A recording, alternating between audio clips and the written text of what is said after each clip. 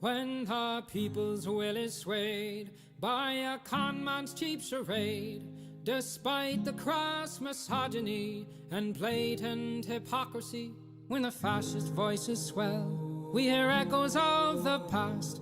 They vilify the immigrants, the leftists and outcasts. When the opposition croaks and the people just don't vote for the same old tired rhetoric of neoliberal politics, we must organize the fight for our universal rights, for democracy and empathy to permeate this life. For it's not the immigrant who labors for some bread, who's making us toil till we drop dead. No, it's not minorities or peer-reviewed authorities, or queer folks and trans folks, or a multitude of deities. I say, all are your comrades and none are your enemies in the momentous fight against all bourgeois priorities. Freedom is not those traditional values crafted from bigotry and classist realities. Freedom is freedom to move and disobey, to rely on one another to keep would-be kings at bay. Say none of us can stand alone against their power. We must stand together and make them cower. For the laws of this land have us used and abused, owned and subordinate to our patriarchal roots. I say it's high time we reinvent this whole operation to make mutual benefit our sole occupation. Because freedom is freedom to move and disobey, to rely on one another to keep would-be kings at bay. Say none of us can stand alone against their power. We must stand together and make them cower. Here we go. Yes, freedom is freedom to move and disobey, to rely on one another to keep would-be kings at bay. Say none of us can stand alone against their power. Rise, proletariat, and make them cower.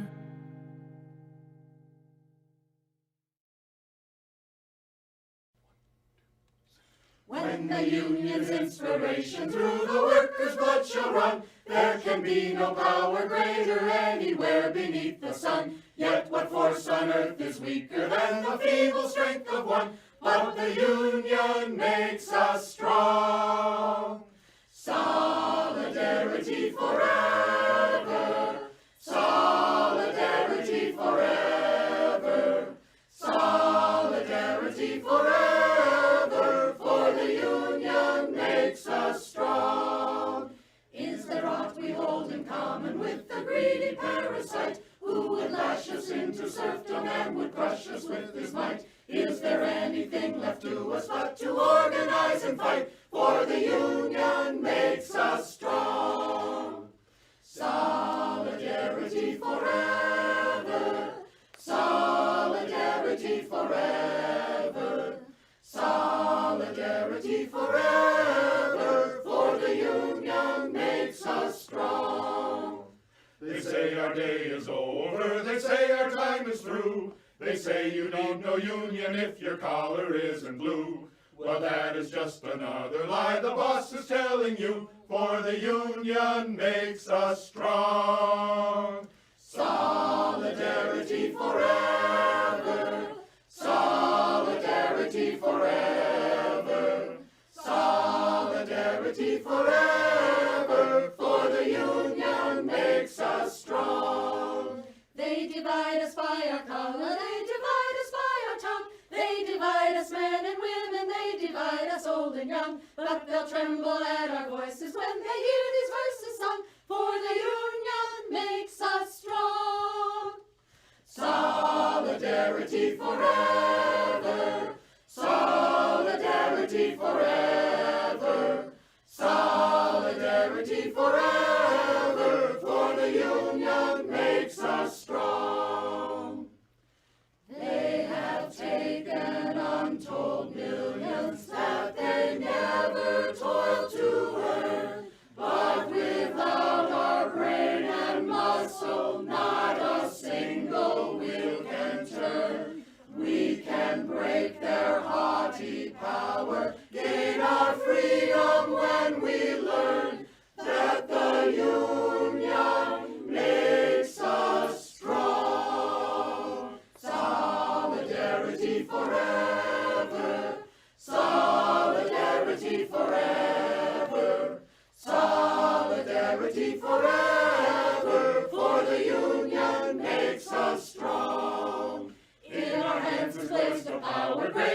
and their hoarded gold, greater than the might of armies magnified 1,000-fold. We can bring to birth a new world from the ashes of the old, for the Union makes us strong. Solidarity forever, solidarity forever, solidarity forever, for the Union makes us strong. Solidarity forever, solidarity forever, solidarity forever, for the Union makes us strong.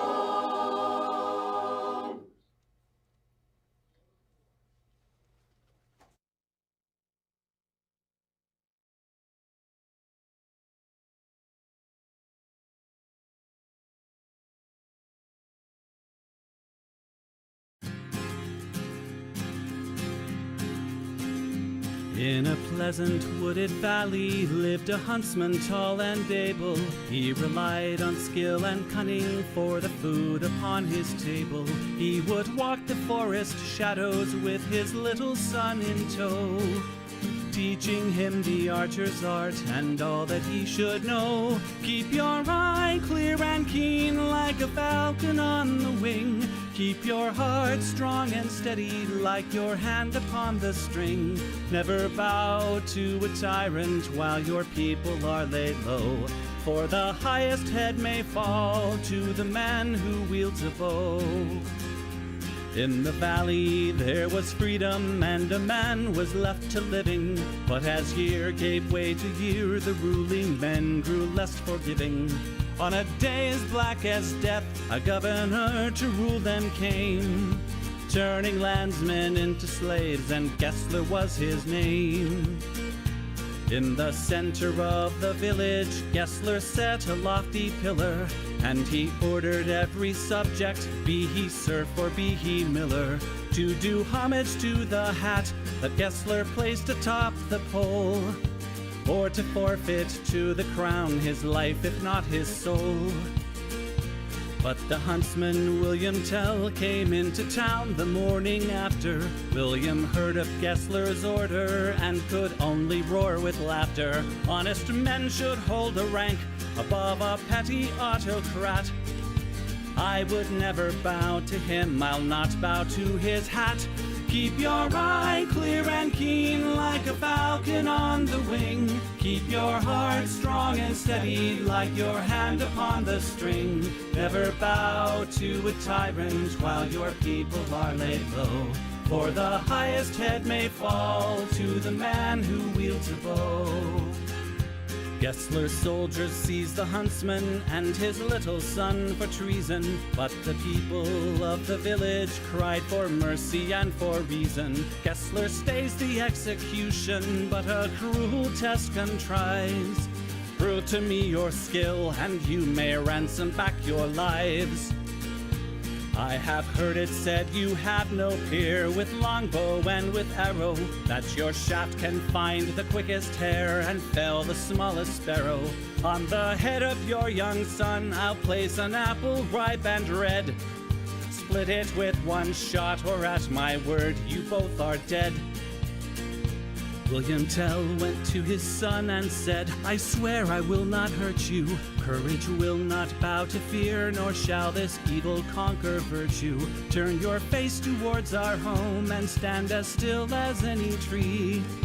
I will split the apple, we shall soon be home and free. Keep your eye clear and keen like a falcon on the wing. Keep your heart strong and steady like your hand upon the string.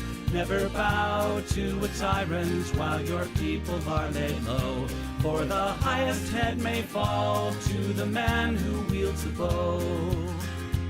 Every tongue was still and silent as the archer paced the distance. Gessler's soldiers lined the square and there was no hope of resistance. William knocked a single arrow, put his shoulders back and drew.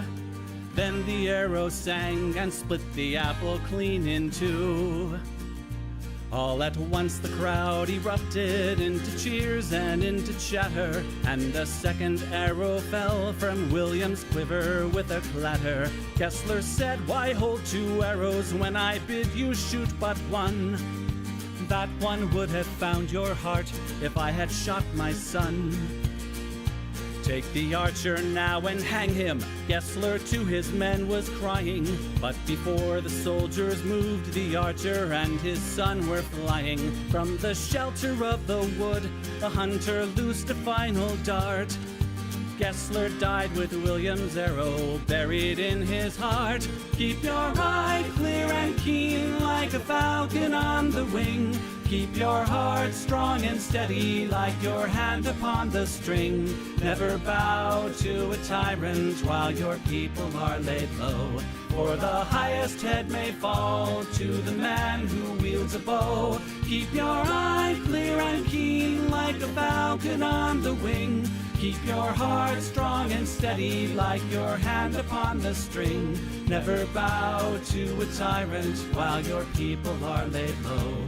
For the highest head may fall to the man who wields a bow.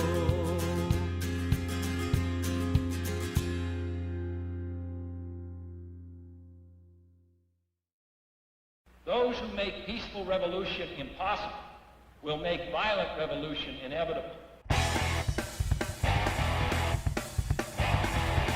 Yes, we have to deny so many claims from to meet our shareholders' expectations.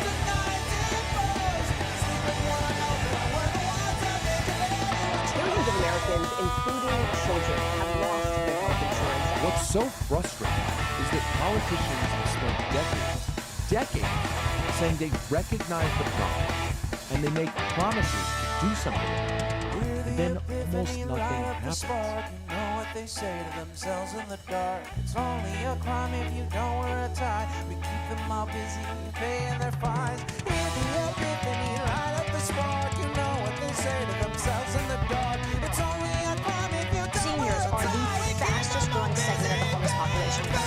And this is a great thing because it inspires everybody, gets the motivation to look up to the 1% and say,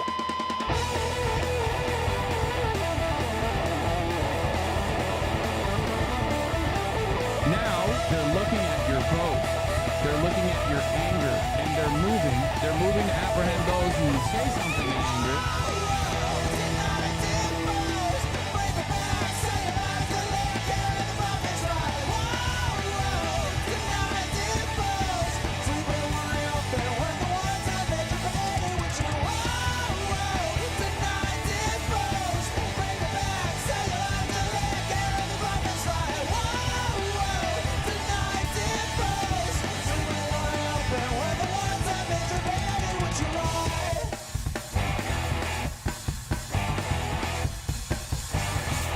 Increasingly by choice or by accident, this is the role our nation has taken, the role of those who make peaceful revolution impossible by refusing to give up the privileges and the pleasures that come from the immense profits of overseas investments.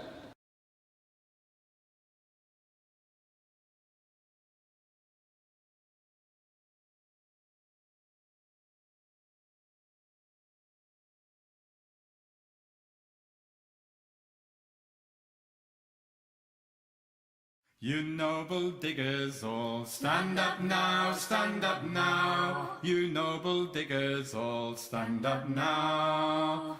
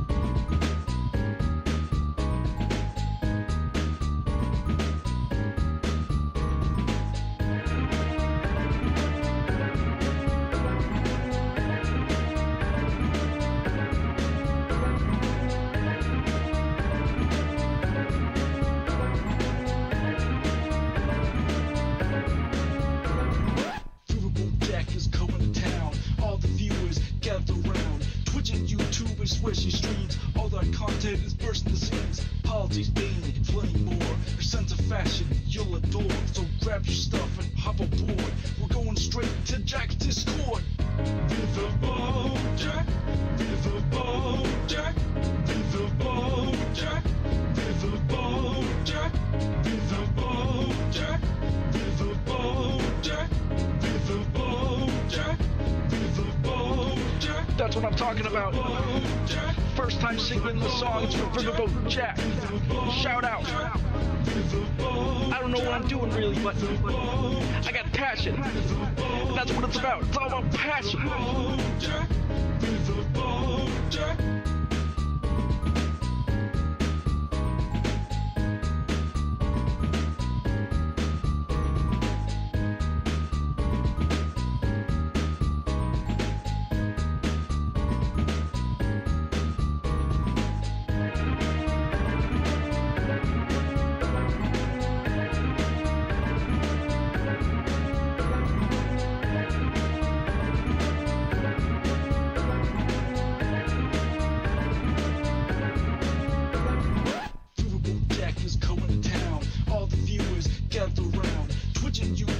Where she streams, all that content is bursting the seams. Politics mainly, plenty more. Your sense of fashion, you'll adore. So grab your stuff and hop aboard.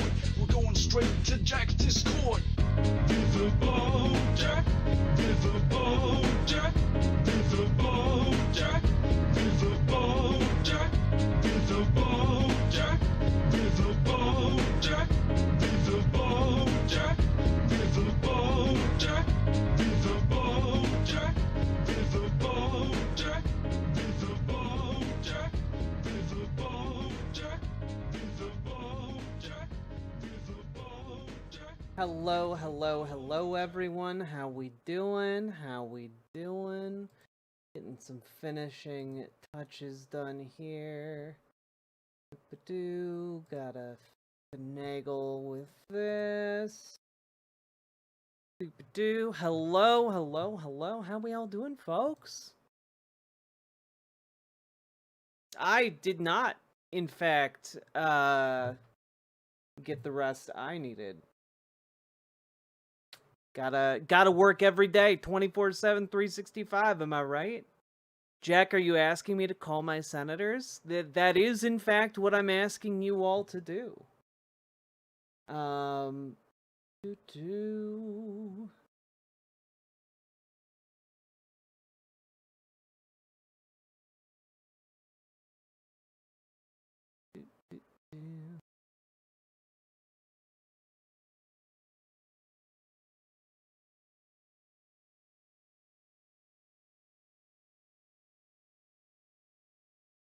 How we all doing?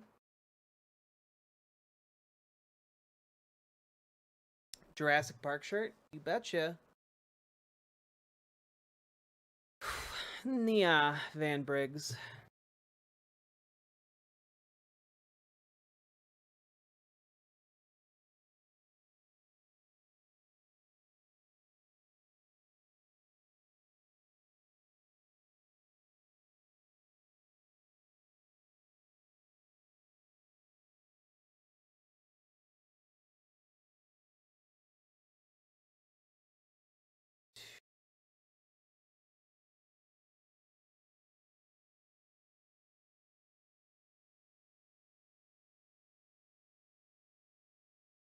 Today has been like a sack of bricks.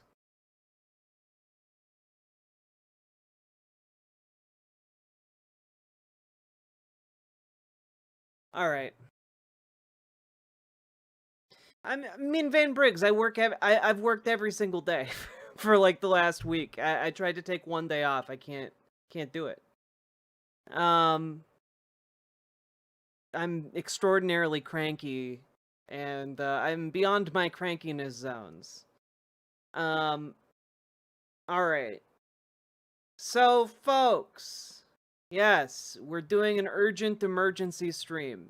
Am I pissed off about it? Yeah, I'm real fucking pissed off. I want to be doing literally anything else right now, as I'm sure many of you guys want to be doing. Double Chinsey, thanks for the tier 1 sub. we shall behave. That's probably for the best, because I'm not interested in funking around, you know.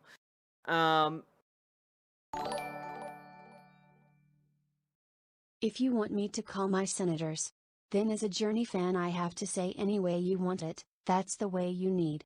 That is the way I need it. In fact, yes. I'm at work, unfortunately. Do it after work. All right. At 10 p.m. Isn't it too late to call our guys about whatever this is? It is not too late to call your guys, because there are these wonderful devices called voicemail machines and fax machines, and regardless of the time of day, they are functioning. So, folks, yes, I did in fact do a stream at 10 p.m. on a Sunday evening to tell you guys to call your senators. Yes, there's also an email device. Yes, many such things. Many people are saying this. So, why am I asking you guys to do this? Well, prominently the reason is because after the past week of bullshitting Democrats around, Donald Trump has finally agreed to sit down and actually negotiate with Democrats on Monday. Unfortunately, what seems to be the sticking point has been trans rights. So the hope here is that Democrats aren't just about to negotiate and throw trans people under the bus in order to keep the government open. That is a very big worry. That is a very big issue. And so you all need to be calling your senators, because that is where the negotiation is happening. It's not coming courtesy of your House representative. It's coming courtesy of your senators. So call your senators. Call your senators. Like, it is not a difficult ask. It is not a big ask, but I need to ask it of you guys all the same. So what is the issue? Well, the issue is that as we get closer and closer to the negotiation, Trump is doubling down on the anti-trans provisions, and they're pretty not great. Let's just take a look at what they are. In the Labor, Health, and Human Services and Education bill, one rider would ban any federal funds from supporting gender-affirming care at any age, even extending to behavioral or social care. A strict reading would immediately strip Medicaid and Medicare coverage from transgender people. A broader interpretation could threaten any hospital providing such care with the loss of federal funds. A step Trump has already attempted without statutory authority in the context of youth care.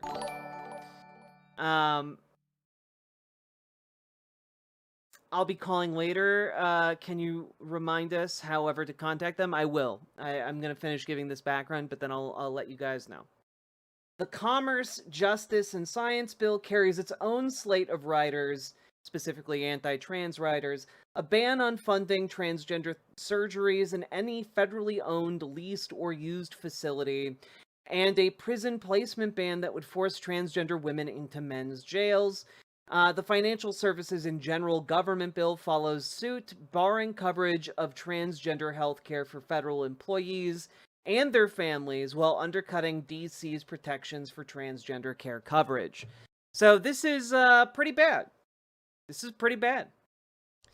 Now, the issue the reason you guys need to call your Democratic representatives is because, as we saw with our coverage of Ezra Klein the other day, they're willing to play cute with whether or not they support transgender people having rights, having the right to health care, etc. And that's a pretty dire issue, considering that the reason we are here in the first place is because 7 Senate Democrats crossed the line in order to kick the can down this particular road to where we are right now with this negotiation. Okay? So that is kind of where we're at, because Democrats have already established a willingness to engage with this kind of political brinksmanship at the expense of their own constituents. Okay? Yeah, Schumer let it happen. Schumer orchestrated it happening, and Schumer is the one who's going in to negotiate tomorrow. Again, you know, this came down several hours ago. Trump to meet with congressional leaders as shutdown deadline looms. It's not great. You know? Here he is earlier this week, after reviewing the details of the unserious and ridiculous demands being made by the minority radical left Democrats in return for their votes to keep our thriving country open. I've decided that no meeting with their congressional leaders could possibly be productive. They are threatening to shut down the government of the United States unless they can have over $1 trillion in new spending to continue free healthcare for illegal aliens, a monumental cost. This is just a lie, by the way. That $1 trillion is to keep Medicaid working, and Medicaid, again, is only available to citizens of the United States. Force taxpayers to fund transgender surgery for minors, have dead people on the Medicaid rolls, allow illegal alien criminals to steal billions of dollars in American taxpayer benefits, and again, undocumented immigrants pay into our system. We actually get billions of dollars from undocumented immigrants who then take no services from the federal government. But, okay. Try to force our country to, again, open our borders to criminals and to the world. Which, you know, maybe it's probably a good thing to have borders that are able to be opened to the world. You know, people generally like to go see the world. Allow men to play in women's sports and essentially create transgender operations for everybody. These radical left views and again, like, the trans drum has already been banged like 3 or 4 times, and we're not even all the way through this. Like, he continues throughout this message to talk about trans people. You know, oh, the election, Democrats are losers, tried to eliminate the popular $50 billion Rural and Vulnerable Hospital Fund, which only exists, by the way, because he defunded rural hospitals to such a degree that they were imminently going to close down, and they are all still closing down because the costs are going to be astronomical to run a rural hospital when there's no Medicaid or Medicare money left. But, okay. Let's see here. Taxpayer-funded transgender surgery, men and women's sports. Like, half of his talking points are just trans issues rephrased. It's crazy. It is insane. The number of times he references this is wild. Okay? So, basically, the stipulation here was that Democrats had to agree to what Trump outlined in the letter. I don't know if they agreed to what Trump has outlined here in this Truth Social posting. I'm not sure. But given the fact that Donald Trump has been doubling down, tripling down, quadrupling down on transgender people, this is the moment we need to apply maximum pressure to influence our political figures. This is why I am throwing this emergency stream at 10 o'clock in the evening on a Sunday. And it's because my hope is that I can get enough of you to call, and that enough of you get your friends and family and like your social networks activated to call, so that by tomorrow morning, when these senators check into their offices, they have a mountain of faxes. They have a mountain of voicemails to go through. That basically they should be just absolutely, positively swamped by feedback in order to make sure that they are aware that there are people paying attention to this, that they can't just, like, you know, throw trans people under the bus and it's going to be a secret. People aren't going to find out about it.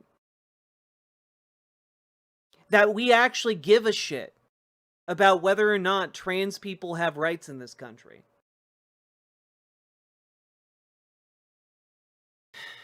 Yeah, if you're locked into any kind of LGBTQ community locally, or into Indivisible, or into your protest community at all, activate them to get call-in too, folks. Okay?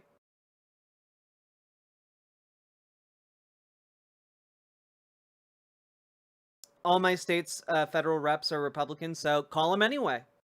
Call them anyway.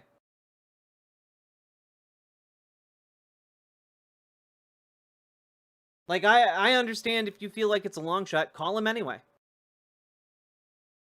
Let them know that people care. People give a shit.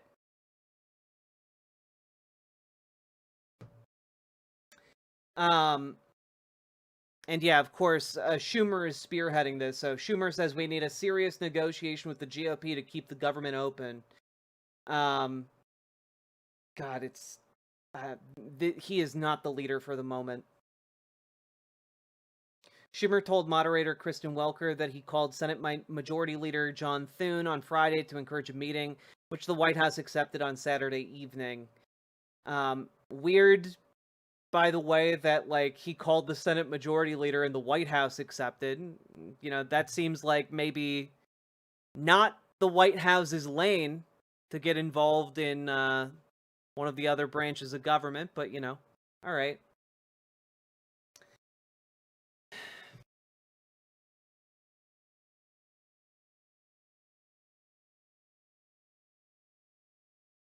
Oh, Schumer didn't directly say whether an extension of expiring Obamacare funds must be included in a bill to win Democratic votes.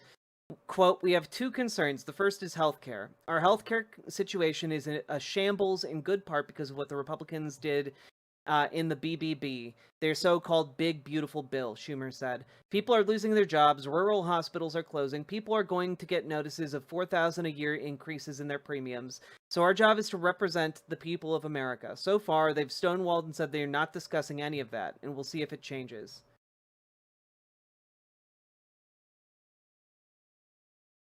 As for these mass layoffs, guess what? Simple one-sentence answer. They're going to do it anyway. There's no shutdown. They're laying off all these people. They're trying to intimidate the American people and us.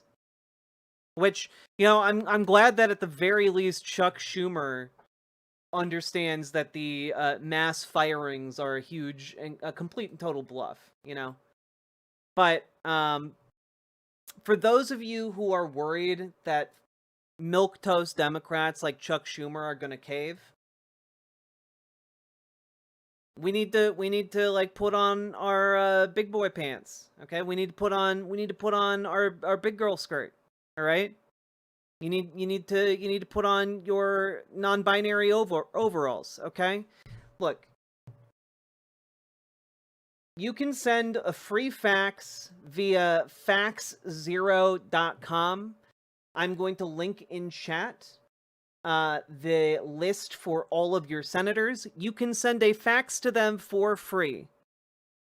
You can send a fax to any of these senators for free. And that means that there is going to be a physical piece of paper in their office when they arrive there. Okay?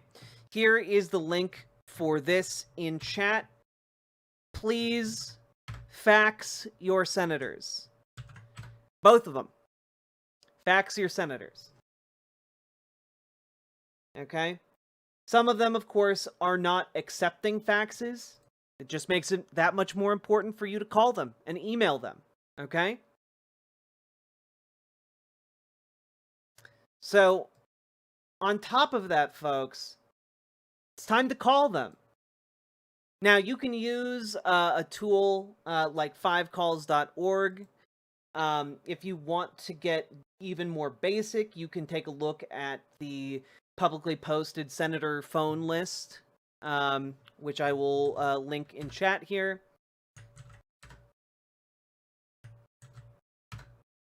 Thank you very much for the raid. Welcome, raiders. And of course, you can also use 5calls.org in order to call. 5calls doesn't have a dedicated page for this, but if you use the oppose efforts to dehumanize transgender and LGBTQ plus people, you will be able to get the phone numbers for your senators and useful talking points as well. But basically, folks, the name of the game here, you don't have to be fancy about it. You don't have to be, like, long-winded about it, but our demand is simple. Within this budget negotiation, transgender healthcare can't be fucked with. Transgender healthcare and transgender rights need to be like untouchable. Hey, Democrats, you actually need to go to the mat for your transgender constituents.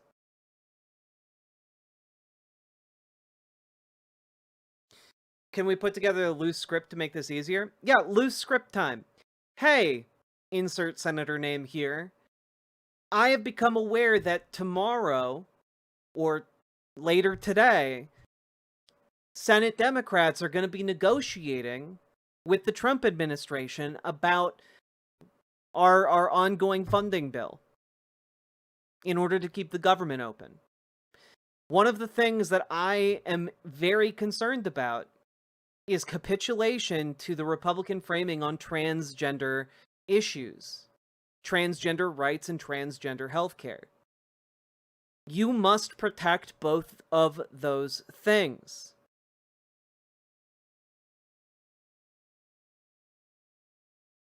I will be paying attention. Many of your other constituents will be paying attention.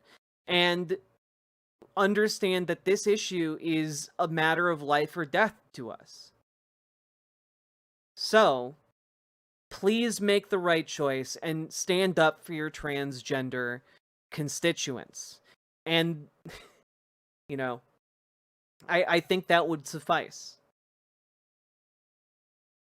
Voicemailed both Slotkin and Peters. Hell yeah. Name of the game is that I want their staffers to come into office tomorrow and think to themselves, holy shit. All right, we have no wiggle room on that one. I want them to come into the office and realize, okay, that is not a negotiating chip for us to use with the Trump administration. Just the senators. The senators are the ones that are going to be negotiating tomorrow. The senators are the ones with leverage to stop this in its tracks. The senators are the ones we need to talk to.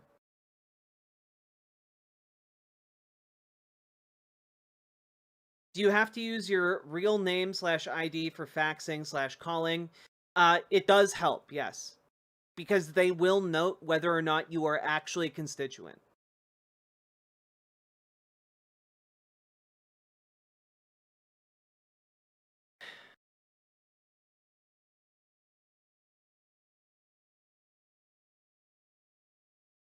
Do you think it would hit right if I told them that I'm on Social Security, and even if a shutdown means losing that and maybe go hungry while the government is closed, it's preferable to losing my healthcare? Might be worth a shot. If you can connect any of these asks or demands to defend trans rights and healthcare to your personal experiences, the better. Okay? Did I mess up by not using my dead name? No, I think it's okay to not use your dead name. How do I use my real ID if calling my senator? You don't need to use your real ID. You just say your name and your zip code. When you call, name, zip code, mention you're a constituent, and then demand that they protect trans rights and trans healthcare in the budget negotiations.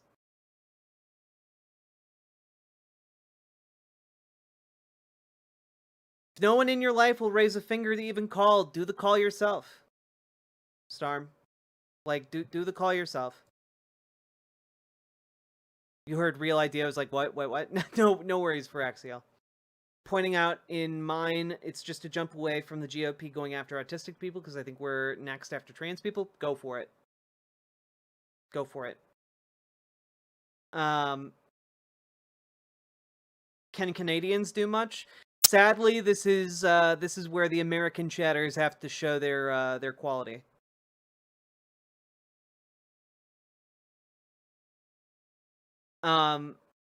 If you can fax, all the better. A fax gets a physical piece of paper in the office. You can even copy the wording you used for the fax and paste it into an email.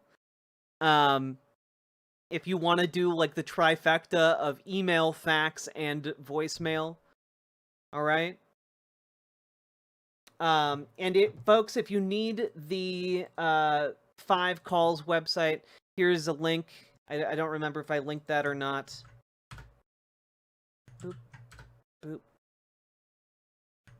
boop. Here, you know what? We're gonna do 1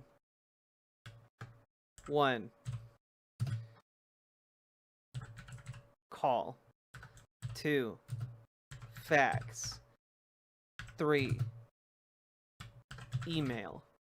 Okay? Put that up here. You know what? Let's align it a little bit better. We got this. We got this.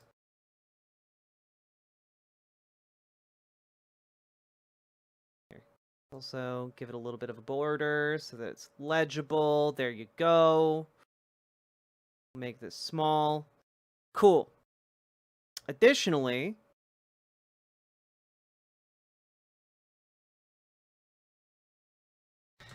demand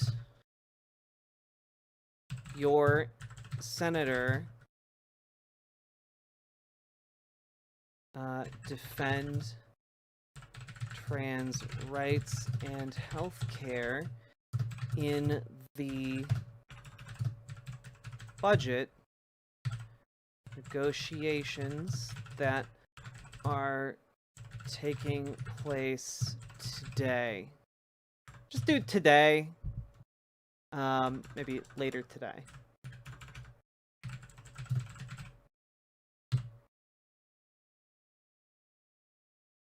And, you know, we're also going to throw in... Oh, God. All right. Well, let's go...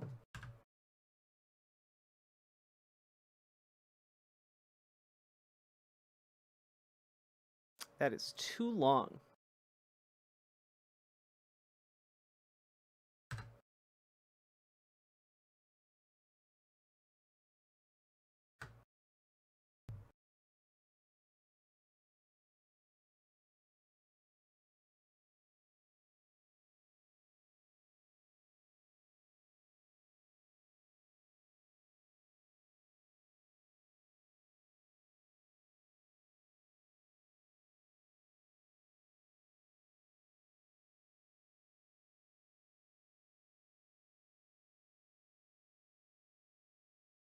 Oof. 2. There we go. That's a little bit better.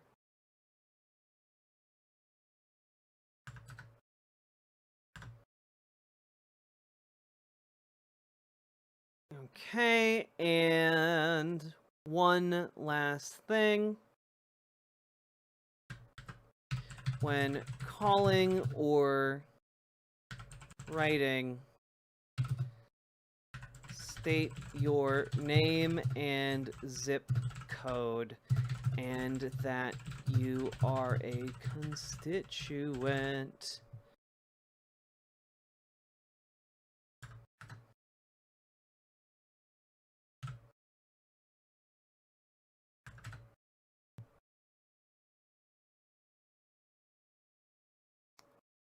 Cool.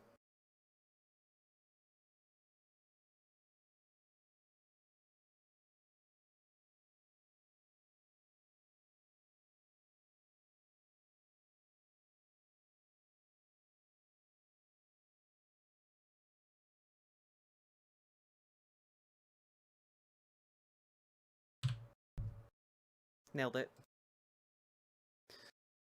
Whew. All right. Do we have any allies anymore? You're literally talking to hundreds of people who are your allies right now. Just sent the fax to my Senator Angus King. Hell yeah. My phone number is an area code from a previous state. Does that matter? Nope. Just state your name and the zip code you live in now and that you are a constituent, and then tell them why you are calling and that you are calling to defend, to ask, and no.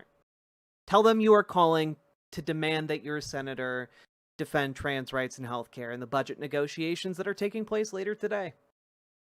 You are aware that Donald Trump has been vociferously attacking the issue, and you are also aware that certain Democrats have proven relatively weak on the issue, and you are demanding that they find some spines. What is the name / URL? Here, let me put it on screen for you. Okay. Fax0.com.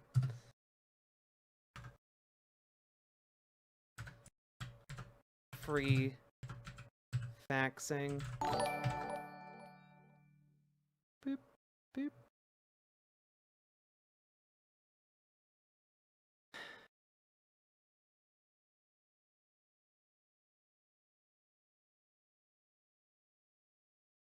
Add the fax0 URL.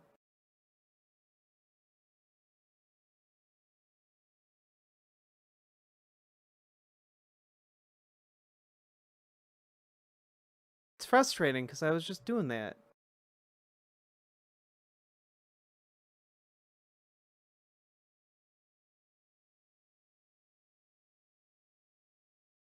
There you go. And if you just go to the fax0 website, by the way, you can, like, at the very top of the website, fax your congressperson, senator, or governor. You just click on senator, and you get the list of senators that have available fax machines and numbers.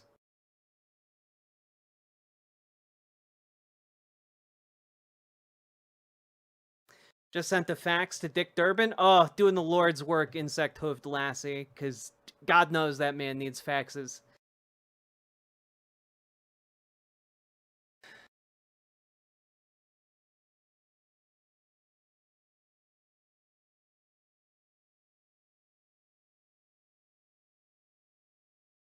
Unlike his phone lines, which always seem to be unplugged, I've gotten confirmation of connection from the fax machine in Schumer's office. Yes.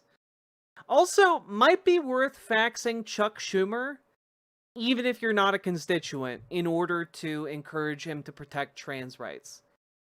You know, I'm not an expert on these things, but the bigger the stack of paper that is waiting for Chuck Schumer when he and his staffers get into office in the morning, I think the better for all of us.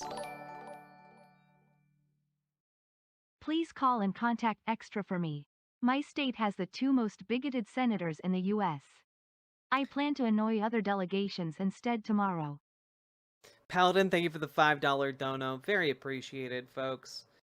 Call the senators. Yep, call your senators, email your senators, fax your senators. Get on it. I do not want to see headlines tomorrow that transgender people are the bargaining chip that Schumer is planning to sacrifice. Can I email them if I'm Canadian? I mean, you could. I don't know what good it's going to do, but you could consider it.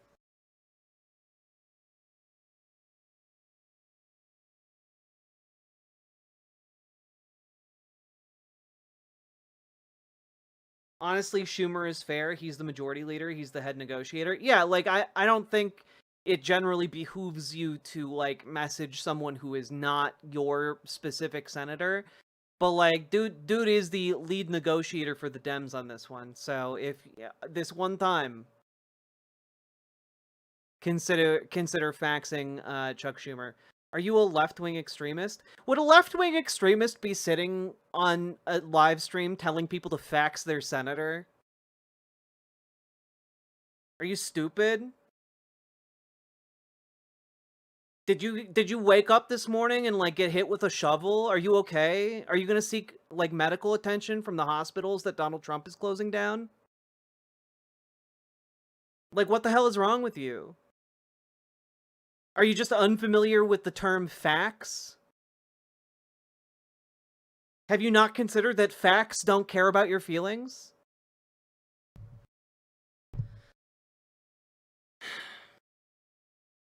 Like, is this just somebody who stumbled into this live stream, saw a bunch of these things about calling, faxing, and emailing, and said, that sounds like violent extremism to me?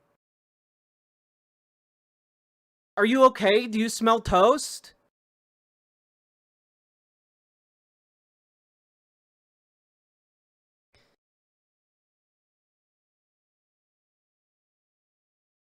Fuck is wrong with you people? Wow, so extreme, asking people to call their senators. Yeah, exactly. He fears it's anti-fax. Oh, that... They're adding an X on the end of everything now. Didn't the House Dem reps write open letters to Senate Dems to not cable last time? Even Jeffries said it was a bad idea. Why don't I ask my Dem rep in Texas to lobby Senate Dems not to concede? Go for it. Excellent idea. Go for it. Starm, if you don't stop this endless stream of like catastrophic negativity, you're gonna wind up banned. You gotta be able to put a lid on that shit. You gotta be able to put a lid on that shit. I'm offering you a constructive way to act on those feelings in a way that is peaceful and constructive, and you're just basically saying no one will want to do it. And there's a room full of hundreds of people that are doing it right now. Like, the fuck is wrong? I understand things are shitty, but like, don't be fucking doomering about it when you're literally in the best possible company to do shit about it. God, I understand that everything is bleak as fuck right now, but like, Jesus Christ. I now have gotten a confirmation signal from Gillibrand's fax machine. Hell yeah, Buffalo guy.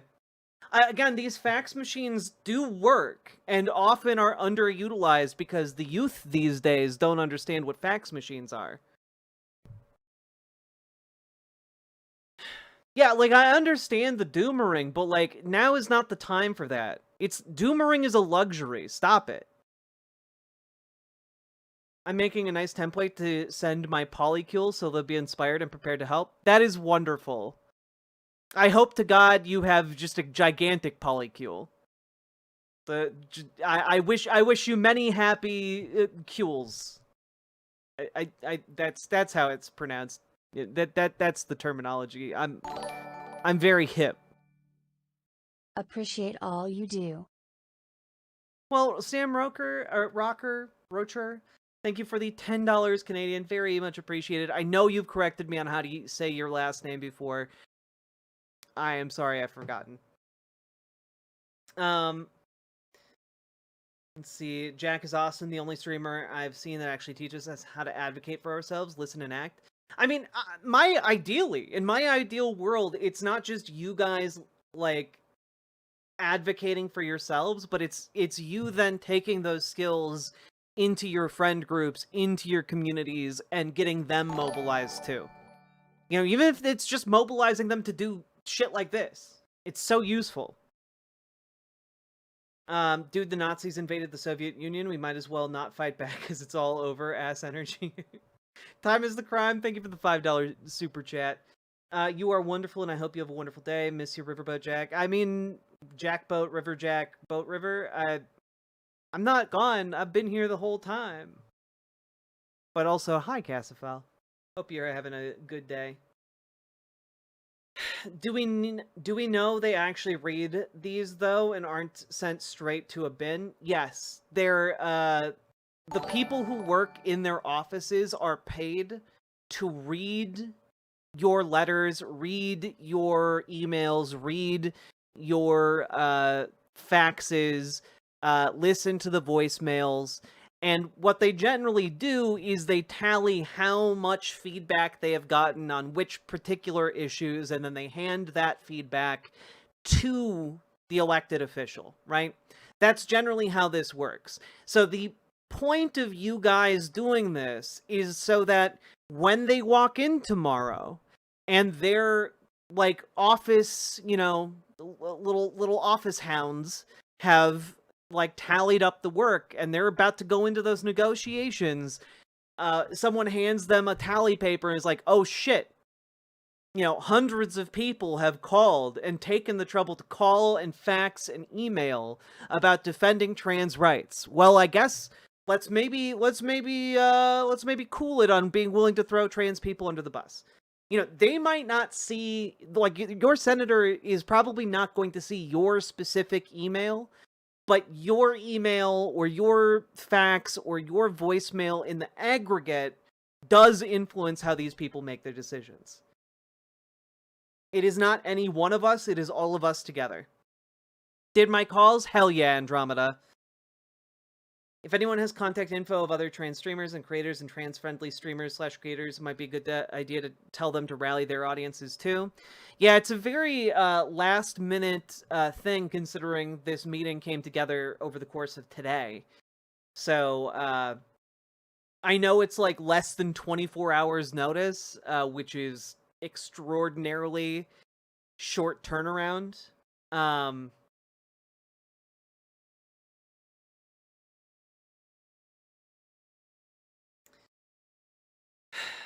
I called my reps and left a message about the first shutdown fight. They called me back with a specific message to my message, and they still ask for my address to try and send written replies. That's great, the Wafflebackers. Yeah, some of this will and might actually spur a response from your elected representative or senator. But don't hold your breath. Is all I'm saying. How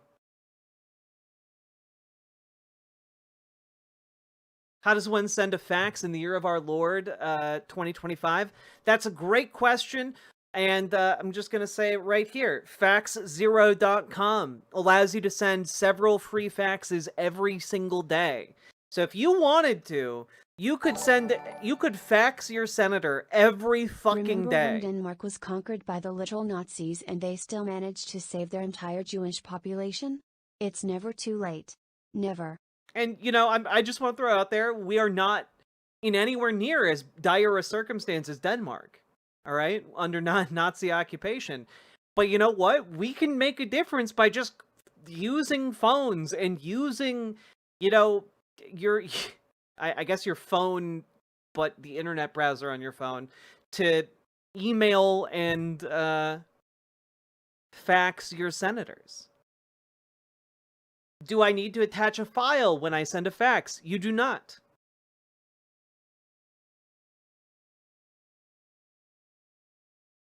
What meeting happened? What's going on? So tomorrow, Donald Trump and the Republicans are going to meet with the Democratic counterparts in the Senate. They are going to have a negotiation. The worry is that the Senate Dems under Chuck Schumer are going to throw trans people under the bus in order to keep the government open. They have not had a great track record on this. Jack tells the truth. I've personally had the misfortune of going on first dates and have had friends in relationships to staffers I have had to interact with at parties. This is what they complain ab. It's true. Thank you for the $5 dono, Lily Love Stuff, and the interesting peek behind the curtain. You're like the staffers that work for these ghouls, whether Democrat or Republican, they have to do this shit. They have to read and listen to you.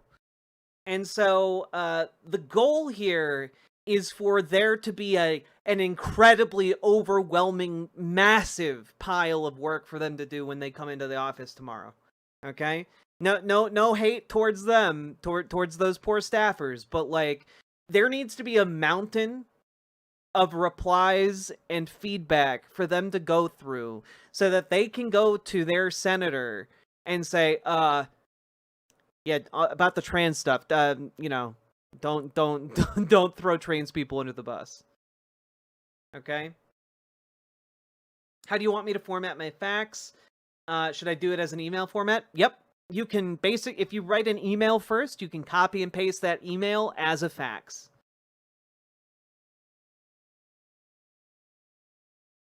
Just sent faxes to both Collins and King. Hell yeah, beefy mistake. Copy and paste those faxes into emails. Let's go. My state has 2 Republican senators. Would this still work? You know, I get this question a lot whenever I make these calls and appeals to action. My response to it is, it's still worth applying pressure wherever we can. You know, you might not be able to move that mountain, but like, maybe we can pick a boulder off of that mountain. Does that make sense? Send a boulder rolling down that eventually leads to like 1 or 2 Republicans being peeled off and finally being like, well, maybe this is too ghoulish, guys. You know, doesn't hurt to take that effort, right? And I say that because ultimately, last time Trump was in office, it came down to one Republican, you know, John McCain, in one of his last acts, killing the attempt to kill Obamacare. And so, like, all I'm saying here is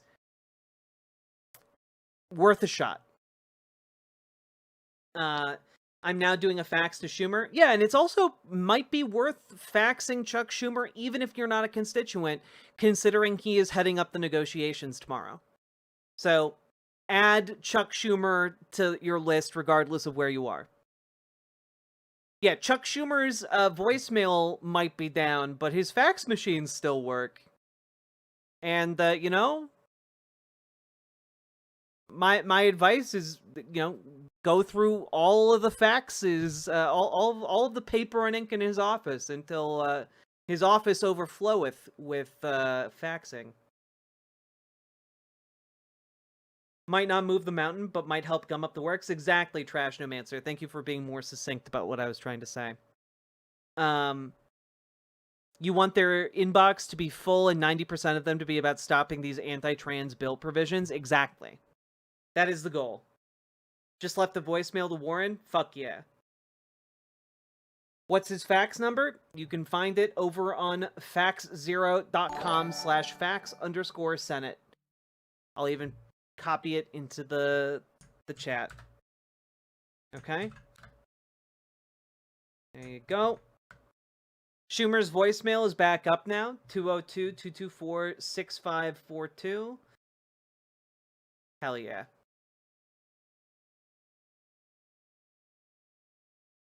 The beautiful sounds of fax noises in the evening. Yes. Just... I love the smell of toner in the morning. People comparing ICE to the Nazis really underestimated how powerful the Nazis were back then. Maybe. I think the better comparison is to the brown shirts. There's a great, you know, and honestly, once the $100+ billion hits, it's not like, you know, the comparison becomes more accurate for sure. There's a great template and resources on the Discord from Zia Spots. Could you shout that out in the other chats? Yes, folks. If you need some resources, like to have a template or a script for your email or your phone calls, you can join the Discord, !Discord in any of the chats, and head over to the resources channel. You'll find a preliminary script there. Thank you very much to Zia Spots for writing that up. Just sent one. It was hard to do on my phone because of a website issue. You got this, Liz Galahad. Hell yeah. Just sent Senator Slotkin an email. I'm so proud of you guys. And folks, once you are done reaching out, reach out to your friends, your family, whoever might be up this late. It is 11 p.m. on a Sunday at this point. Reach out to your friends, your family, your coworkers or colleagues if they are around. see who you can get to also do some faxing, do some emailing, do some calling, etc. Let's make this happen as much as we can, folks. I'm gonna tell my dog to call. Keely doesn't fuck around. Haru, indeed. I love Fax Zero. Have faxed and called my House and Senate reps and the governor almost daily since January 20th. Hell yeah, sorry you're blue. You're a Fax Zero warrior. Gonna get upgraded to Fax 1 soon. Sent one. There's a real fear this will get me yoinked off Social Security, but fuck it. You know, you could also consider, like, putting that in your message, too. Like, if you have that fear, put it in your message to your senators, you know? Do we call and email Schumer as well? You can if you want. I would stick with a fax, but you know, I wouldn't hurt to also cover your bases with Chuck Schumer in terms of calling, emailing. On top of that, I click on fax of my rep and the number is already filled out on receiver side, but I'm unsure of it being correct number. How do I verify I am sending to correct fax number? Well, you can verify the fax number. You can by going to whatever website your senator uses for their Washington D.C. office, and looking at their contact info. I believe they are legally obligated to have such contact info for their offices. So it should be there if they have the capacity to receive a fax. I got confirmation of my fax. Also, the Baileys say trans rights. The Baileys. Thank you for the action, Nathan Nielsen. Appreciated immensely. We don't even know if Trump is going to do trans people. It could end up a screaming match over his inability to recognize he was wrong about his bill. It could be, but you know what? I don't want them even considering trans people as a negotiating puck, you know?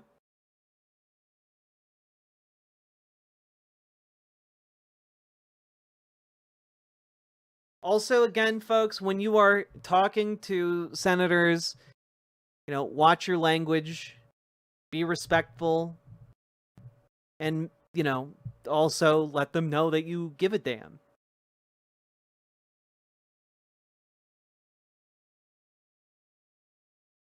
Just emailed Senator Peters. Hell yeah, hoi polloi.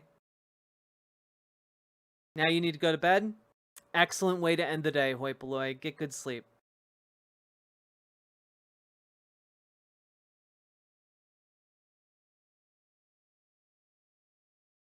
Our rights aren't optional. We have to fight for them, but they aren't optional. And now is the time to fight.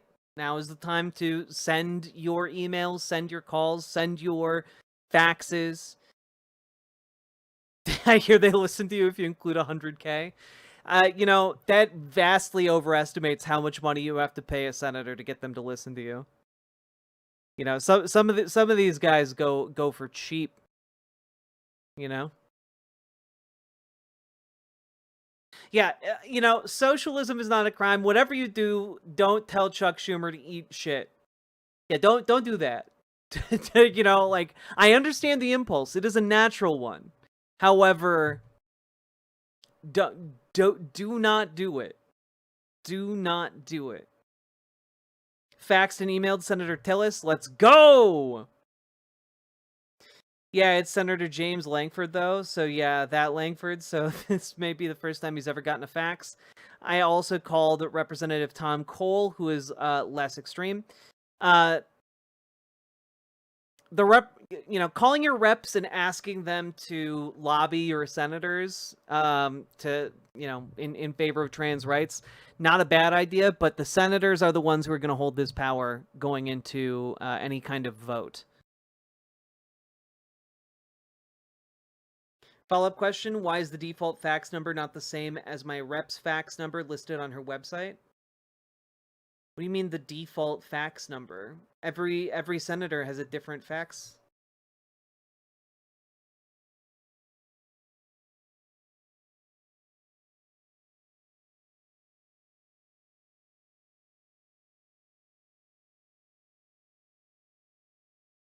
You could also just, like, copy the default fax number and search it on Google.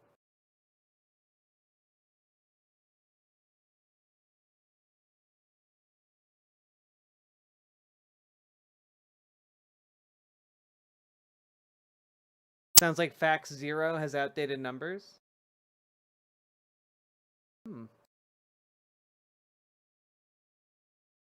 I don't know that it does, though.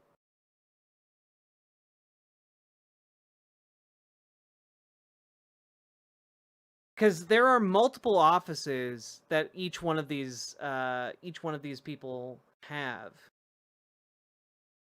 Like some of these senators have like 6 offices. So maybe it doesn't correlate to the office that they have. Hasn't been updated since J.D. Vance was a senator? Is that true?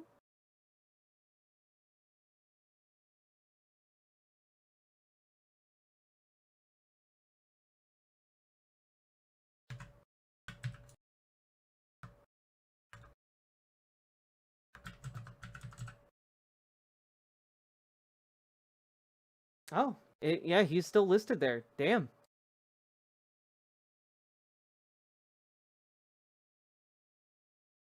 Do we have an updated list?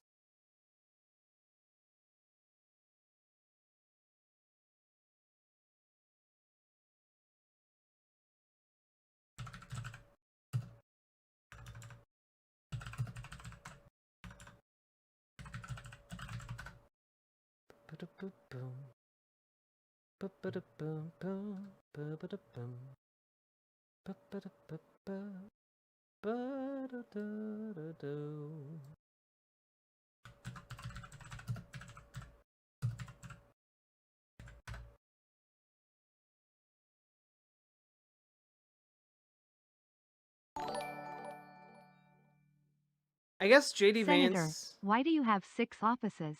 Well, you see, I own 6 desks, so I needed places to put them. Indeed. Samantha's Trains, thank you for the $5 dono. Congrats on the name change, by the way.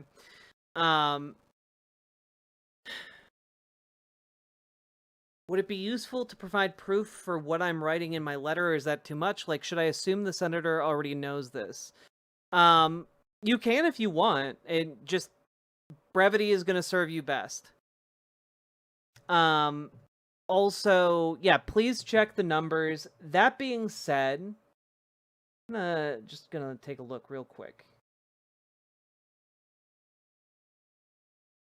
I'm curious.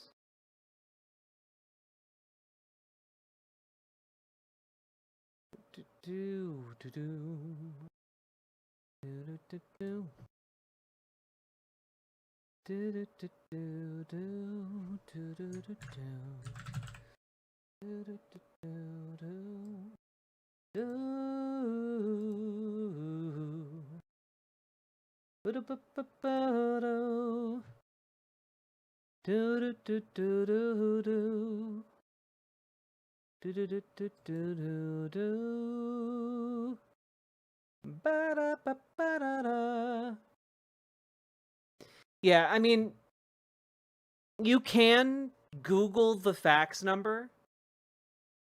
The fax number is from the local office, not the DC office for my rep. Again, some DC offices aren't going to have a fax machine. But, basically, folks, if you just Google the fax number that you have, try and find, like, corroborating fax numbers elsewhere online. For example, here's James Langford. He has his phone number, fax number, etc. here for the Capitol office. But this is from the American International Automobile Dealers Association. But you can check the numbers this way.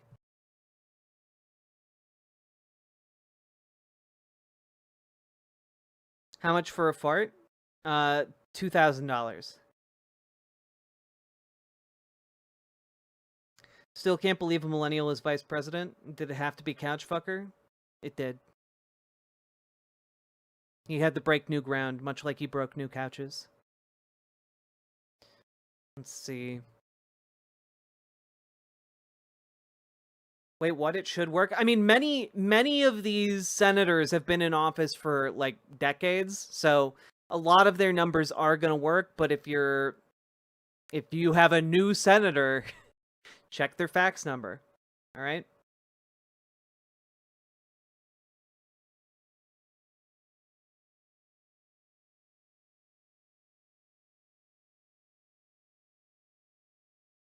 Just got here. What's happening? Is Chuck Schumer planning to fuck everyone over again? Well, Chuck Schumer is going in as the lead negotiator tomorrow in the negotiations with Senate Republicans and the White House. So a lot of the signaling has been that trans people are potentially going to be screwed over. And one of the things we need Democrats to do is fight for and demand trans rights and trans health care. Because multiple provisions in what the Republicans want to pass strip trans people of either their rights or medical coverage. So it's really, really important that Democrats hold the line and defend trans people in these negotiations.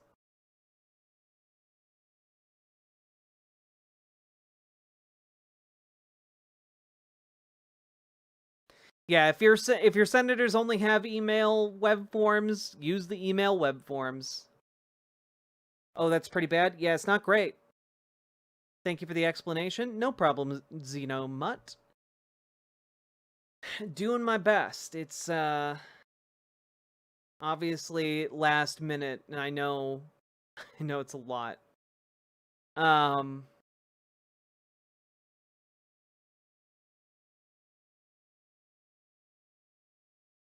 Unfortunately, I have Pete Ricketts and Deb Fisher.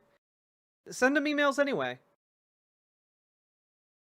Why do you need 7 different offices, Senator Maria Cantwell?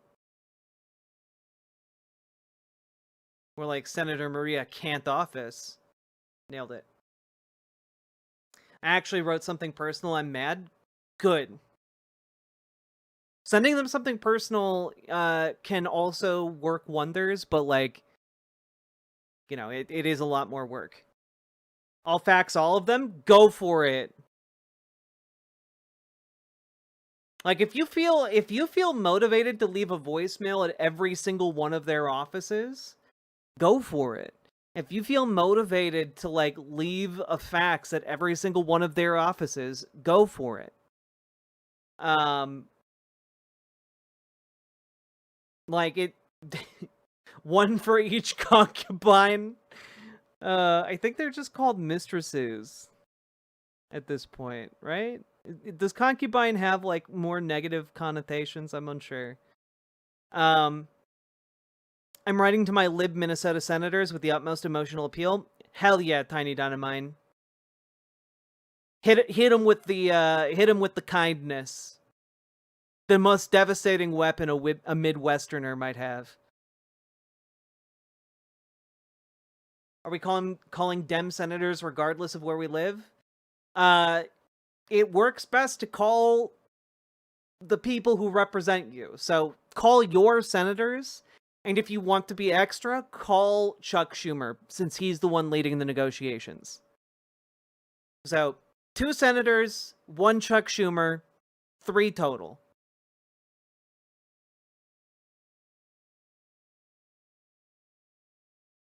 What is a male mistress? A mastress.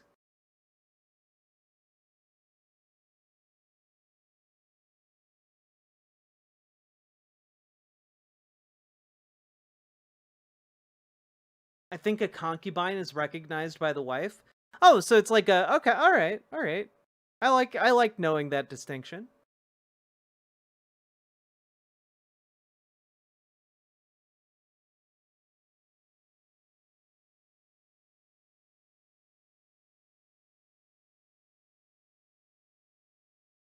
This stream is brought to you by Helix Mastresses, a very different kind of store from the other Helix. A very different and legally distinct type of business.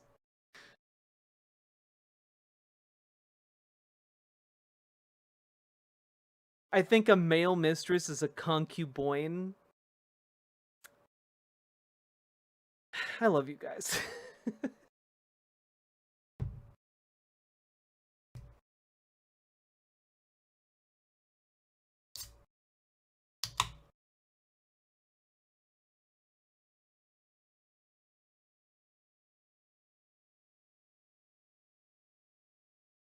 Yeah, all those farmers and their concubines work in the fields together. God.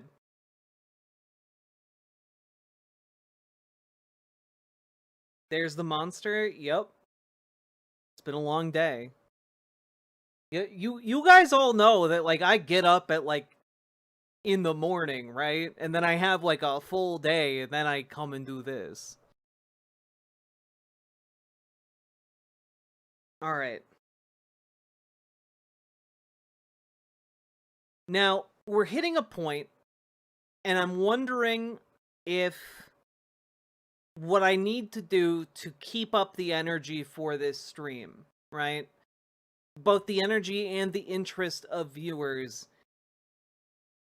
Do you guys require content? Because I've got a lot of content we can go over as well. We can do content plus occasional calls to action. Like, I don't know what you guys want, or how we can, like, keep this energy going. Okay?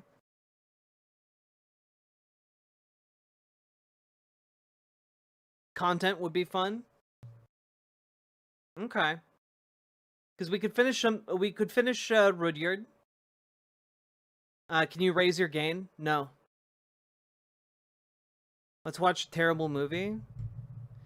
You guys gotta drop subs and donos for terrible movie times.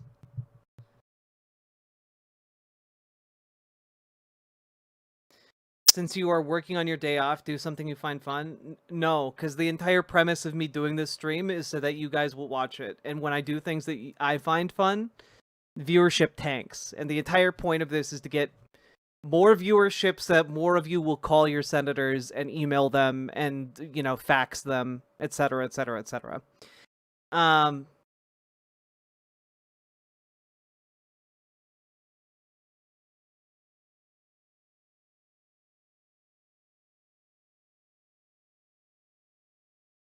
Rudyard would be great. We'll probably be doing that. Yeah.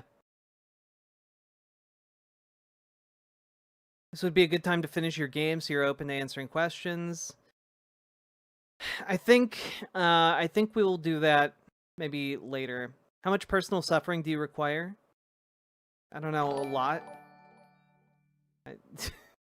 Chat either wants brain damage or asterisk asterisk asterisk asterisk asterisk puns.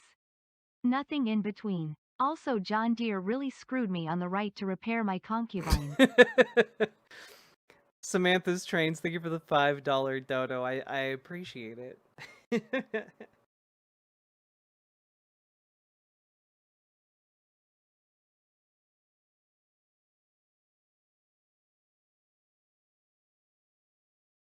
Mikola, it's only 11 p.m. I'm cranky and irritable as fuck, but I'm not sleepy.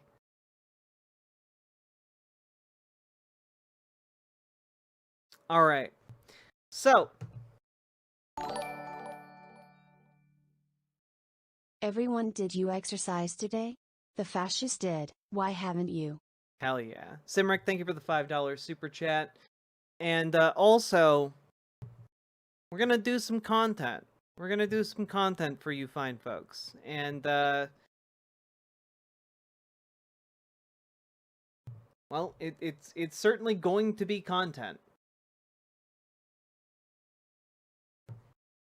But before we get to Rudyard, we're going to do some other stuff. What do you do most of the day, though? I'm like doing life stuff. I'm like going to like the grocery store and like cooking food. And like, I don't know, today I went to IKEA and got a couple of couches with my partner. And then we moved the couches into our place and like had to like move it upstairs and shit. And like, that was most of my day, plus like making food, and now I'm here. We had to do multiple trips to get multiple couches. Yeah, did I say couches? Sorry, I don't want to attract the attention of JD Vance. They were love seats. Oh no, that's worse. They were nondescript seating devices. There we go. Got to get the IKEA furniture before new tariffs kick in. That was exactly it. Because over the weekend, like a dumbass, our president announced like a 100% tariff on like any kind of furniture. Because we live in fucking hell world. What would happen if I use my zip code to email Schumer? I'm not in New York. Then don't use your zip code. Just say your name. IKEA does not deliver furniture. Not if you want it without like the covering. So we had to like get the covering not on the couch, which meant going in physically to the office. Are you going to have sex with the couch? No. I'm going to have sex with your mom. How dare you disrespect her? How fuckable are these seating mechanisms? 0%.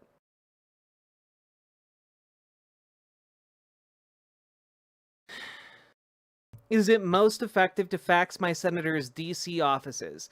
They are going to physically be in DC tomorrow for these negotiations, so I would say it's most effective to email and fax, or not email, but fax and call their DC offices. If you want to go above and beyond, call and fax their other offices as well.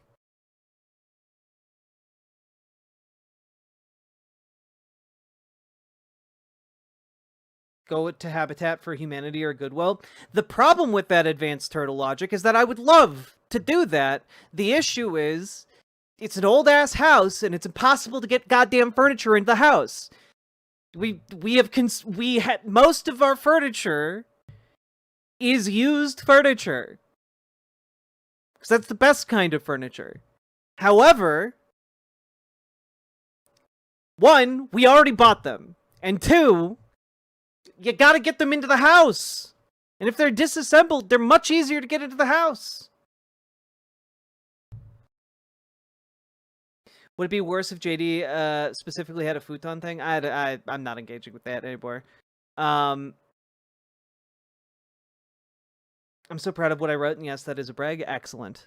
Does fax 0 automatically send to the DC office, or did I accidentally send a fax to Schumer's New York office like an idiot? Not sure. You'll have to look up the number.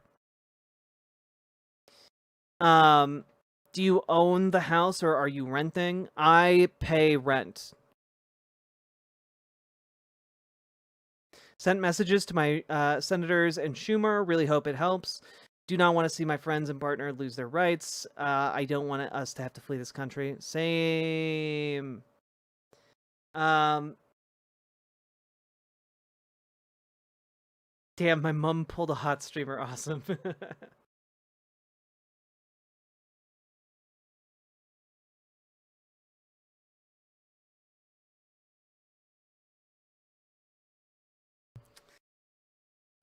Okay, let's do a little segment. A little segment here.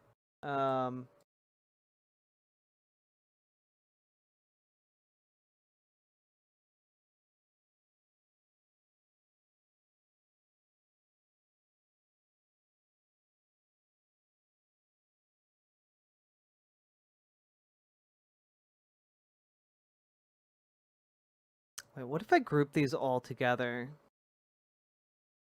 That'd be lovely.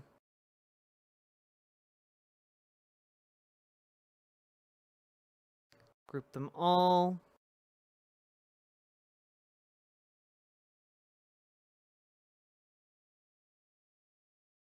Boop. There we go. Nicely done, me. You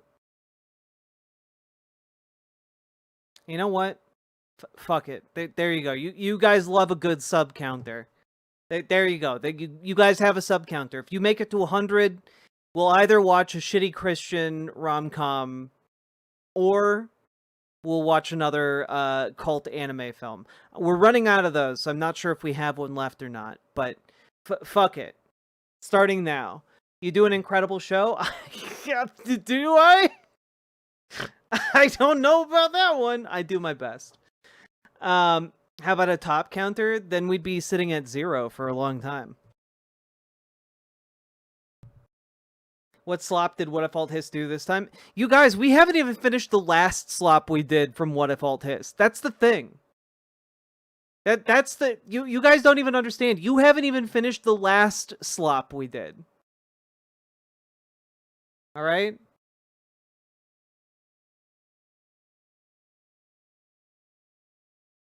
Does that mean you're also not a top jack? No, of course not. I'm a switch. I don't even have to fucking say anything and the subs out themselves. It's true, Archangel. It's impressive. All right. You guys ready? I'm not. So, folks, we have to talk about the fact that the President of the United States is genuinely going crazy. Like, is genuinely, losing his mind. And I know I've talked about that at length on various other streams and in other segments uploaded to my YouTube channel. But, I do mean, this man is cooked. This man's brain is gone. Earlier today, in a now deleted Truth Social post, he put this out. And it's now gone, but we got it recorded, folks. We got it recorded. Also, Paladin, thank you for the 10 gifted subs over on Twitch and Valorant, the video game. Thank you for the 2 gifted subs. Appreciated. Very, very much. Thank you so goddamn much, Paladin. Appreciate you immensely. Getting us on the board. Let's go. But, the President of the United States posted this, folks, and,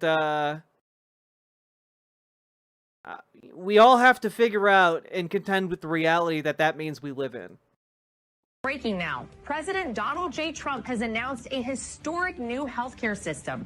The launch of America's first medbed hospitals and a national medbed card for every citizen.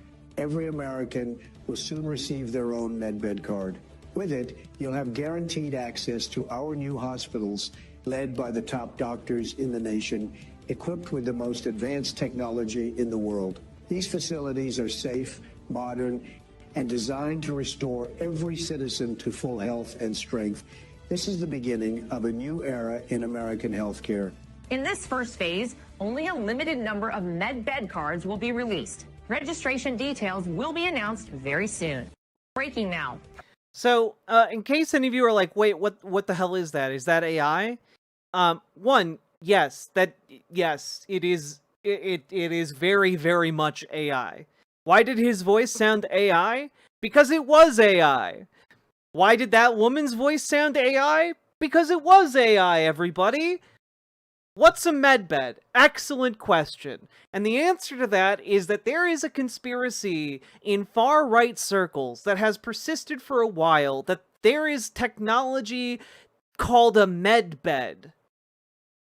And that it can heal you to basically perfect health.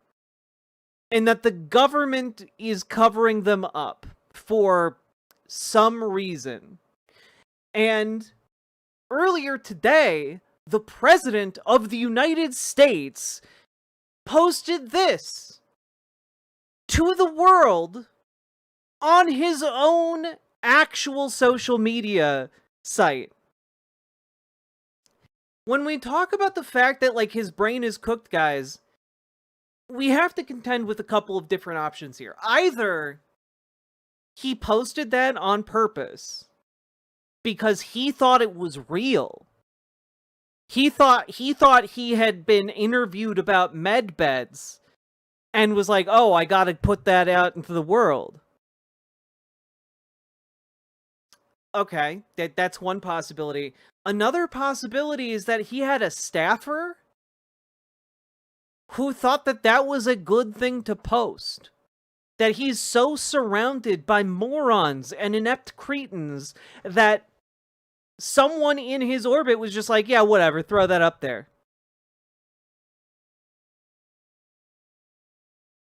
Either way, like, I gotta be honest with you, and I wrote this on Truth Social, not Truth Social, Jesus, on Blue Sky. I need you guys to understand this. If another president posted a wild, batshit, clearly doctored video spreading a conspiracy theory, like a brazen, obvious conspiracy theory, that used their image and tried to make the president give validity to the conspiracy theory, this would be an impeachable offense. This would be like, oh, the president has forsaken his responsibility as being the leader of the country. He must be removed from office. This is just like not even reported on at this point. But I need you guys to understand, this is crazy. This is crazy.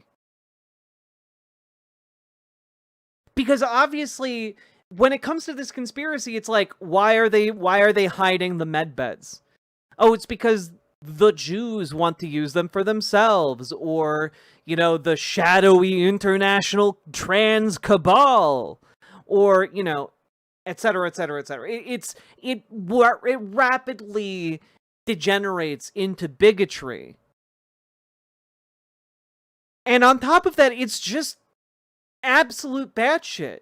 There have been stories circulating in the media for years now about, like, you know, conservatives dying of terminal illnesses, and they're, like, hanging on because they believe that they're going to get access to a medbed. This isn't even like God.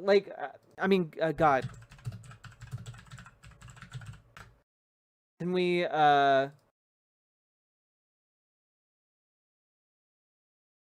No, this isn't what I want.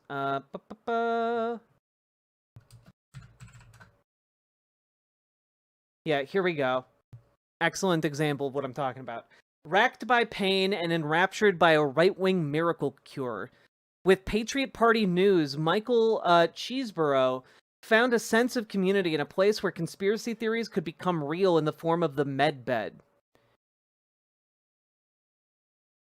Oh, man.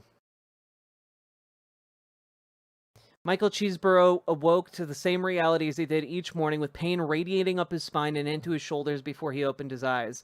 He remained still for a moment, summoning the courage to reach from his bed to his nightstand. He rolled onto his back, which was fused together with metal after almost 20 years as a paratrooper in the military. He extended his arm, which had broken several times while wrangling bulls and horses on his ranch outside Cheyenne, Wyoming. Finally, his hand found his cell phone and he logged onto the online universe where he spent most of his days. "How are we all doing this morning?" asked Michael, 63. "I'm hurting again. Too much time spent jumping out of perfectly good airplanes." "You served our country well," a retired teacher from Kansas responded. "Hang in there, Patriot," a truck driver in Texas said. "Remember, the pain's only real if you believe in it." "Distract me," Michael said. "What part of our country is falling apart today?" On the other end of his phone were hundreds of people in a live voice chat for Patriot Party News, one of about a dozen far-right media platforms that has grown in both size and influence over the past few years, not only by creating an ecosystem of disinformation, but also by providing an authentic sense of community. The company was founded in 2020 by Warren Armour, a conservative with no media experience who runs a flooring company in Tennessee. But Michael admired the Patriot Party News slogan when he first saw it shared on Facebook last year. "If you hate mainstream media, you're going to love us." All right. Let's take a look. Sorry. All right. "I'm so glad we're in this war together," said an aircraft mechanic who went by the name Oathkeeper Bill. "We need you healthy and strong. Have you been following the latest news on medbeds?" "Oh yeah, they're here, and they can heal anything," someone else responded. "Cancer, dementia, broken bones, arthritis, 45 minutes in one of those beds. You'll never be in pain again." "Come on," Michael said. "Really?" Of all the wild conspiracies he'd discovered on Patriot Party News, the concept of medbeds had initially struck Michael as the most far-fetched, even if it was also among the most popular. Every few days, someone else on the platform shared an illustration of a futuristic-looking chamber, sometimes with a doctored image of Trump superimposed in the foreground. The founder of the site, Armor, sometimes mentioned videos or podcasts about medbeds that had become popular on far-right corners of Telegram, Discord, and Rumble, and Michael clicked on the links, as did millions of others. Like, this is not like a limited thing. This is just extraordinarily prevalent in far-right circles. Like, when we talk about these people being exploited as like how megachurches exploit their congregants, it really is like this. They are suckered in with the same kind of like prosperity gospel bullshit. You know, this is prosperity gospel for, like, the desperate. You know? Was Jack reading fan fiction? Worse. The New York Times. But this is what our president is now sharing on social media. An AI doctored video of himself endorsing the medbed conspiracy that is believed by a huge swath of his base. In Stargate SG-1, do they slowly turn you evil? You know, it is very similar to the Goa'uld sarcophagi from, you know, Stargate SG-1. I will grant you that. I don't know if they slowly turn you evil, though. It probably depends on the conspiracy. Right? But that's not even the only thing that Trump has posted in the last 24 hours that is absolutely batshit. Alright? He posted this on Truth Social also today. You can revolutionize senior healthcare. We've all heard about the major systems in our bodies, like the digestive, respiratory, nervous.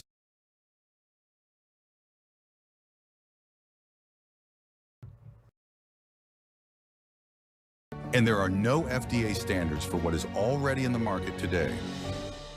Imagine if that were the case for other medications. Older adults are suffering.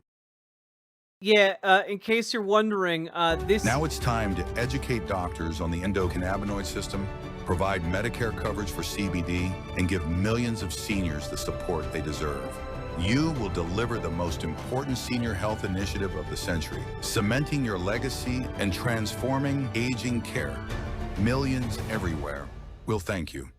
Yeah, so basically, what it appears happened here is that Donald Trump got served an ad specifically for the President of the United States, specifically tailored for him, and asking him to cover CBD and medical, you know, like medical marijuana and such, but like he then reposted it on his channel. He then reposted it on his channel, guys. On his social media, he reposted that shit. So now we've got a president who's sharing like a conspiracy theory about medbeds with an AI video of himself endorsing medbeds. And then you have him reposting an ad that seemingly was made for him about like incorporating medical cannabis, like, sorry, endocannabinoids, which I gotta be honest,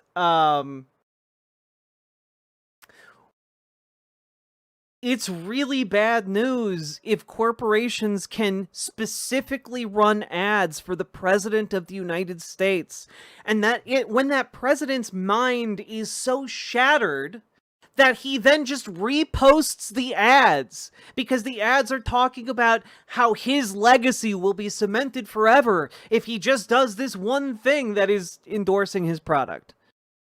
you know, this product. This is bad. This is, our president's brain is turning into mush in real time. And just everyone around him doesn't care because it's useful for them as, like, the parasitic scum that they are to ride his coattails for as long as possible. And the weaker he becomes, the more susceptible to, like, input he becomes. You know? Yeah, like, Trump is Bidening. He's Bidening hard, and he's Bidening worse and worse every day.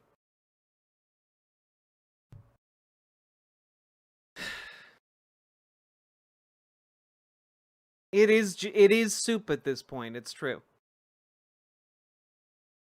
Quick, sit him down to watch 90s cartoons. They can make millions. Exactly. Don't you mean Trumpening? I mean, Trump's Bidening era is upon us. This is past Biden and Reagan. I mean, yeah. You know, say what you will about Biden, and you can criticize him for an awful lot, but, like, he never did anything due to his dementia-ridden state that would have caused someone to, or would have caused Congress in a sane universe to impeach him and get him out, right? The bumpening? Ah, yes. John Old Bump.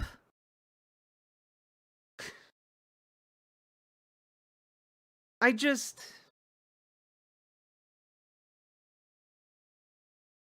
These things are impeachable, man. These things are impeachable offenses. Like, invoke the 25th. Get him out of here. Because, like, it is affecting his judgment. It's affecting his judgment in a way that is traceable. Here is an article from earlier today. Trump questioned perception of Portland before approving military plan. Am I watching things on television that are different from what's happening? He can't even rely on, like, what is being placed in front of him anymore. This is another level. We've entered a new era. Like, we are beyond, okay, Grandpa, let's get you to bed. We are now in, like, oh no, Grandma just pulled the car out of the garage, and she's 105 years old and forgot her glasses.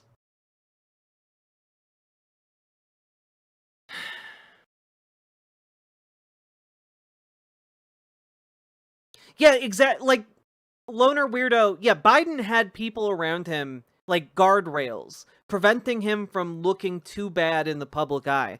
Donald Trump is just out there, like, posting the most random conspiratorial nonsense imaginable because it marginally flatters his ego, and he's losing the ability to discern what is real and what is not anymore. You know? You think they would at least care about their money? You know, you would think that, but a lot of these people think that there are going to be no ramifications or consequences for the fuckery that they're doing. And that includes and extends to the economic damage. You know? Yeah, like Jason Kelly, we're really off the map as far as, like, what happens next. Who fucking knows?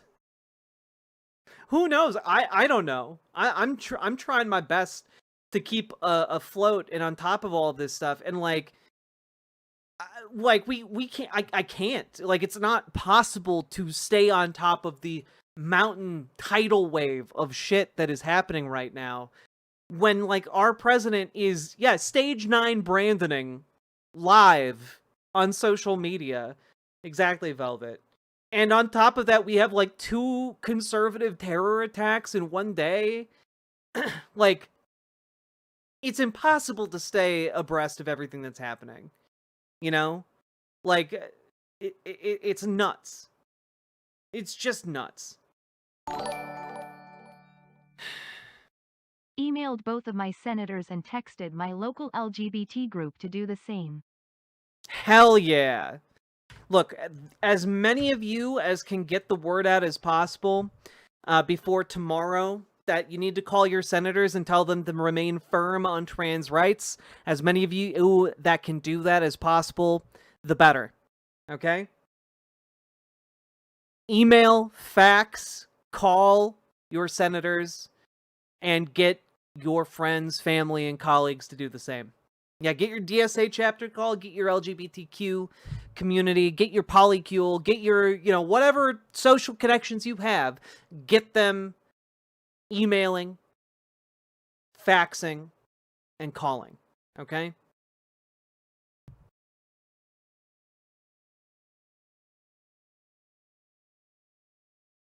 Yep, faxzero.com, baby!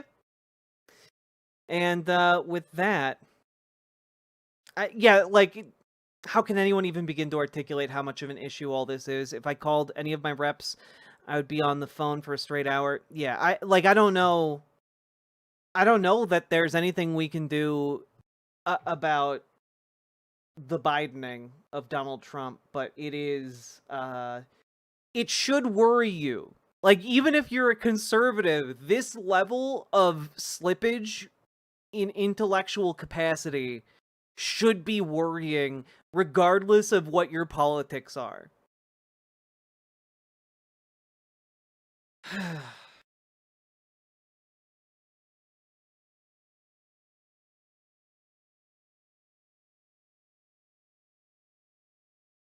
How come his cabinet is okay being with him being a leader like this? Because when he's a leader like this, his cabinet gets to make the decisions for him. You know? It gives them more power to basically rubber stamp their own decisions, right? And so these power-hungry leeches that have, pretended to be yes men in front of Donald Trump, like the second Donald Trump is incapable of paying attention to them, they're all seizing as much power as they can. You know? That is their goal. That's what they're doing. Stephen Miller is reveling in it.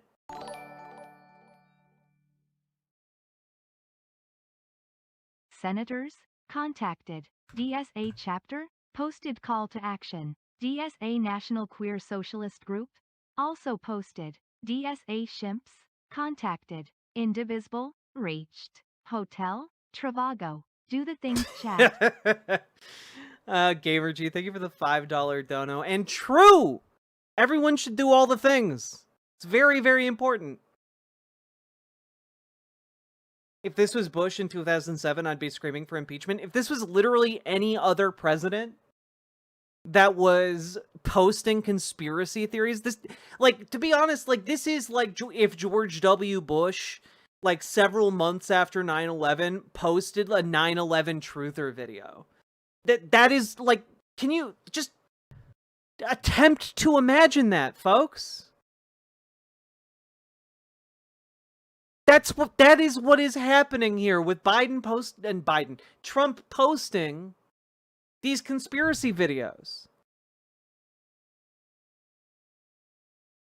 Well, yeah, and Mithril, the people around him are also scared about being the first one to go against Donald Trump. You know, the first one who goes against Donald Trump, they're gonna receive massive clapback from the base. You know? Alec Gunther, thank you so much for the raid. Welcome, raiders. Welcome, folks.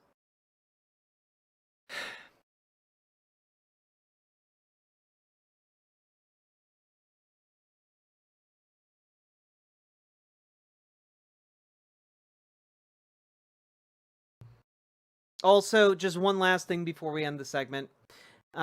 This article continues, am I watching things on television that are different from what's happening? He says, considering introspection for the first time in his life.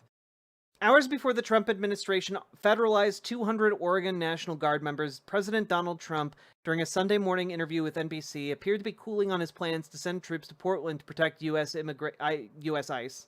facilities. Which, by the way, there's only one. I've been made aware of from the people who live in Portland. There's only one ICE facility there, and it's that one that we highlighted in the video, where like the most action it has seen is a bunch of people with fishing rods with donuts tied to the ends of them.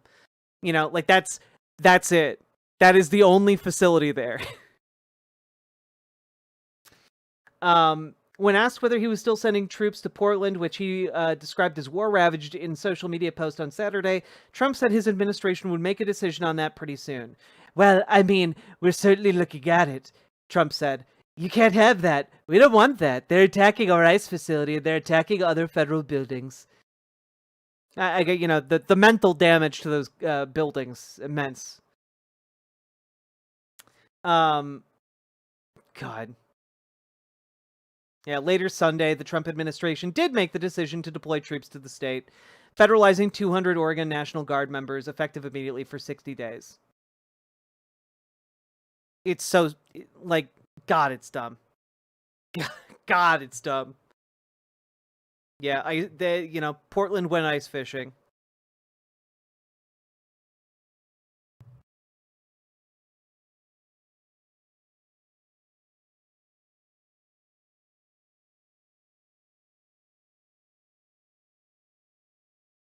But here's the quote directly.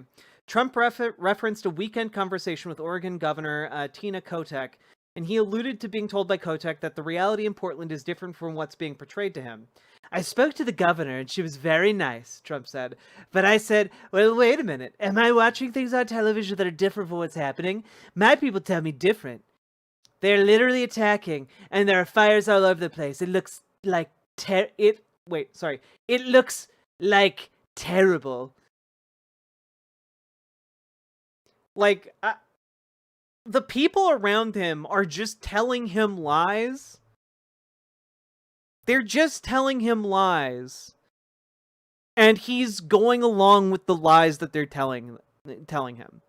What the picture that this paints, folks, is that this man has soup for brains. Not like in a, like, I'm being funny, haha, but in a very real, his cognitive capacity is massively diminished. And in the void that leaves, his advisors are basically just feeding him a non-stop stream of bullshit in order to get him to do the things they want to do. So, like, this is, yeah, no, it's scary. Dude has the ability to launch nuclear war. Like, this is unacceptable. Like, I know we laugh at this guy, like, day in and day out, but, like, this is unacceptable. This is, frankly, this level of intellectual incapacity from the president is a global security threat. And the fact that, like, no one's invoking the 25th, no one's even impeaching him about this, and frankly, barely anyone is talking about the fact that he's doing this erratic, irrational bullshit. It's crazy.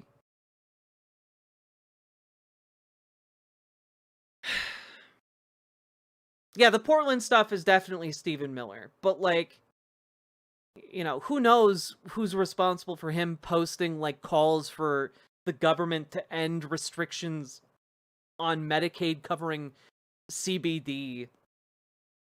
Who knows who's, like, getting him to post, like, a CBD commercial on his Truth Social page. Who like, how the hell is he posting conspiracy slop videos made with AI? I mean, it really does boil down to, he's a mad king. His inner circle is afraid of him. They're afraid of his base. It's real fucking bad, guys.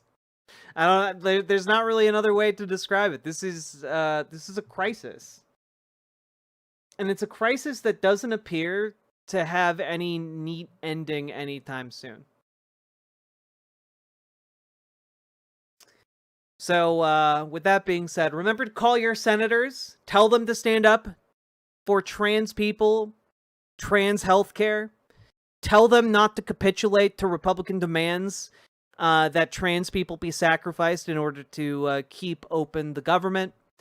Remember to call Chuck Schumer, call your senators, send emails, send faxes. You can use faxzero.com in order to do that for free. So get out there, get to work, get everyone mobilized you can, because we need this done in like the next, 10 hours. Get to work, folks. We need as many voicemails, as many emails, and as many faxes in those offices when they arrive for work tomorrow or later today, as the case might be.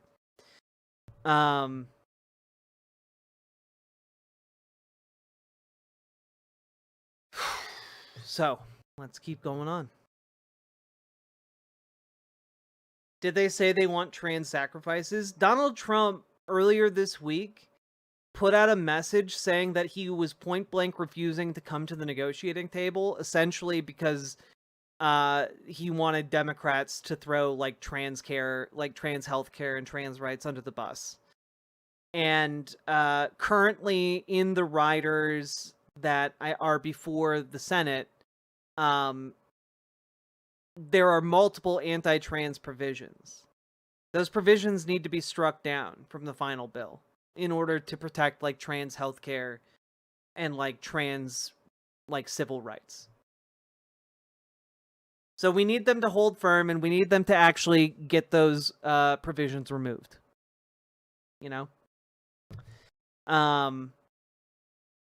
That's where we're at.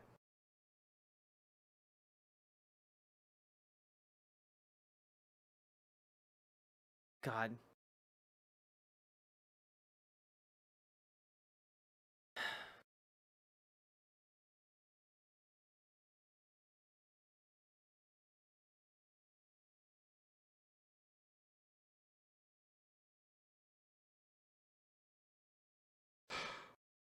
It's messed up that they need to be told not to do these things.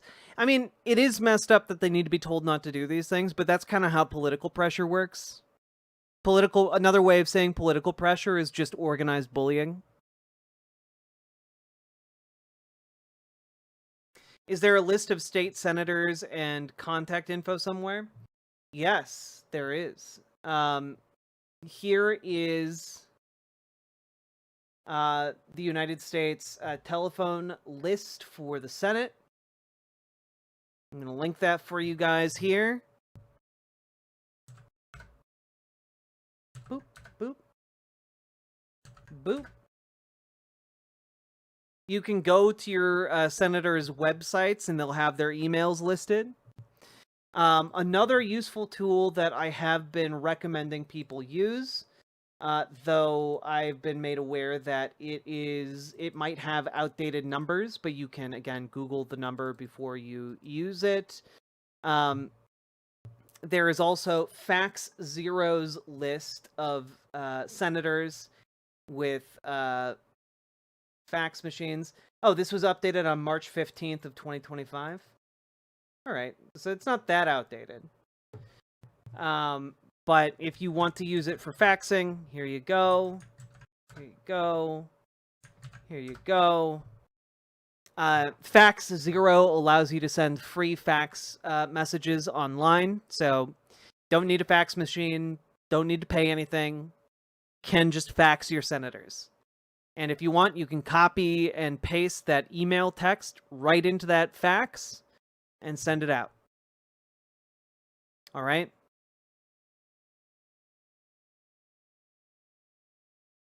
Whew, folks.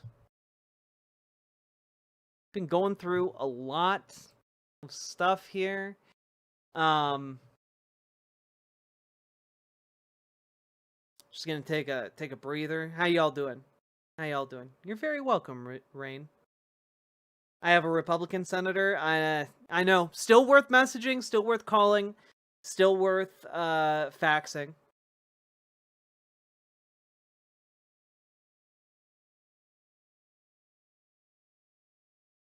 Ortimer, you can also take a look on their personal websites. Sometimes they have fax numbers for different offices. I'm loving how you're encouraging civic engagement. I mean, it is truly one of the few things that we have available to us as individuals, and the more of us that come together around engaging in our civic duties, the more likely it is that we can affect outcomes. So I want to teach people the skills so that they can go on and teach other people the skills in their life. You know? About to call right now? Fuck yeah, comrade girl.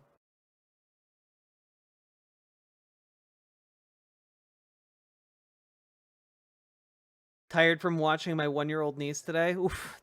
Yeah, 1-year-old can be a handful. I don't know, Jack. That sounds like far left extremism to me. Did that chuckle nut ever even respond? Did that chuckle nut who like came in and was like, "Are you a far left extremist?" I'm like, I'm encouraging people to call, fax, and email. Is that the work of a far left extremist?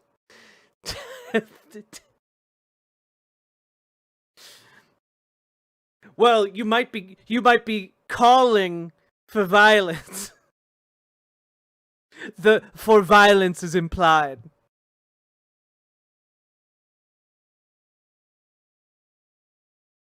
Are they still here? Probably not. Thank you for the links. You're very welcome, Catherine Sleeping Lemurs.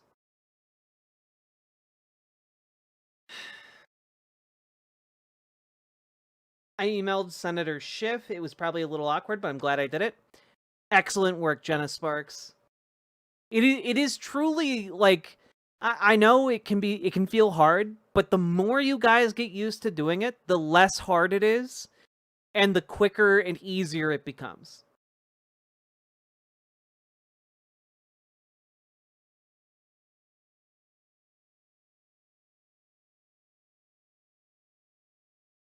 Is it on my end that the video is blacked out? I think it might be on your end.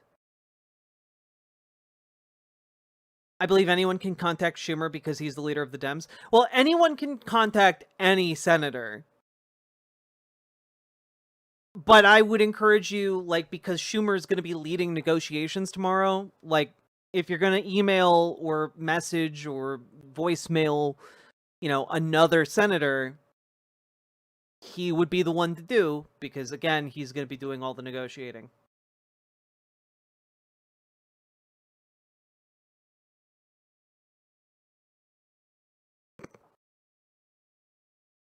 I'm calling after work. I'll try and get my sister to as well. Hell yeah, Nathan Nielsen.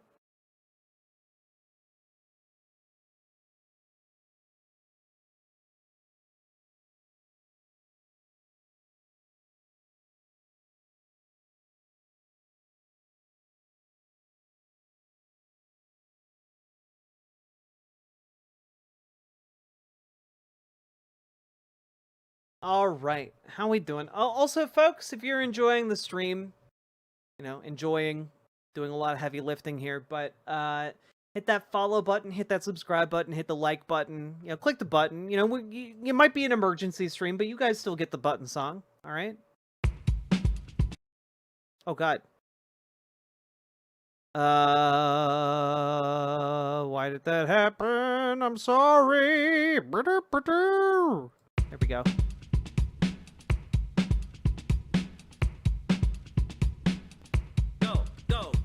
Click a button, click a button, click a button, click the goddamn button, click a button, click a button, click a button, click the goddamn button, click a button, click a button, click a button, click the goddamn button, click a button, click a button, click a button, click the goddamn button, click a button, click a button, click a button, click the goddamn button, click a button, click a button, click a button, click the goddamn button,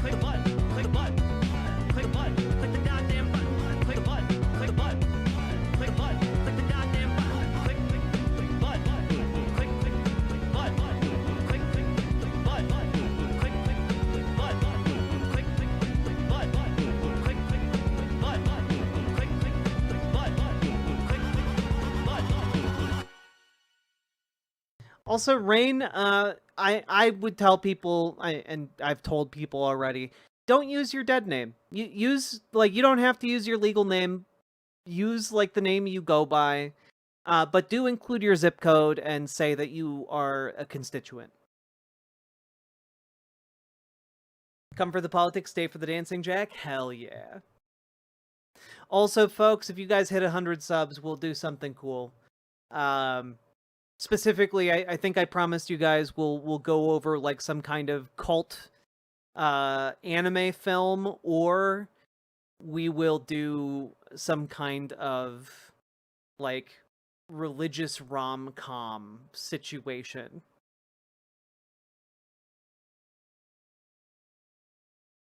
But no, not cool unless you hit 100 subs. It's true. It's true. You guys are 85% left to go. But I believe in you guys. Jazz Dog, you cooked so insanely well with this song, I swear. Sylvia Wright, Jazz Dog cooks so hard with all the songs. Fun fact, Bailey's strong support of LGBTQ rights. And would be very disappointed in Chuck if he decided to throw them under the bus. Indeed, indeed. Olsen Exy, thank you for the 5 tier 1 subs. Very much appreciated. And also, Valorant, thank you for the 2 gifted subs. Very much appreciated. So that's 22. Paladin, thank you for the 5 tier 1 subs. And Valorant, thank you for the additional 1 tier 1 sub. That brings us to 28. Thank you very goddamn much over on Twitch, folks. Hell yeah. Just sent one to Susan Collins too. Hell yeah. Unironically, if you call Schumer, tell him the Baileys would be upset. Yeah. You know, influence his tulpa, chat. Influence Chuck Schumer's tulpa. I wonder if Valorant knows it's helping socialism. Socialism.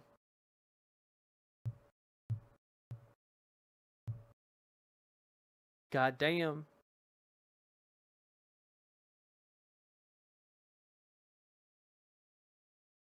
Thank you very, very much, Olsen Exy and Paladin Lost.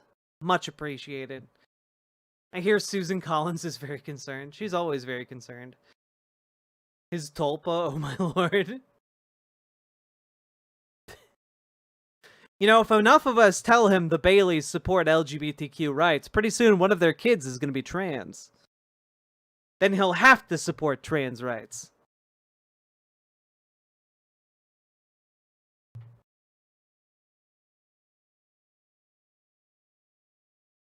Do you guys, okay, just as a small aside, do you guys want to see, one, it's terrifying that this even needs to exist, but do you guys just want to dunk on the fact that, like, ICE is just a bunch of incompetent boobs?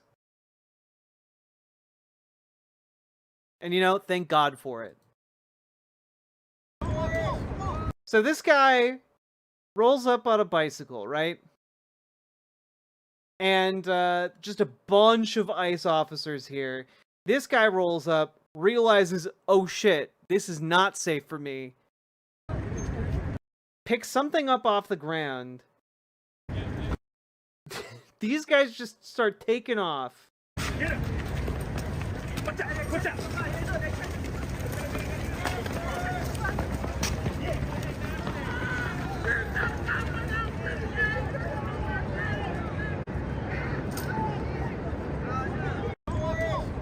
God, these disgusting motherfuckers. I think he's, like, picking up a phone? Yeah, I think he's picking up his phone off the street. Feels like a comedy bit. They're chasing a DoorDasher. It really looks that way, doesn't it?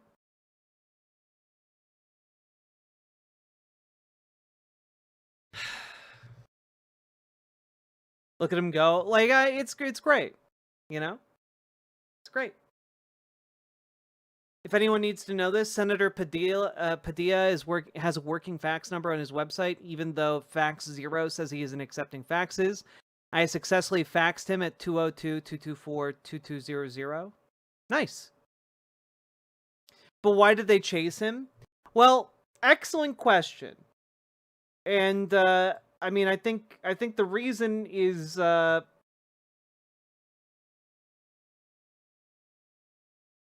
he appears to be not white. And for these types of disgusting motherfuckers, that's enough. A non-white guy in their immediate vicinity, they can't have that. It's disgusting. And they're all just like standing around doing nothing on like a street corner, just like chasing random dudes on bicycles. It's crazy. This was in Chicago, shoot bang.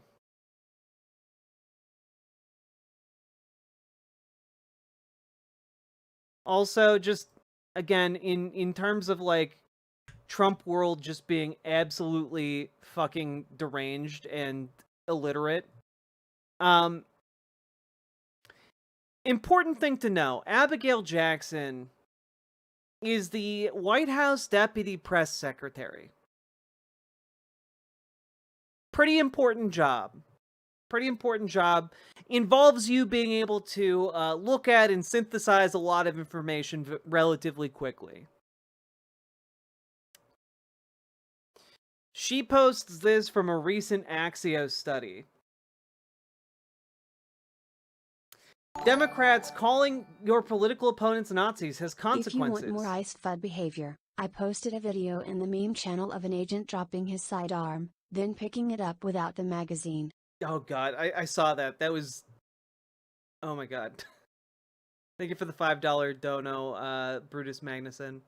But, study, left-wing terrorism climbs to 30-year high. And in the image of this article, left and right-wing U.S. domestic terrorism attacks. And points to values for 2025 through the 4th of July here. So, when you look at the rest of this,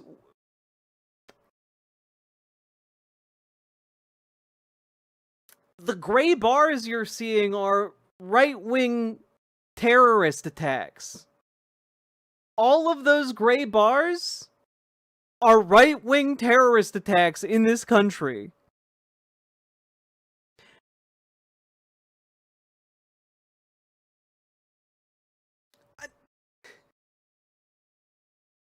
Every fucking year, the gray bar has dwarfed the yellow one. Now, I just... Also, that data... That data is for this year. This year's not done yet. Just today, we had 2, like, domestic mass shooting events. Possibly terroristic in nature. By 2 seemingly very conservative men. One in North Carolina took a boat and like shot up a place on the water, killing and injuring numerous people. Another one that happened earlier today, a man drove a truck covered in American flags into a Mormon church, shot a bunch of people there for the Sunday service, and then tried to burn it down. And like that man had a car decked out in American flags and a Trump Vance sign in his front yard. Like,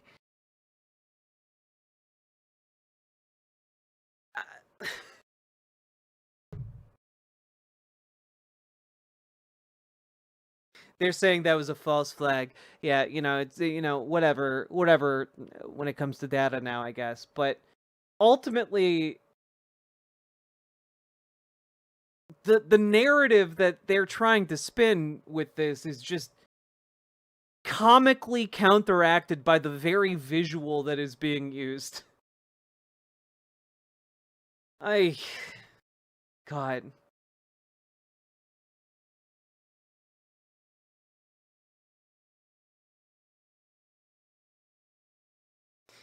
Is that also a data set that includes a bunch of non-left-wing types of terrorism in the right left-wing terrorism number, or no?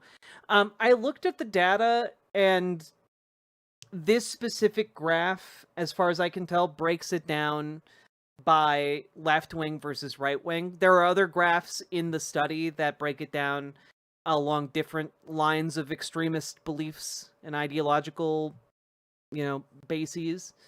But, yeah, usually you're right. It does break down along multiple different lines, but in this particular graph, because the study and the headline Axios went with pushes the left-wing rise. Because let me just show you guys something real quick. Because I went and looked, of course, and opening thing here. Yeah, adapted from CSIS. Here's the actual study. Definitions, etc., are really important here, but for the sake of simplicity, let's go down here. What I find really interesting is that, like, this is the way they're choosing to display the data. Figure 2, left-wing terrorist attacks and plots as a percentage of all attacks and plots from 1994 to 2025. And it's like, holy shit! Whoa, 42% of all plots, terrorist attacks in America in 2025 are far left extremists? Whoa, what a huge increase! And like, then you look at the actual like number, right? What do we got here?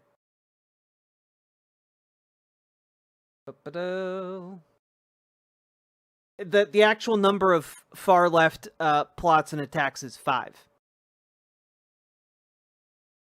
It's 5. And that's just taking the numbers at face value. And it's just kind of like, so it's far left attacks are 42% of the total terrorist attacks, etc., that have happened this year. Again, just taking that at face value, which we have reason not to necessarily, but just taking that at face value. That's from the beginning of the year to July. That's not counting the full year yet. So when the full year is over, generally that statistic is going to get lower. God, we've had 5 months. We've had 5 in the month of September alone. Well, and that's the other thing, right? Like, how much of this, when we are looking at the actual definition of what it means to be far left, far right, etc., in this study, what is counted? Is it counted, for example, when a far right Trump-loving American drives his truck into a Mormon church, lights it on fire, and shoots a bunch of people? Is that far right terrorism? I don't know. I don't know when it comes to the authors of this study. Do they say what the 5 are? I gotta be honest.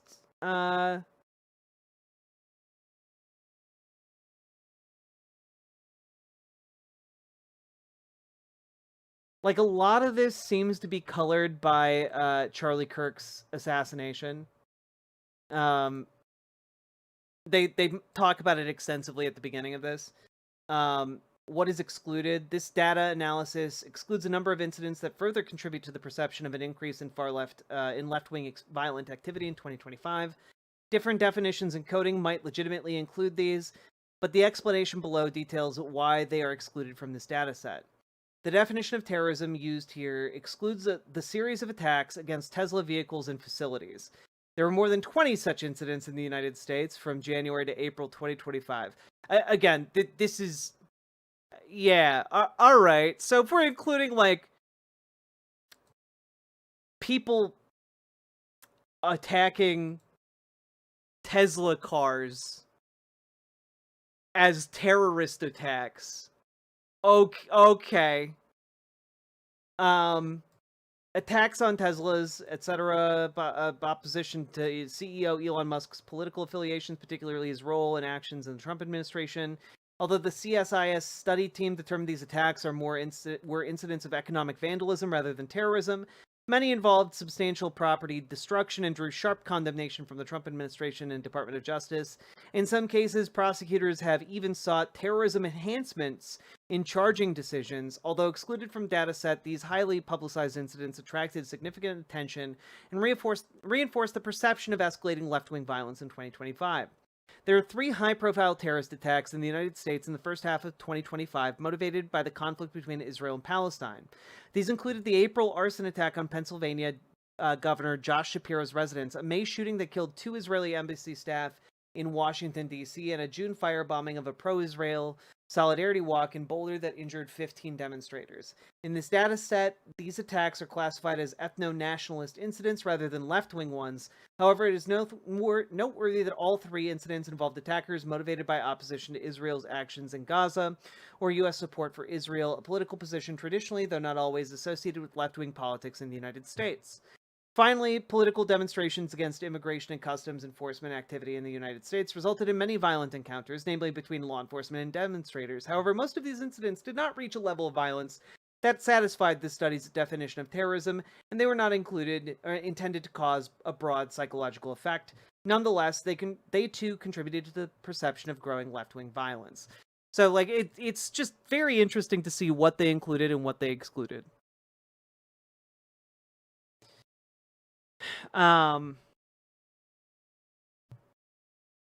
Wasn't the guy who tried to burn Shapiro's house right wing? That is my understanding of it, yeah. But, ooh, excuse me.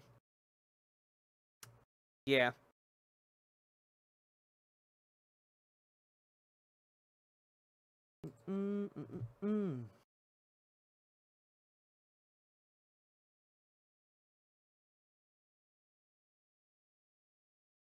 Just out of curiosity.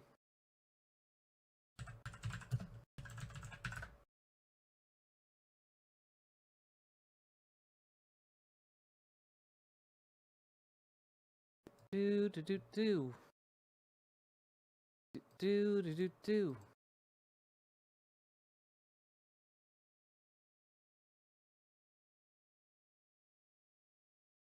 Just curious, where does the money come from for CSIS?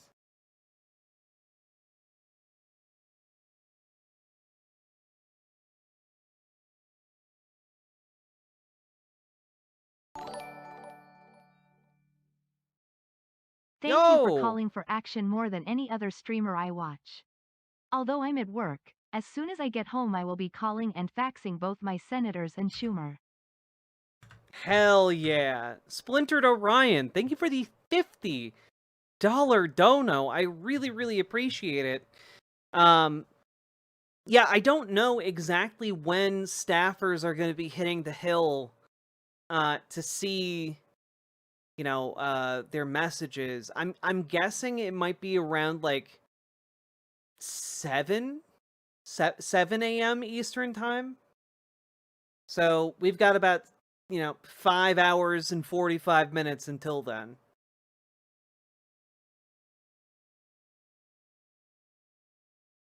Oh, God.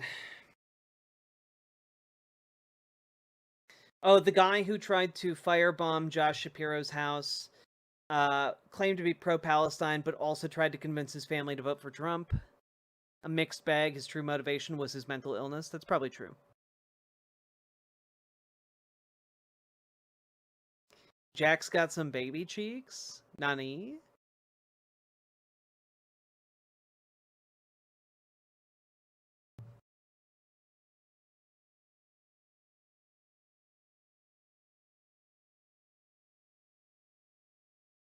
Oh, that's interesting.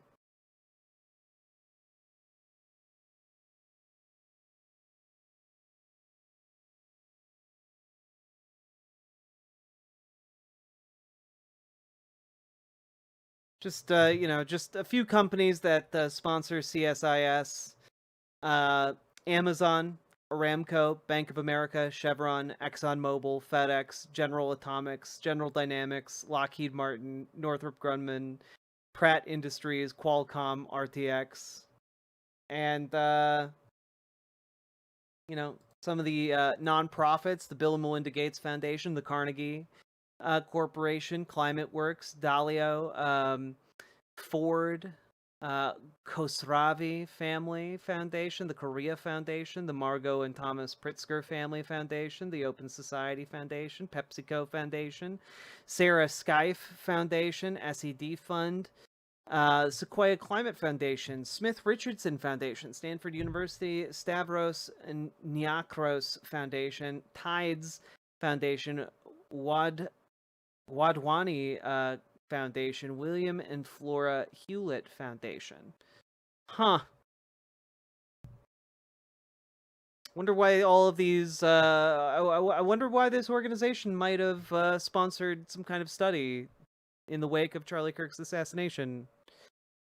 That might be biased against left-leaning folks. Who can say?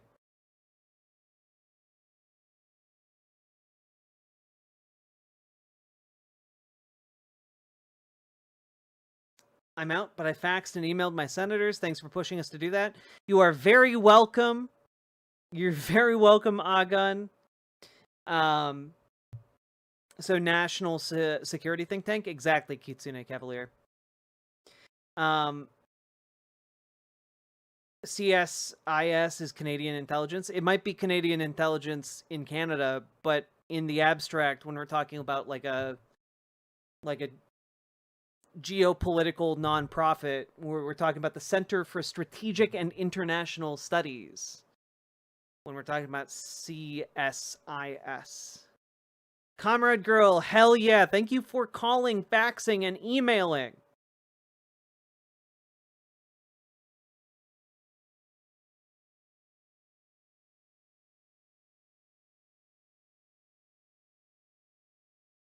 Cruz and Cornyn are no longer accepting faxes, cowards.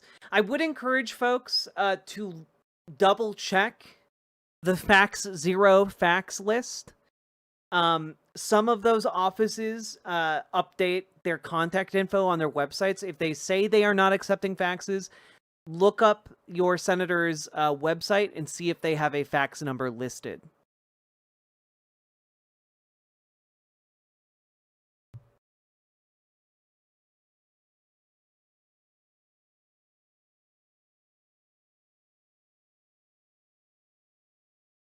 I called, haven't faxed or emailed today, though. I did door knock for Omar Fateh earlier. Hell yeah, Brutus Magnuson.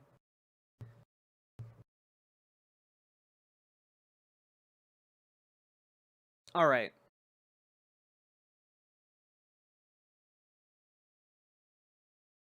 Folks, we've been going for 2.5 hours. If you've been enjoying the show, hit that follow button. But who funds NCIS? Los Angeles. Samantha's trains. I don't know. The elderly, the crime procedural crowd. Good to know, Gamer G. Hello, Yannick the Newborg. Hello, Lemony fucking Snicket. Also, Lemony fucking Snicket, I saw that you were still worried about the meeting that Pete Hegseth, I think it's planned for Tuesday? Where all the generals are being called in, all of like the brigadier generals and above are being called back to Washington. Very ominous.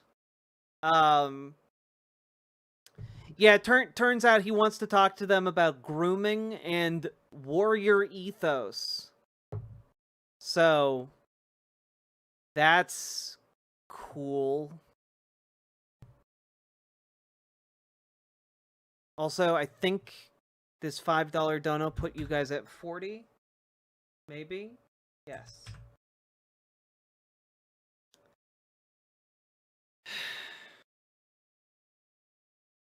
What kind of grooming? Like shaving.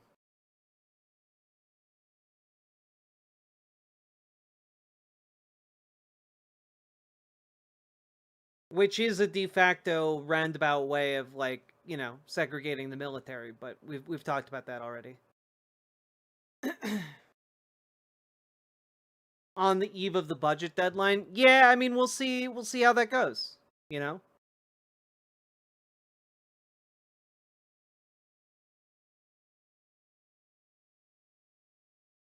I think a lot of those generals want to punch Pete Hegseth, so I'm for it. Yeah, let's hope they keep that kind of mentality going forward, should illegal orders be given.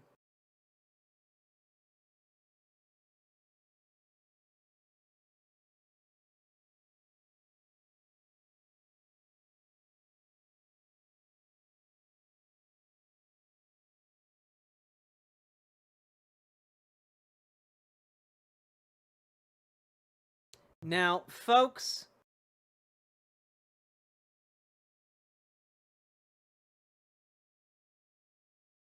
God, all right, where are we at? Where are we at here?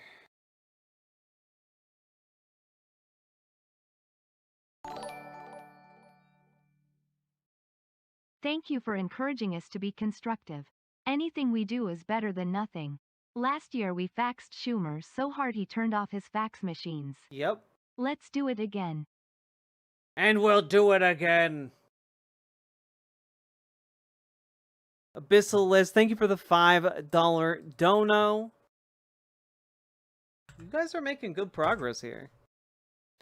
I'm trying to find where we stopped last time for What If Alt Hist. I know we were on part 3. And then I just couldn't take it anymore.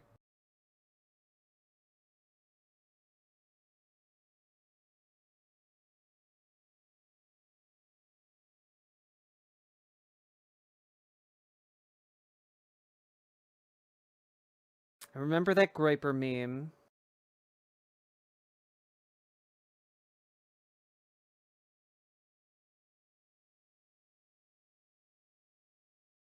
Ends with pictures of Napoleon.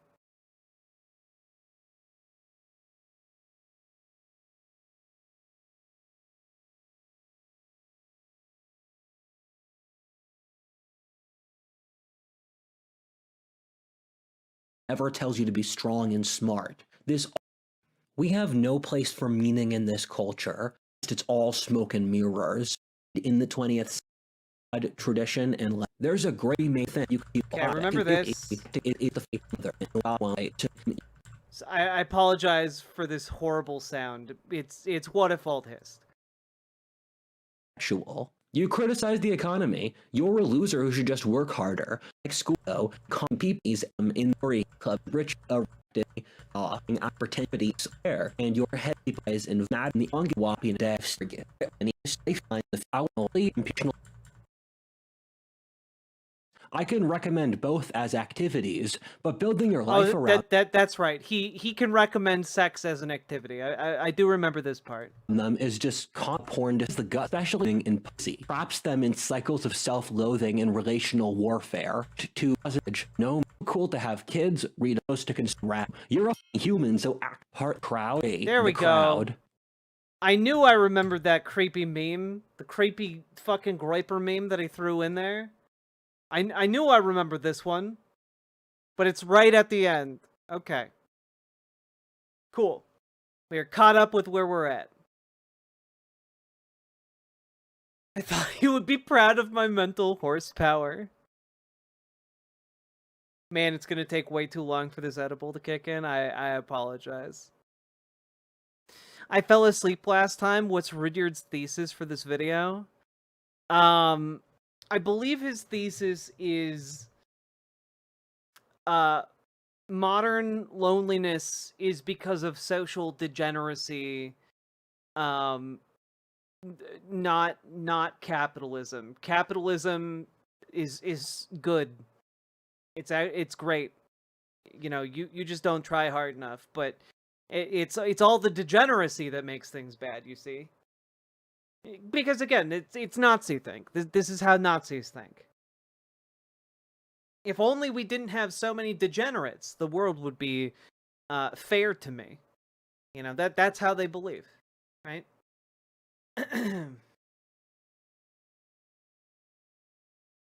Yes. Oh God, I forgot. He also altered his voice for that. It was terrible. You're a human. What's wrong with you people? Yeah, what's wrong with you people?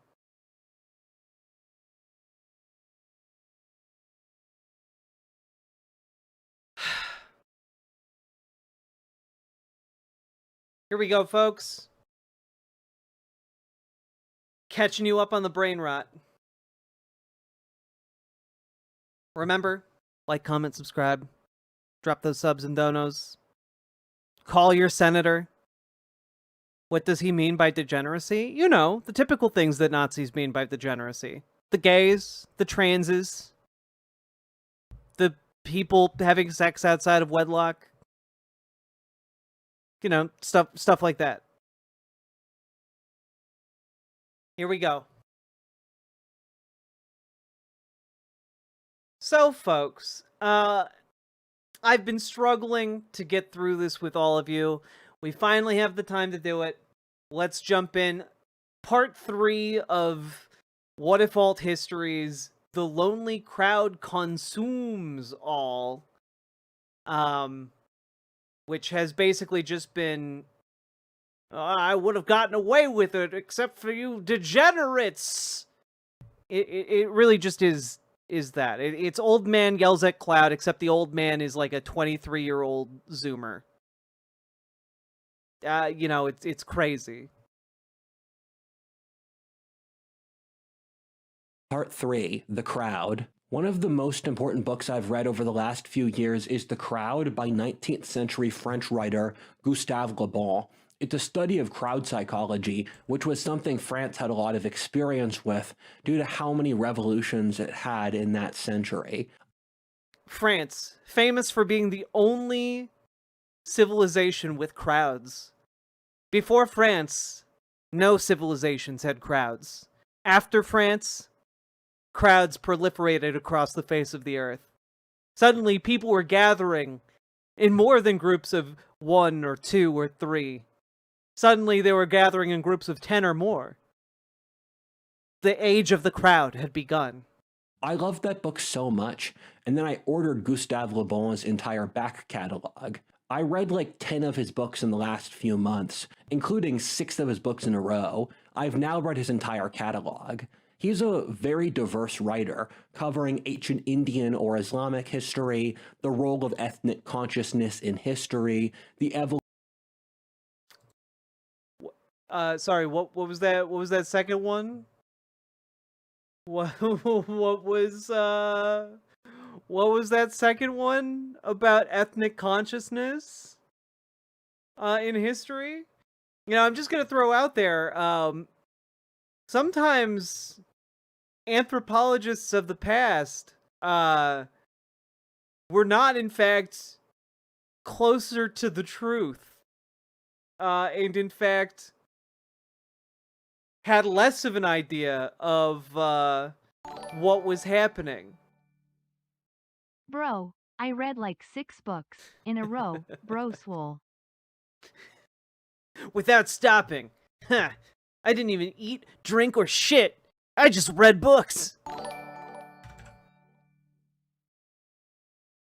Samantha's Trades, thank you for the $5 dono. Poor Claire, a $4.99 super chat is worth one sub. How many subs is a membership worth? A membership is worth 1 sub. Also, in case anyone is wondering, of course, The Crowd, a study of the popular mind, published in 1895, proved to be influential upon such works as Sigmund Freud's Group Psychology and the Analysis of the Ego, published in 1921, and also notably Mein Kampf, published in 1925.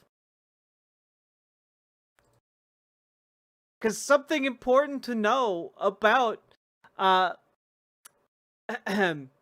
Gustave Le Bon was that he was a conservative in the French context.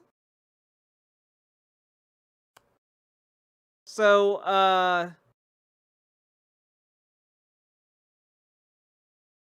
yeah.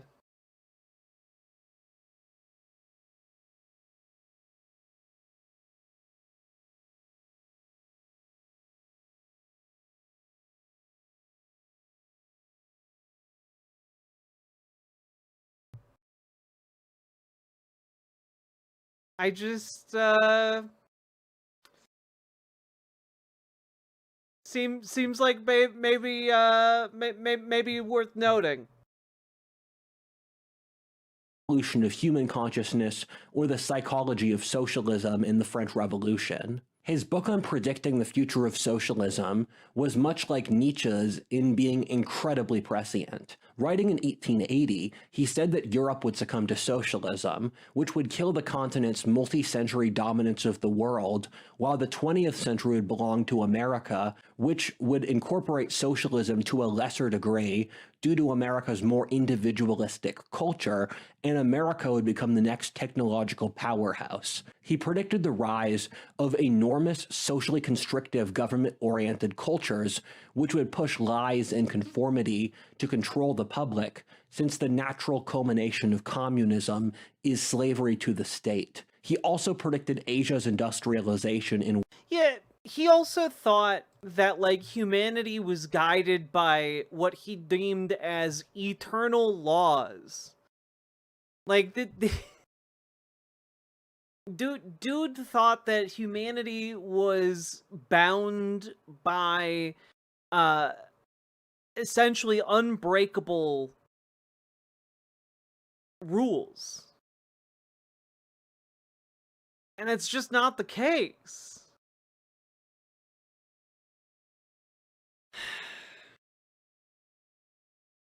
Like,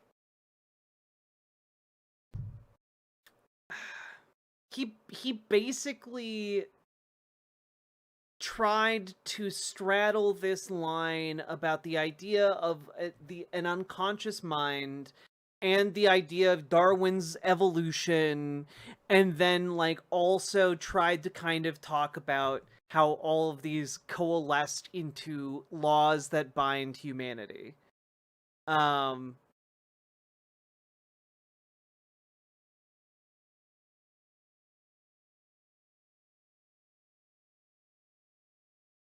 Yeah, the Peepo axioms, exactly. You understand.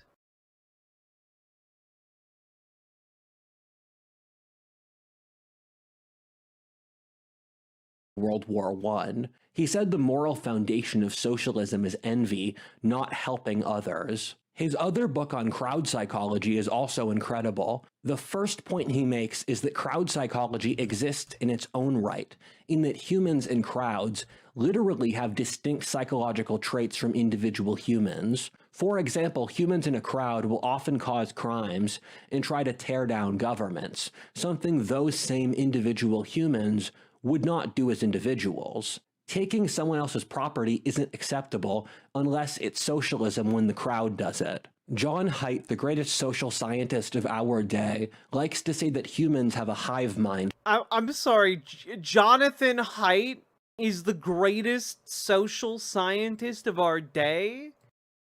Jonathan Haidt isn't the greatest social scientist of our day. I don't know who it is, but I know sure as shit it's not Jonathan Haidt. Jonathan Haidt is a pop psychologist in the same vein of Jordan Peterson, who got famous for saying, "Oh, kids shouldn't use their smartphones so much." And that's it. That's it. The same way Jordan Peterson became prominent for saying, "You should clean your room, bucko." Like, he's not like this powerhouse intellectual, this Jonathan Haidt.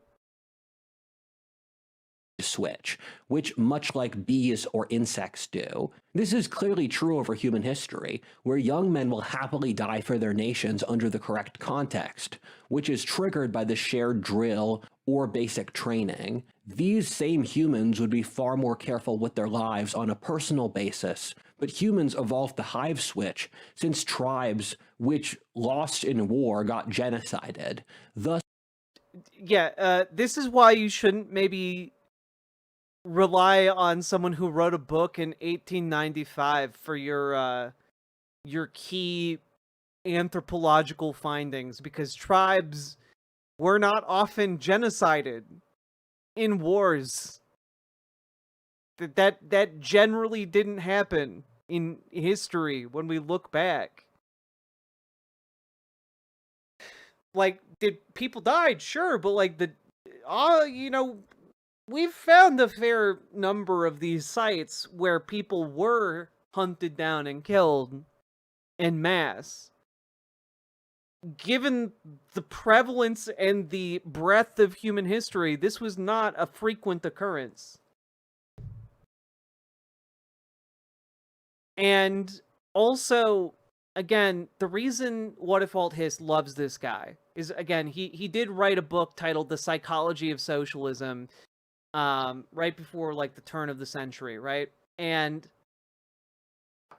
basically just was talking about how, like how he's saying here, individuals, a collective or a crowd of individuals might take actions that any one individual would not take on their own, and therefore it is an irrational ideology for people to work together. Except that, like, the appeal to, like, there existing a hive switch, that's not really it, because human beings don't operate like a hive. Human beings operate like groups of human beings rationally working together. Like, we cooperate because it allows us to do more. It allows us to help one another because we have the ability to foresee that there might be a time when we might need help. You know? It's crazy. There's no such thing as trans kids? I disagree. I've worked with hospitals. I have known trans kids, so that's just incorrect. humans had to evolve group psychology for our own survival. However, at the same time, the crowd exists at several rungs lower of intellectual development than the human individual. This is since given responsibility is abdicated in a group, since it's harder to hold. You know, what's interesting to me is that you could basically just talk about how, like, I view this analysis as very, very flawed, in part because trying to talk about, like, a crowd operating on several rungs lower of intellectual ability, that's just not true. Like, human society operates at a level of ingenuity and development far exponentially greater than any one of us could operate on by ourselves, right? But our society is built by us working together in order to achieve that. And so when we're saying, like, oh, well, you know, a crowd gets dumb, no, a crowd is only dumb not because that is an inherent nature of the crowd, but because a crowd has yet to be organized into a more coherent group. A crowd is merely a group of people in an area united by perhaps a common goal or a common directive or a common direction. Like, organizing around that principle in that crowd, you can turn that crowd into any kind of thing you want it to be. A regiment, like a working group, a you know, a small town or a community. Given enough time to learn about one another and delegate tasks and organize, you can collectively accomplish so much more at a much higher level of competency than any one person might be able to by themselves. This seems patently obvious to me because this is the entire history of human civilization. hold a large group accountable, then an individual and responsibility is the force that powers evolution. Crowds have the level of intellectual development of what individuals had a few million years ago. That's just incorrect. If you got a bunch of people together a million years ago, they wouldn't magically have the intellectual capacity of like a fruit fly. You would get them all together, delegate tasks, and then that community would be able to thrive better because of the delegation, because of the specialization, because they're all working together instead of individually having to shoulder the entire burden of existence.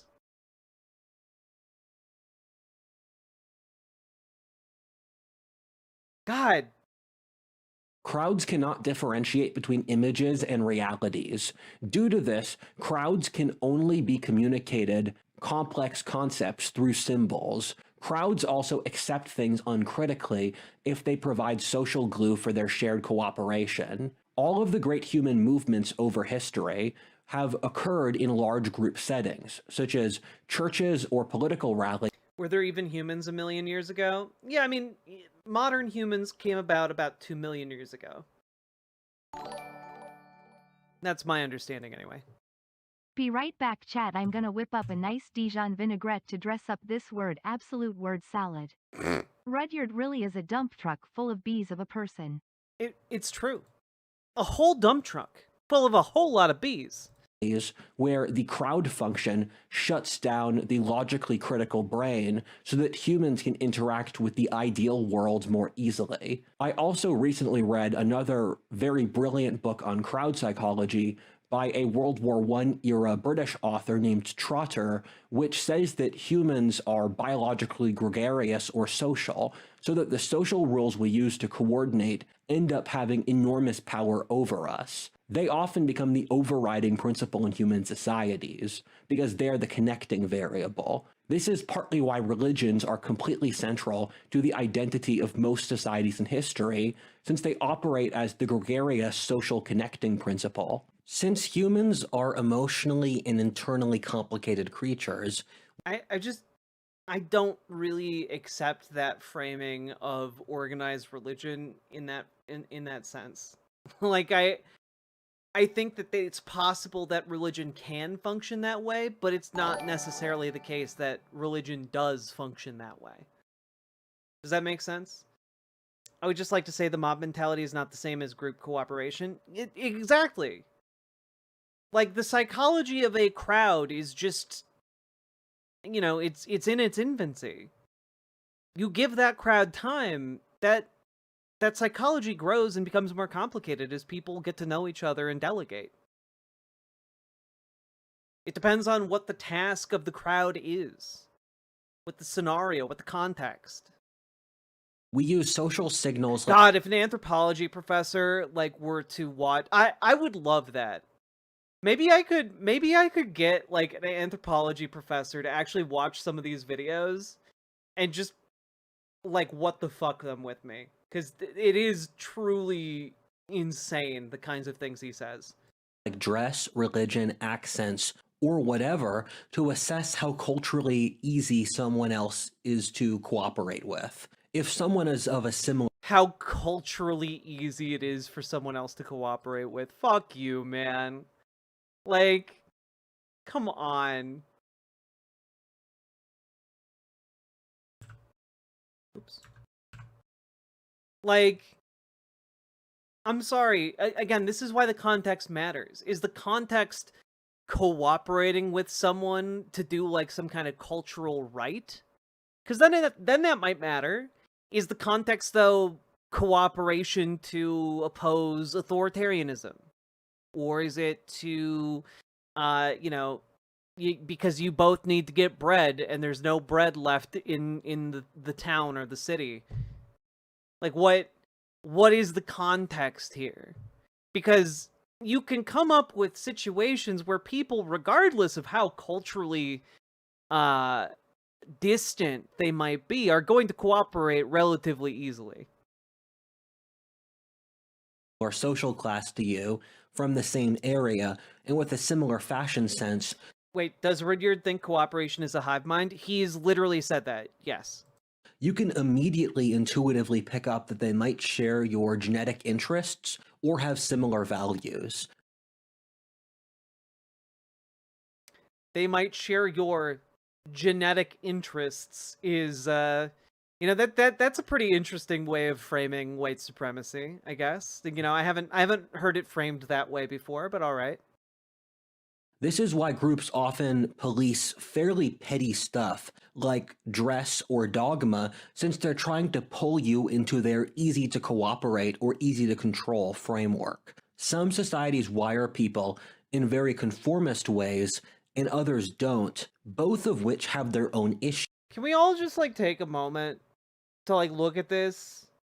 Something that he clearly made himself. And it's just like so shittily done. Like, what is happening in this flowchart? What why is the circle in the center of this offset? Why are these arrows not pointing in the correct directions? Triangle of social dysfunction. I mean, maybe just dysfunction of triangle social. I'm confused. That's a Nazi triangle? Decadence, no morals, tyranny, no space for humanity, savagery, social collapse. God, this man plays Warhammer 40k and just does not intellectually engage with it at all. And is just like, look at how good the Emperor is. The Empire of Man is operating just as the perfect society should. Due to the innate fallibility of the human condition. What modernity did, I would guess due to universal suffrage where they had to please all the adults in the country, was build its social code off completely incorrect principles in a dishonest way. You know, just to point out, he's blaming universal suffrage for society being destabilized. In case you guys didn't catch that, this man is blaming the ability for everyone in this country to vote after they are legally an adult for all the problems. God, I hate this. Fallibility of the human condition. What modernity did, I would guess due to universal suffrage where they had to please all the adults in the country, was build its social code off completely incorrect principles in a dishonest way in order to maintain as broad tent a coalition as possible. When will we get the polyhedron of degeneracy? You know, who can say? We need more advanced maps, Rudyard. Nathan Nielsen, thank you for the $10 super chat. Very much appreciated.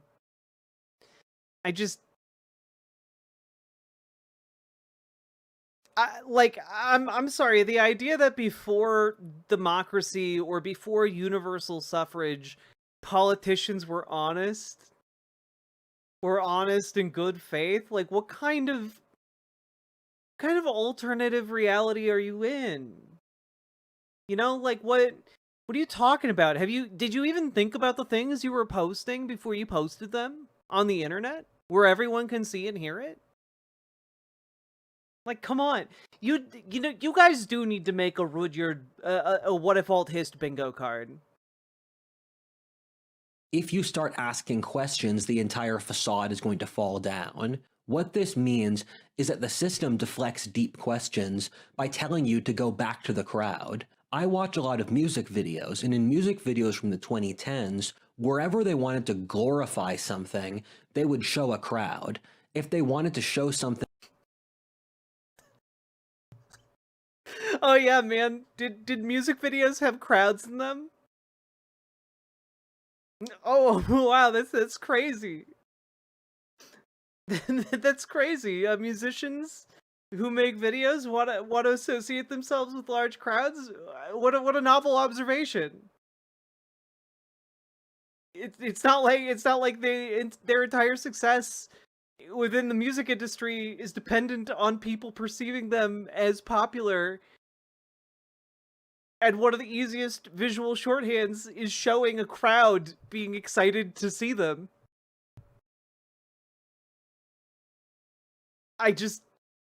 Fuck.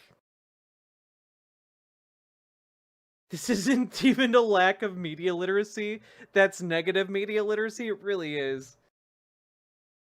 Was cool, they'd show some people dancing in a club, shuffling around insensate. I remember Avicii's song Wake Me Up, which is about a girl fleeing a stuck-up, cultish small town to dance at an EDM rave, which in the subtext of the story is her awakening to enlightenment. One of the things Gustave Le Bon talks about is that writing in the late 19th century, that the crowd would gain total dominance over the Western world, since the rise of our just like the casual Avicii mention, and like just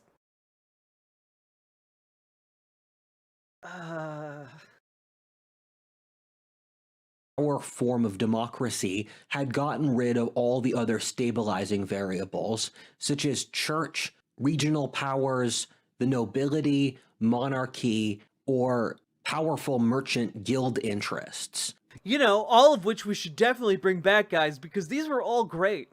It was great to have a merchant guild deciding the fate of your country. It was really awesome having a bloodline governing whether or not you had rights on any given day. You know, it was just the coolest thing. It was just so awesome when the church had actual political power, and like people were telling you that they were receiving their political takes from God himself. It was such a good time having all of these stabilizing the country. Now, what's interesting about this is that if you actually look back at world history, but especially European history in particular, from which Rudyard derives all of his ideas, European history is full of examples of the church or nobilities or aristocracies or kings being horrifically destabilizing. Like, we're talking about, like, these were things that led to centuries of war and bloodshed. That doesn't sound very stabilizing. For example, it doesn't sound very stabilizing when a guy, you know, like half the world over can say, there's too many bickering nobles. We should do a crusade.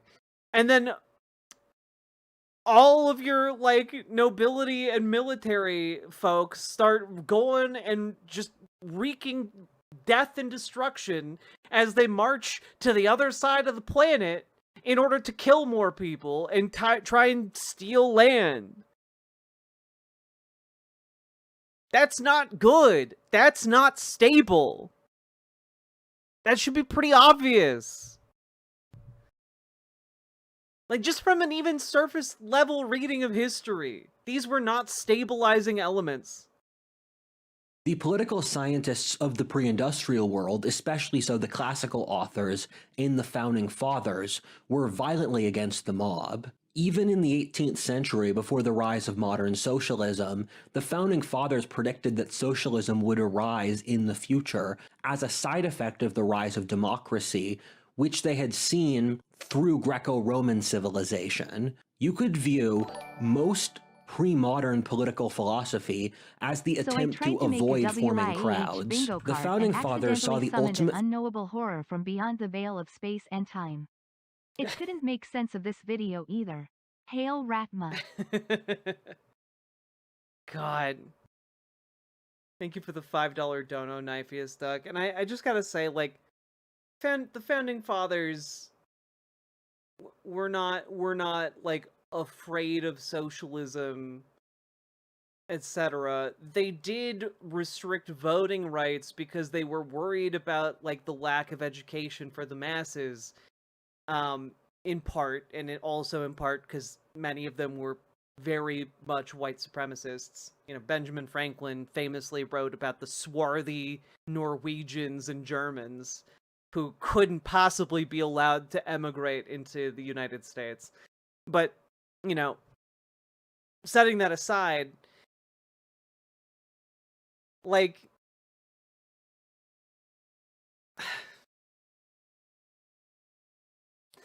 something tells me that Rudyard just sees people in a country as barriers for him to do his Forex strategy game, you know?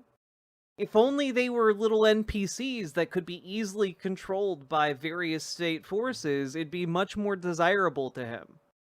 He basically wants the United States to be run like a Hearts of Iron 4 campaign. Threat to democracy being the mob voting to destroy the high achievers of society, thus creating cultures of mediocrity and decline. Yeah, you can again see the conservatism that just oozes through every pore of his video here. Like, oh yeah, the crowd, they want to destroy the achievers. This is just Ayn Randian bullshit. This is just, oh no, the working class of America wants to tax the billionaires? They want to destroy the billionaires, and the billionaires are the only people in society that can make things.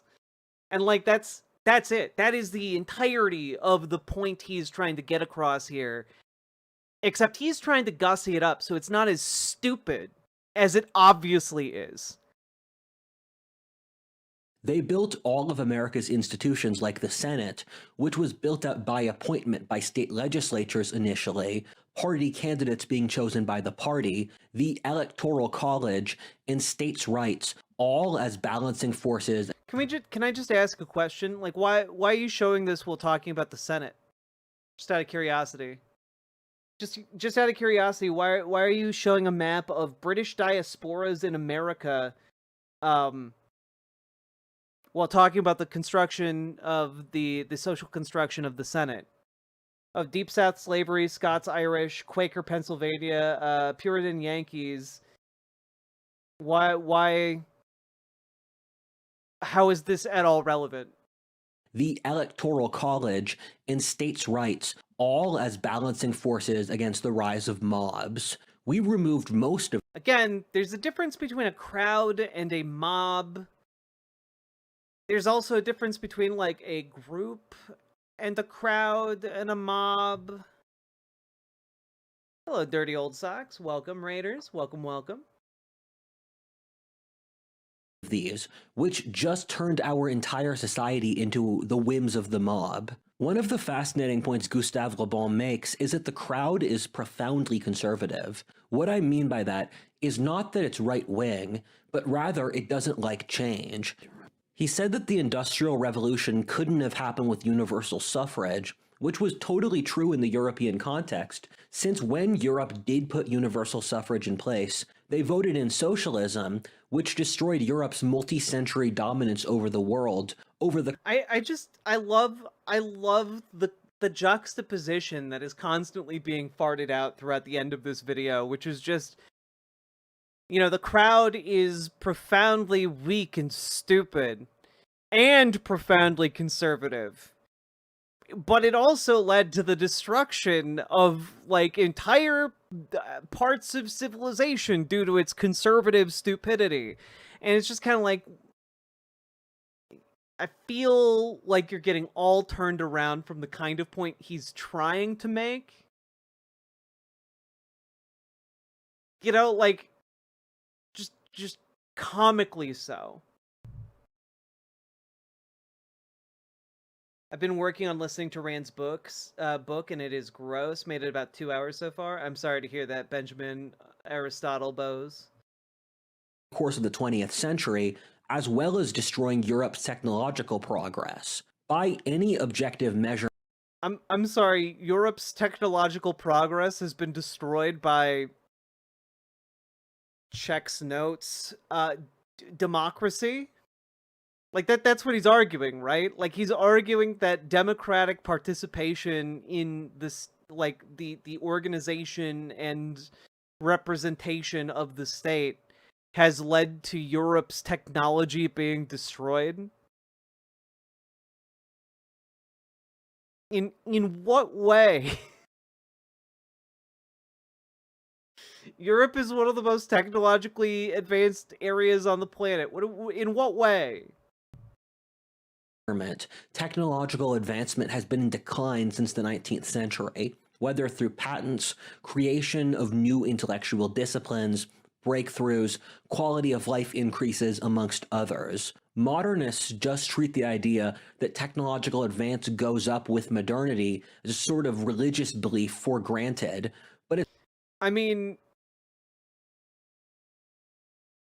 is it really a religious belief to put out there that the more we figure out, the more we learn, and then we can build upon? Like, that's just... You're just upset about linear time. Like, yeah, as people learn more, they have more knowledge upon which to continue to learn more. Ugh.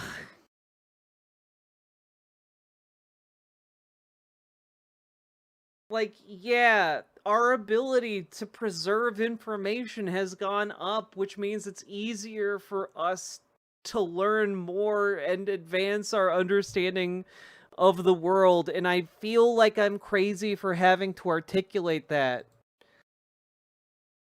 It's obviously not true if you study this objectively. Also, this understanding of, like, scientific achievement is just not how the world works. Right? Because, for example, on this list, you have the rise of Mesopotamian civilizations on the Fertile Crescent. That's one part of the world. Oh, the Egyptian civilization. Well, that's over in a different part of the world. The Greco-Roman civil. That's a different part of the world.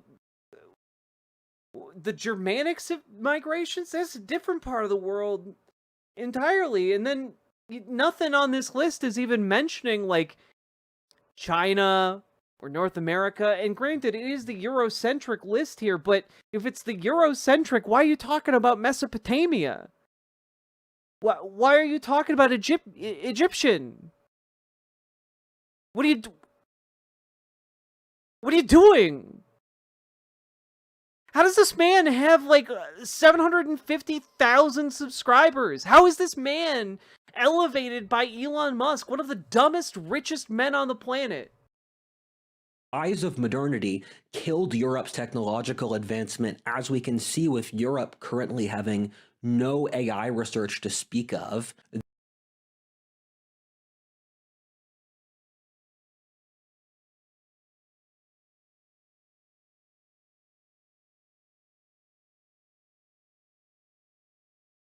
I'm gonna lose it, bro. I'm gonna fucking lose it. Okay, so the data point for Europe having no technological advancement whatsoever. Logic goes to one bar or party and is like, you're all a crowd, just a bunch of NPCs, but not me, I'm different, I'm an individual. No, that's exactly it. He talked at the beginning of the first video, or the first part, about going to parties and clubs and being like, it's all stupid, and then I ruined the time for everyone and went home laughing. Like he just describes himself being an asshole. But also, Nathan Nielsen, thank you for the $10 super chat. But also, his one data point is that Europe isn't investing heavily in AI, and, like, good on you, Europeans. You guys are going to be spared from the worst ravages of this AI bubble explosion. Except for those of you who are investing in Nvidia. You know? Or in, like, AI tech firms. You know, your money is still going in there, but, like, hopefully less of it, so that when the bubble bursts, you guys aren't left holding the bag. But, like, fuck, man.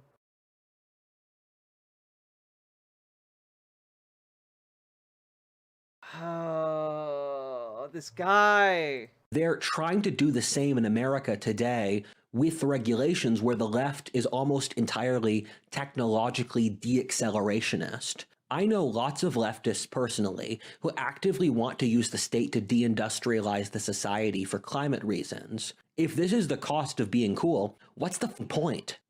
It's not to be cool. It's not to be cool, man. It's because the planet is dying, and we need to do something so that it doesn't die. Because we live on it. We're the poor, stupid rubes who live on this rock, you asshole. God damn it. Gonna go. Have a great night. See you, dirty old socks. Thanks for the raid. No idea what you kids are talking about. We're going over a what if alt hist video. A man who makes the worst anthropology videos on YouTube. Yeah, no, Asen, like, I feel like I am on crazy pills. I shouldn't have to explain that AI is one of the greatest crocs to ever hit, like, the stock market. Like, it's the South Sea bubble. It's the tulip boom. It's whatever you want to imagine it as. It is exponentially worse than that. Because nothing is being made off of this. It is all hype, and it's all gonna collapse.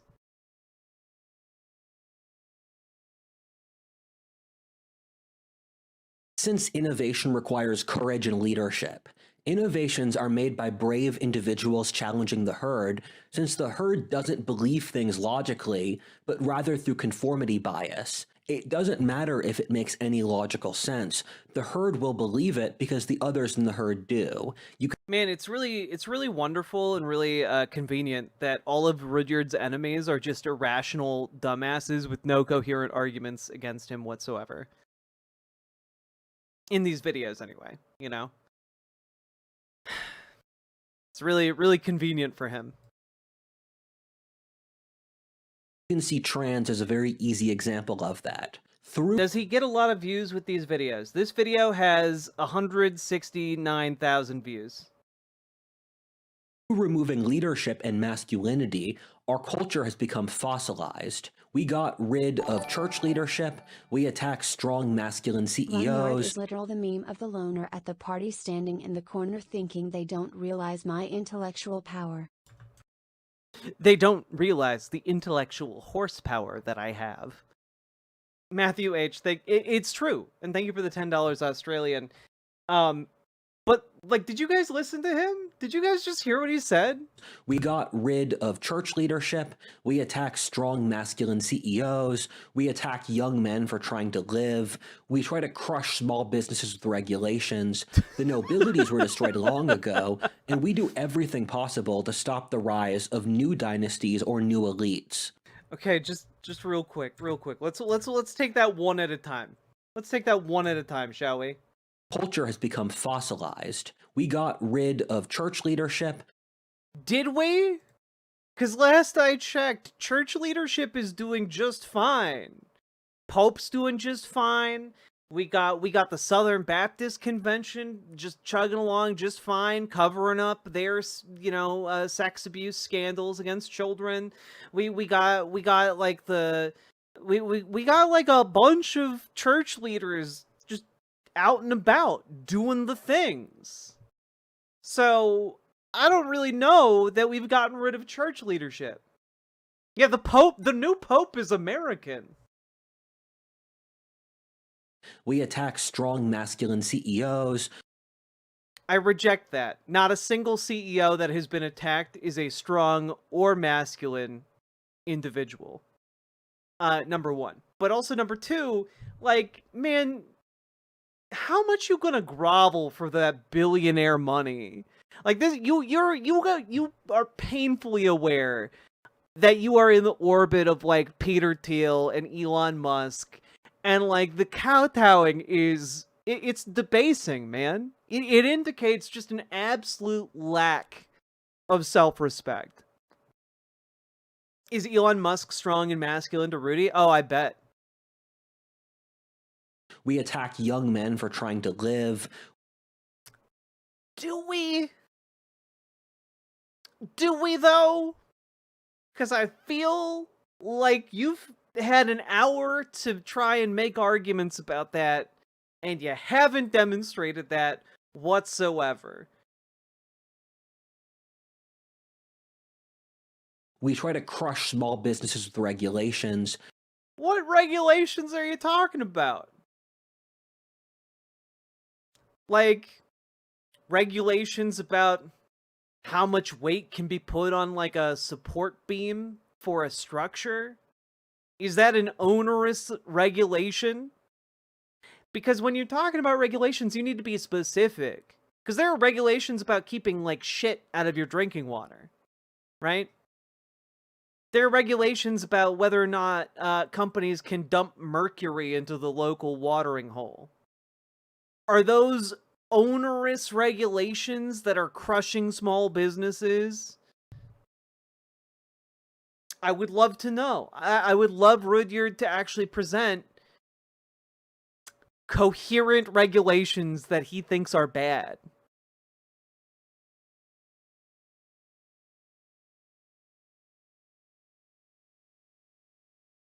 The nobilities were destroyed long ago.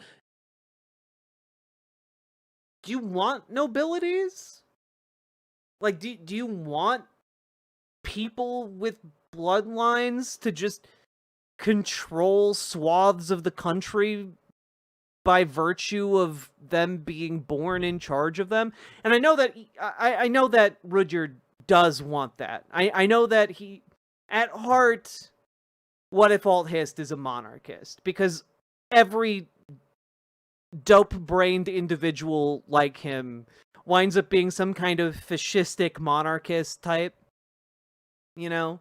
And I also know that Rudyard does believe in magic bloodlines, so yeah, I know that he supports this. But for you guys, do you guys want to live under some fancy lad because he was born to the right person? I don't think you want that. That sucks. You know, like, no thank you. And we do everything possible to stop the rise of new dynasties or new elites. So, I'm just throwing this out there. So you want a world, you want a United States of America where Alexander the Great can, like, become a warlord and take it over? Like, what exactly are you arguing for here? I just, it is incoherent to the extreme. It's paradoxical for the modernist, but the more they push for progress, the less progress happens. Nothing changes in our culture, and we're stuck rehashing art from the 20th century. I mean, you're stuck doing that. Because you insist on reading books from, like, the late 1800s to the early to mid 1900s. You have repeatedly talked about how that's where you get your analysis from, so it doesn't surprise me that that is your artistic take. While fashion, the economy, philosophy, and art, and everything else is stuck. If you know anything about even one of those things, you know that Rudyard is just completely and utterly out of his depth here. Fashion is one of the fastest evolving art forms on the planet. Art in general has been revolutionized by technology in ways inconceivable even just 5, 10, 15, 20 years ago. We are on, like, the cutting edge of the maturing and of a new art form in, like, video games that have risen to being one of the most prevalent forms of art on the fucking planet. Like, in terms of philosophy, I'm sorry, like, we have advanced quite a bit. Economically, I'm sorry, like, we've got quantitative easing now. We didn't have that 200 years ago, man. What are you talking about? Our economy is we're dealing with like digital currencies now. Like, what are you talking about? Shut the fuck up and actually learn about what words mean. Literally no new ideas, music or movies worth watching. You literally talked about how you're big into 2010s pop music at the beginning of this video. You aren't listening to music from like 100 years ago, man. You're not doing that. And if you did, you would realize that music 100 years ago was very different to music of today.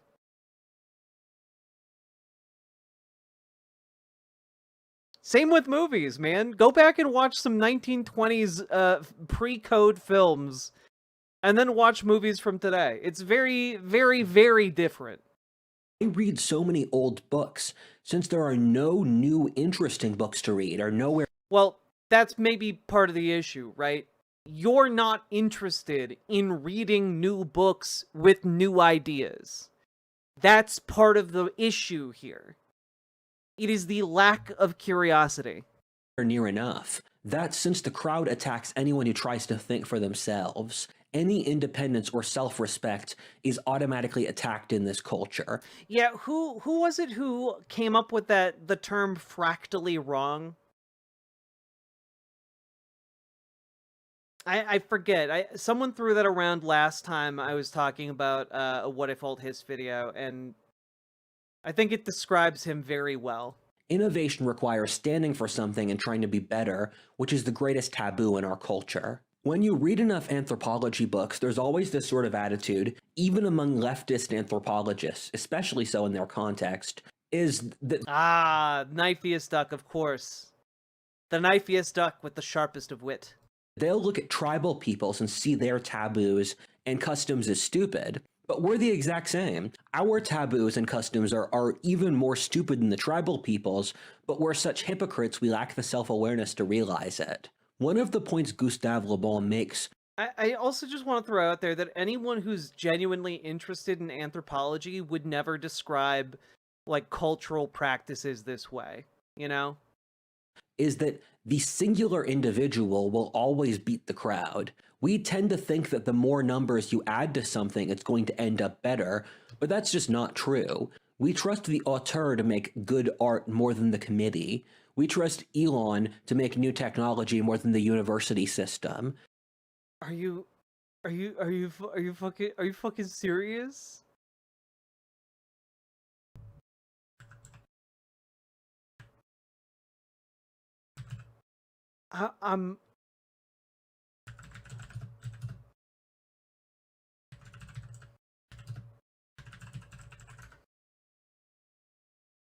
I just...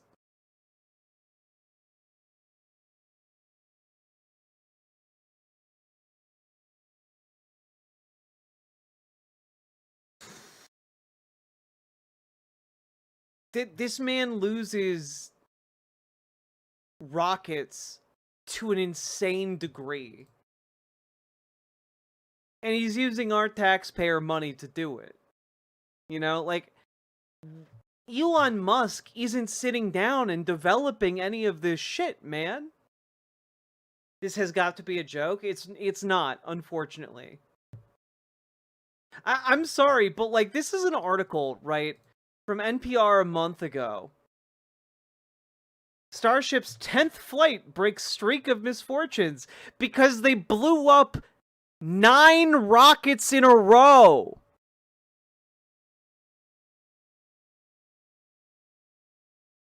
I just...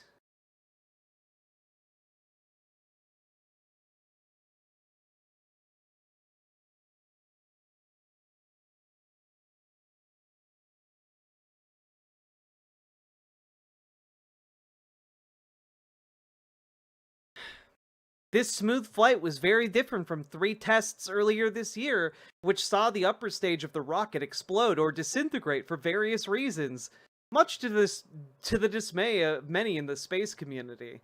The multiple upper stage losses, plus a rocket spectacularly exploding on the launch pad in June, resulted in the space community watching this Starship test with even more than the usual high level of interest.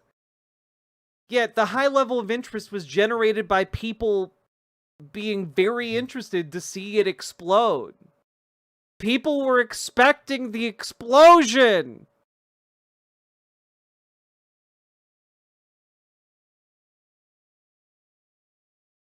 God.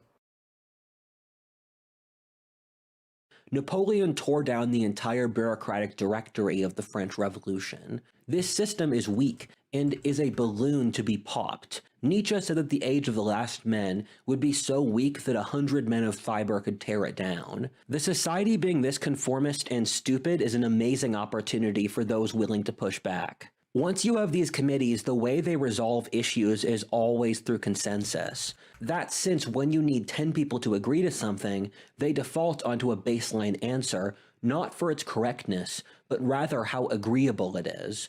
With the removal of leadership and the rise of committees, this has become our entire culture. The selection pressure for committee-based culture is literally whatever idea shuts up the most people as fast as possible, because people are tired of having to listen to the committee. You saw academia's independence crushed with peer review. God, imagine having this this little regard for your fellow human beings. It's honestly insane. What is he even saying? He's saying you need a big, strong man. You need an authoritarian. Because people get too bored listening to committees, and then they accept bad ideas because of how bored they are. Yeah, no, he's against peer review. He's against the concept of bedtime. He's in favor of the authoritarian approach. After World War II. Proud multi-generational companies, the kind which nations try to cultivate, are so much harder to produce anymore since shareholders are too rapacious in the short term. It's the same reason why private capital doesn't make real art or innovations. It's since those require courage and vision, which committees don't have. This is why earlier societies preferred the nobility to committees, which are just a obsession of an envious, hypercritical modernity. One of the worst elements of the crowd, according to Gustave Le Bon, is its utter lack of gratitude. The crowd is incapable of thinking over time and is only influenced by 4 things according to Le Bon, those being suggestion, prestige, repetition, and contagion. The crowd is not rational, and in fact, reason is anathema to it. It does not want to be reasoned with. It wants to loosen its passions. However, I mean, treating a crowd as an entity and an organism rather than what it is, a component, like an emergent property of many individuals working together, like, I feel like that utterly misunderstands what a crowd is and what a crowd is capable of. The crowd also hates itself. Historically, these sorts of eras of crowd politics, and there have been several between revolutionary France, Republican Rome, parts of ancient Greece, or Latin America, always devolve into Caesarism. The crowd by its nature is always separated from responsibility. It is too stupid and lacks gratitude, which it knows, and thus it craves a master. It prefers a Again, this is his attempt to attack democracy as a concept. This is what he thinks of democracy. Master to be more cruel and can't distinguish between generosity and weakness. The crowd it craves a master to be cruel. It needs a daddy. It needs an authoritarian daddy to come in and tame the passions of the crowd. The bratty crowd. Favorite one day will be their sacrificial victim the next week. The only way the crowd ends is in tyranny, which is why our ancestors tried to avoid them at all costs. And that's the end of the video. How can you be against peer review? Because he's against anyone that might say you're wrong. He's against the concept of critique. Seems like all of these critiques apply to the speaker. Yeah, projection's the name of the game, Calumet. Also, yeah, we finished it. We've made it through. We've done it. That was the lonely crowd consumes all, and it is what even to say about that? This was basically Rudyard's anti-democracy screed. And it's only towards the end that he finally reveals like his hand and is just like, yeah, by the way, I think the ability for everyone to vote in a democracy is really what's to blame and with holding us all back. Anyway, let's talk about how we need to be more like Alexander the Great. I don't know, man. It's just weakness. It's just weakness run amok. You know? It's actually such a useless pseudo-analysis. Well, yeah, because the analysis just boils down to democracy doesn't work. We need an authoritarian leader, but with a script padded out to an hour long with useless drivel that doesn't actually support that thesis, other than crowd's bad, crowd's dumb. You know, look at who agrees with me. This person from 200 years ago. Not 200 years ago, 130 years ago. Can you imagine Hexeth making his generals watch this? Yes, I can. Unfortunately, yes, I can. Oh, God. We're done. We're done with it now, and thank goodness and good riddance. Also, for you, depraved ambiance, oh, Daddy. And for you, Odd Spectre, Daddy. There you go. Nailed it. Nailed it. Channel points redeemed over on Twitch. There you go. Nailed it.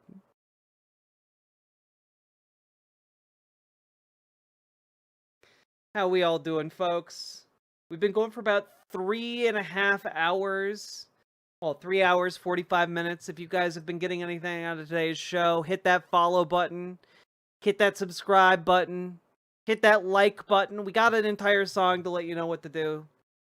Let's play it.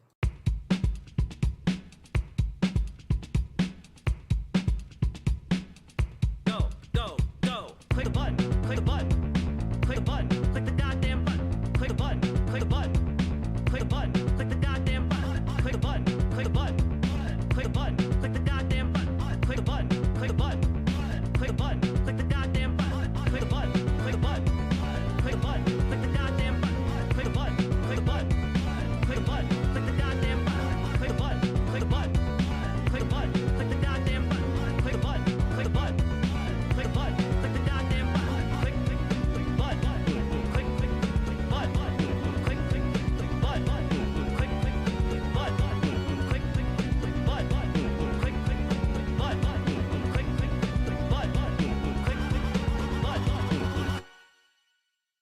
all right, folks. We've been going for a while now. Also, please support the stream. Subs, donos, memberships, super chats, etc. All very helpful. Before we continue, though, just a reminder, we are doing this stream to urge folks to call your senators. Donald Trump and the Republicans have finally agreed to meet with Chuck Schumer and the Senate Democrats tomorrow, which is now later today. And what needs to happen, because there has been some indicators from Senate Dems that they might be willing to allow the bill to pass with anti-trans provisions intact. So what is required of us right now, you need to call your senators, you need to email your senators, you need to fax your senators, and you need to demand that your senators defend trans rights and healthcare in the budget negotiations that are going to be happening later today. It is very, very, very important that you do this because, again, all that was required in order for us to be in this current negotiation right now was for 7 Senate Democrats to cross over and vote with Republicans. That was it. Okay? And we need to make sure that those that frankly, there's more message discipline among the Democrats this time, and that they hold the line and actually fight for their trans constituents. We need to make sure that happens. So Schumer is caving again? Well, Schumer is going into the negotiation room, so we should assume caving is going to happen. The reason I want you all to call, fax, and email is so that when Schumer does cave, he protects trans rights in the process. All right? So what I need you guys to do is I need you to call. All right? How do you call? Well, you can use this page from 5calls.org on transgender LGBTQ rights, Trump executive order. You don't need to pay attention to anything right here, but you scroll down, you can talk to different reps, you can skip. Oh, look at that. I now am able to talk to Amy Klobuchar or Tina Smith. Those are my senators here in Minnesota, right? And that's pretty important, but it gets you the phone numbers that you need. So go and do that, please. Also, if you need help faxing, it's actually very easy to fax. You can use the website faxzero.com. And you can even go to a page that has all of the fax numbers for your various elected officials. It was last updated March 15th, so some of these might be outdated. You know, worth checking whether or not the fax actually goes through to the DC office. Ideally, which office you should be contacting is the DC office. Very, very important. And also, you can just copy and paste your fax message into an email. That way you get the trifecta going. Because the goal here is to have so many messages and so many faxes and so many emails waiting for these Senate Democrats when they come into their offices that they think twice about throwing trans people under the bus. And after you have finished doing that with your Senate Democrats or your senators in general, because it's also worth doing this for Republicans, consider also reaching out to Chuck Schumer's DC office, because he is going to be heading up the negotiation team. All right? That is going to be something you should do. Demand that he fights for the rights of transgender Americans. So that is your call to action, folks. If you got any questions, feel free to ask them. Jack, did you hear about Eric Adams dropping out? I did indeed.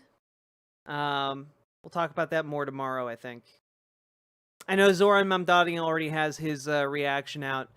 But you know, long and short of it is, I don't see this, you know, putting Cuomo over the finish line in order to beat Mamdani. Mamdani's been gaining in basically every stronghold, and I just want to throw this out. And this was when I was like, oh, this election's just over. Zoran Mamdani in the latest polling was winning Staten Island. He was winning Staten Island. Wait, Staten Island? Long Island? God, I get the islands mixed up. Fuck. You can tell I have not lived in New York. But my understanding is that I think it was Long Island. Zoran winning Long Island.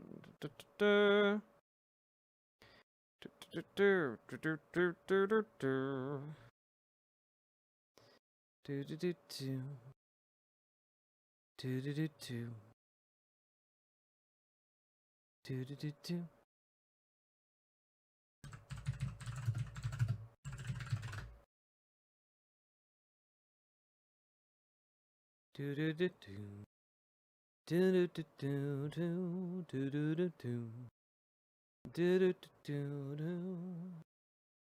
it Staten Island? Okay, thank you. For some reason, I just had a massive brain fart. Probably because I've been streaming for 4 hours and it's 1:30 in the morning. And I'm very tired.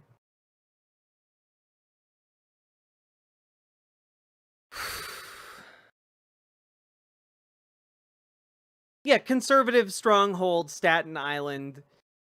He was beating his closest rival by like 16 points there. Like it's nuts. If he's winning Staten Island, I'm sorry, I don't think that even Adams dropping out of the race means that like Cuomo is in striking distance. Like, even without Adams included in the poll, the latest polling from September 7th through the 13th indicate that Mamdani has a plus 14, polling average. If you take out Adams, the last time Cuomo was in the lead was back in July. And ever since then, that lead has only increased. So, was it a desperate attempt from Adams? I mean, I think Adams got... I think for Adams, it is less an attempt to do anything politically and more an attempt to get a job that's going to pay him money. You know, like, Eric Adams is so fucked. Is just so fucked when it comes to any kind of political career he could have after this. He knew that. So he was trying to leverage this campaign to get like a better job after he's done being mayor. And he dropped out of the race because I am assuming he found that job.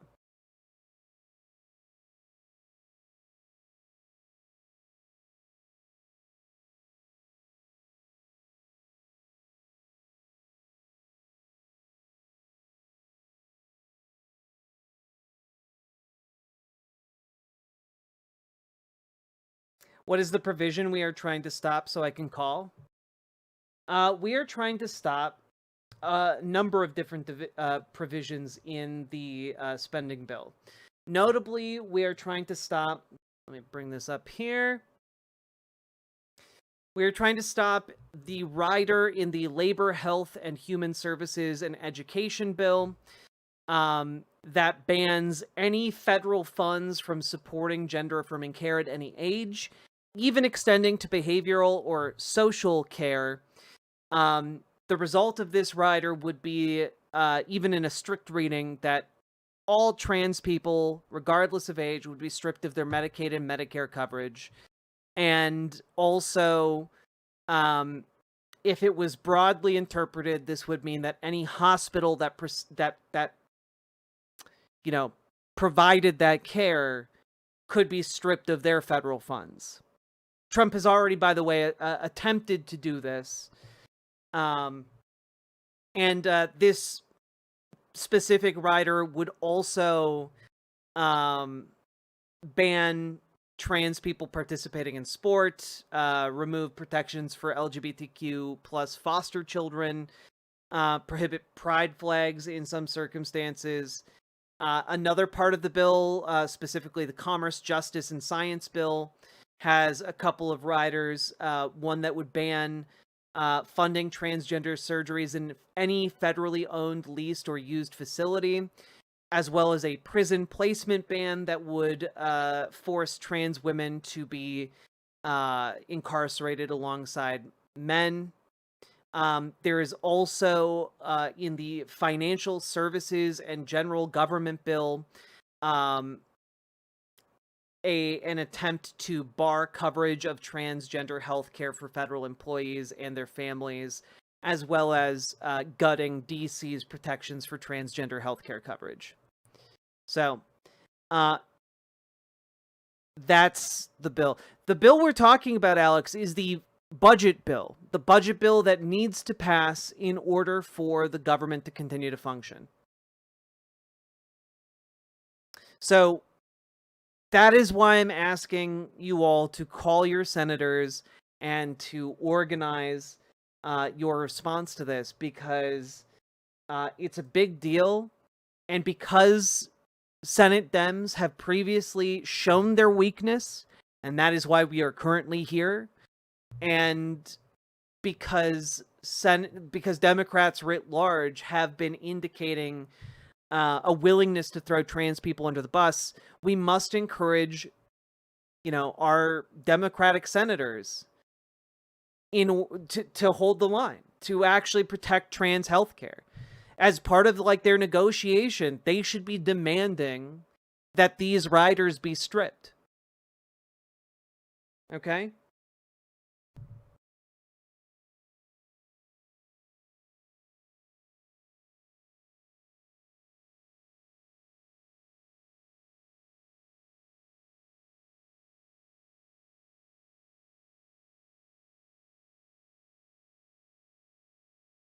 Posted a list of fax numbers for all senators in the resources channel. Finding shifts was a pain in the ass.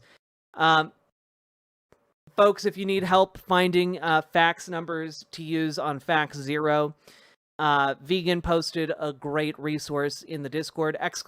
Discord. Join the Discord. Go to the resources channel. You'll find that stuff, as well as a script you can use when calling or emailing, as a general set of guidelines.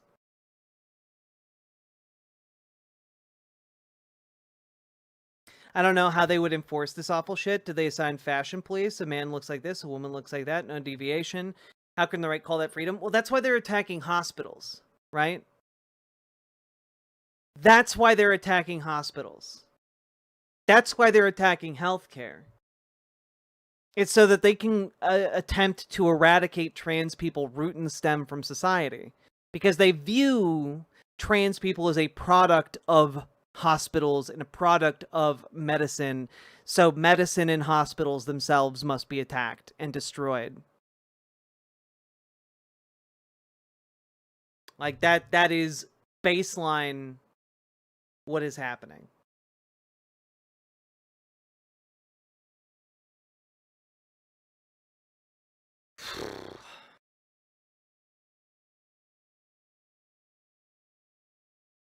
Yeah, Mr. Malachite, we've got a really good community here that can, come together in a crisis.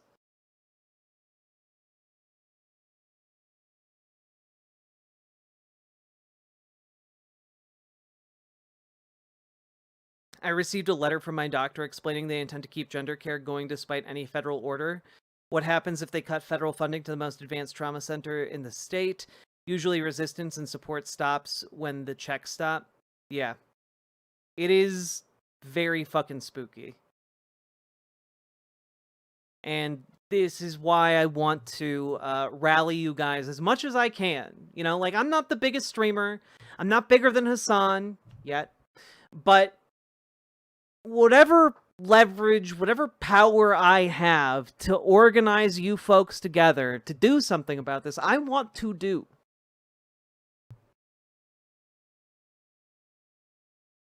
So that's why we're here. What even is a rider? It's something added to a bill that is relatively unrelated to the substance. That is just, if the bill passes, that also passes. Essentially like a little law you stitched on to a bigger bill. A lot of these were introduced, I believe, by Nancy Mace. Yeah, it's pretty gross.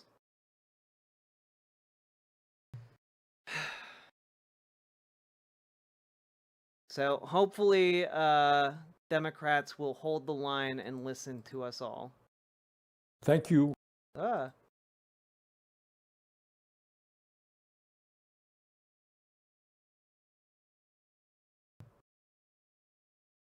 Let's see, we've been going for about 4 hours, folks.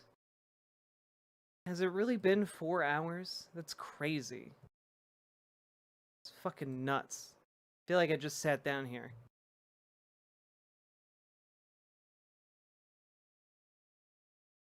This is borderline comprehensive ban. I didn't know it was this bad. Yep. it's been this bad for trans people for like almost the entire time Trump has been in office.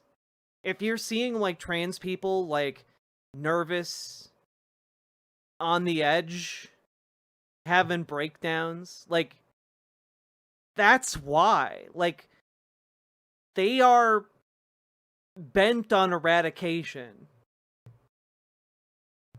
And it is only by us working together that we can keep that at bay. Can someone tell me the bill? It's the budget bill. It's the bill. It's the bill that they need to pass in the next 2 days. Otherwise, the government shuts down. It's that bill. The bill.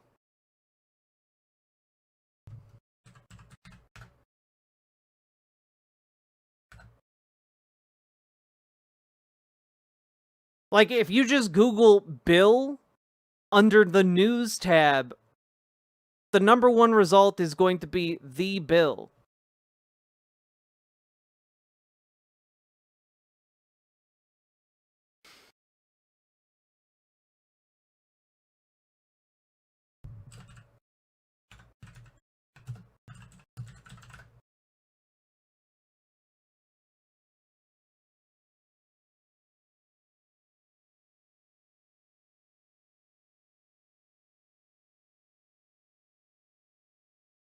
Like it's like the called something pretty generic, like the funding year 2025 Senate budget resolution or something like that. Like that's the kind of thing that they call this, but it's like the bill.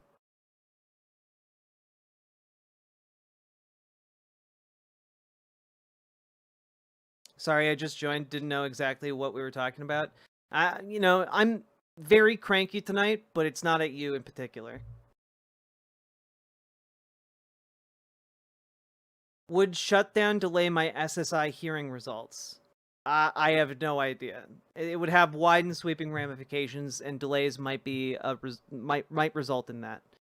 A shutdown is not supposed to shut down any necessary services, but what is deemed necessary, I'm a bit shaky on.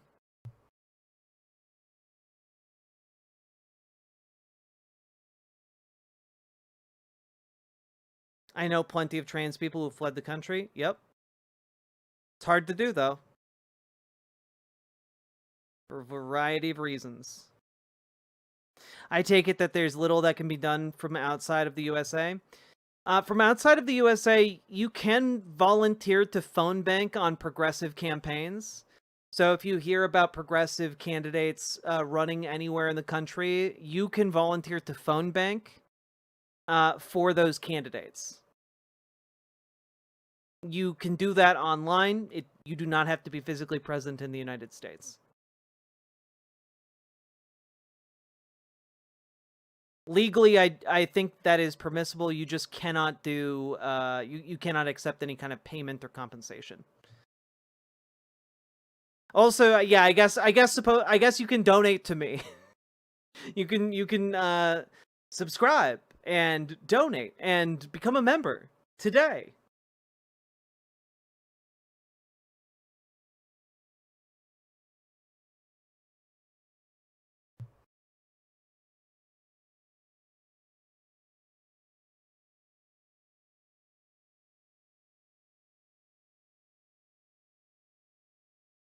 Is it worth doing it for senators like Ted Cruz? Yes. Yes.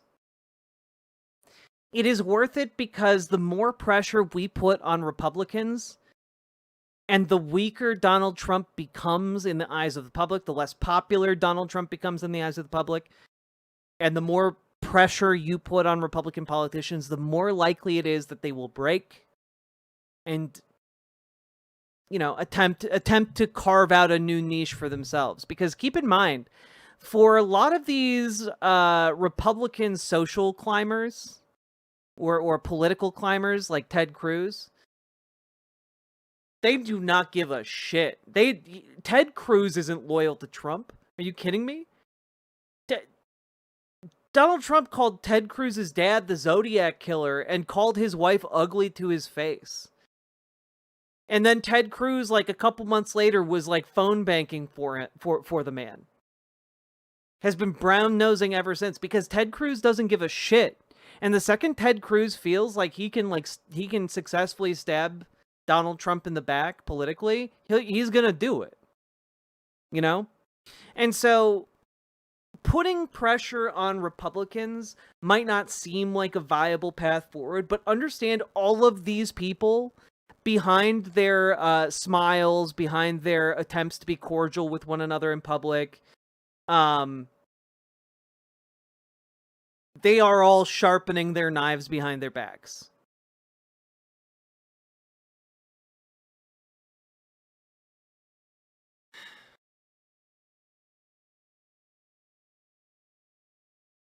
They're all together all the time, but there's no honor amongst thieves. And yet, the only thing that unites them is the Trump cult of personality. And the second cracks start to form in that, they are going to be out for themselves.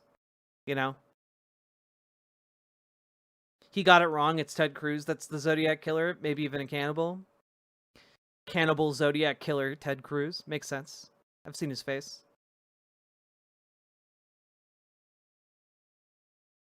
International friends may also be able to pressure their governments to open asylum for trans Americans. Not a terrible idea. Not a terrible idea. Would love to have that as a backup plan. Not gonna lie.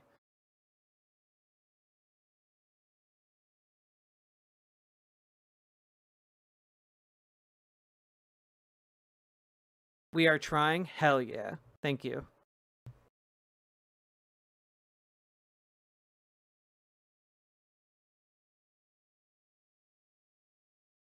No, it was Trump that said Ted Cruz's dad killed JFK. Oh! Did I just combine like two different things? People online were joking that Ted Cruz was the Zodiac Killer, but Trump said that Ted Cruz's dad killed JFK. Cool stuff. Cool stuff.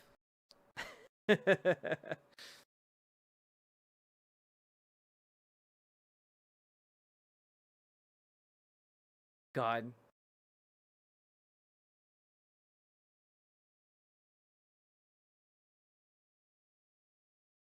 As an aside, your eyes are really pretty. Thank you, Beefy McSteak. It's because I did my eye makeup today.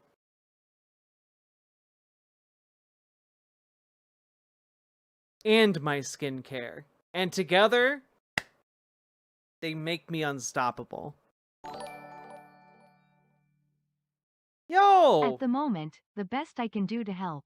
When I have time, I'll try and phone bank. Also trying to work with my local progressives here in-house. Oh, hell yeah. I love seeing y'all internationally getting organized. It is really fucking cool. And also, thank you for the $15 dono. I very much appreciate that. Just emailed my senators and plan on trying to call later. Hell yeah, KT. And if you can just copy and paste your email over into a fax to their offices.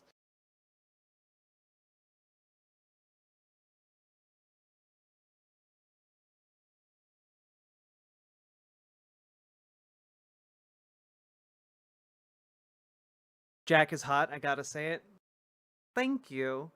My self-esteem took a noticeable hit after the stream the other day where we were like flooded with transphobes for some reason. Usually the stream chat is pretty good, but yesterday it was it was a shit show, you know?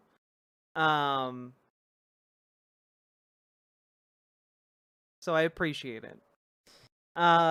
Can we get a Portland officer nice? What geez, Sarge. I don't know. I don't know about all this. There's a lot of violence out there, Sarge. They're so violent. I went out there and I saw those donuts, Sarge. And I jumped at it. I danced around, Sarge. I chased that donut around. It was so tasty looking, Sarge. It shined. It was shiny. Almost like it was plastic, Sarge, but I just know that's because it was delicious and glazed perfectly.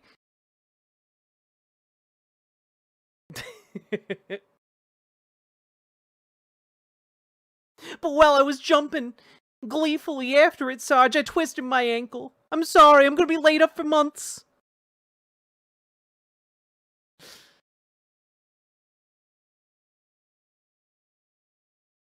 I had no idea what was happening in Portland until people started joking that nothing is happening in Portland. It is genuinely crazy. The video that I put up earlier today about what's happening in Portland was genuinely, it took off in a way that I was not expecting.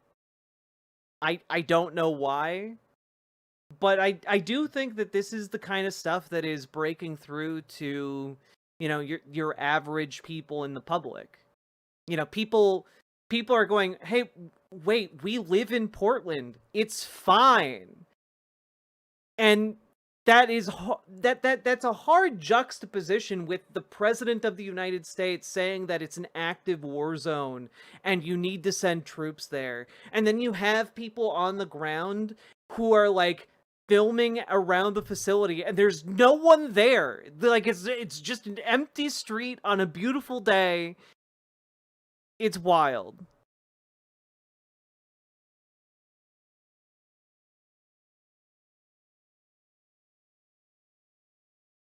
Based on what I've seen, I think the White House is showing Trump AI videos to convince him of things. I mean, I don't think you're wrong, Beefy McSteak, but I think it's worse than that. I think that Trump is scrolling.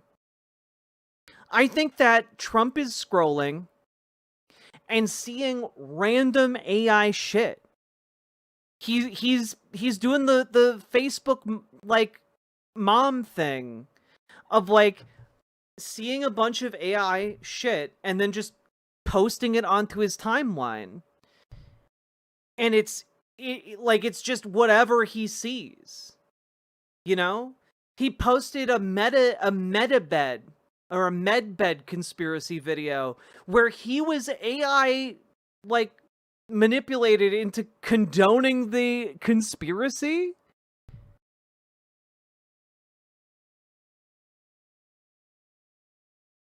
It's nuts. And I think that there's a combination, right?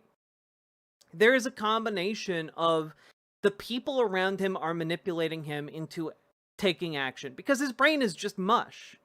But what we're seeing here is that he's being radicalized to different like political positions and endorsing different like conspiracy theories, and he's doing it in a way that makes it indistinguishable from like what he actually believes and what he's actually saying. And it's just you have a mad king. You have the Mad King, and then you have his courtiers who are rubber stamping anything that they want to do, because the void left by the Mad King is filled by the ambition of his attendants. Could this be more a test of what people will accept for a troop rollout? No. No, I'm sorry. This is not a test. This is some insane bullshit gibberish. Like, it's not, they are not that smart. The competence has left the building. Like, Trump's new attorney, Halligan, that he's put in charge of, like, the Comey indictment, she fucked it up. She fucked it up. Like, the judge in the case was like, I've literally never seen this happen before. You didn't return an indictment after the, like, what is this? And Halligan in the court documents is like, well, I don't know what that is. I can't see it right now. And the judge is like, you signed it. What is this? It's a shit show. It's just an absolute shit show. None of this can be attributed to competence in any degree. If this was competent, it would not be some of the most unpopular action he has ever taken. A competent fascist would try and make this popular, at least with the base, and it's not even popular with the base. Republicans under 45 have doubled their, like, dissatisfaction with the government since Trump came into office. Like, it went from 30% to like 60%. It's crazy.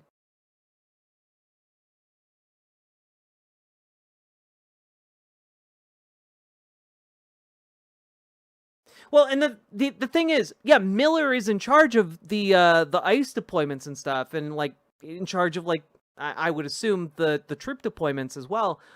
But understand that Miller's also just an incompetent boob. Like, the dude glorifies in being called evil or like Joseph Goebbels or whatever. Like, he likes the comparisons. He finds them flattering. But the reality is, he's stupid as fuck.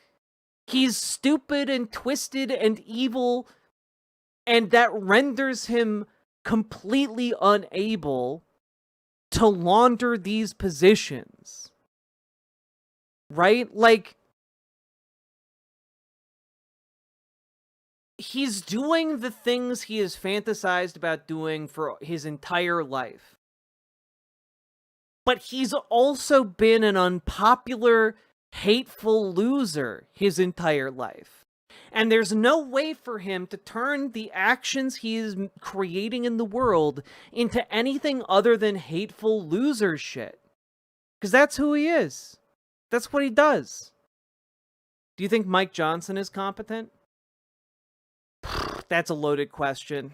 I'm impressed that Mike Johnson has been able to keep together a coalition for as long as he has. I don't know that that makes him competent.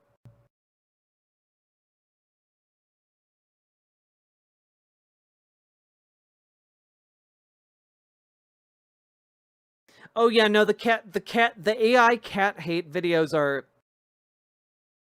too real, and I hate that I know about them.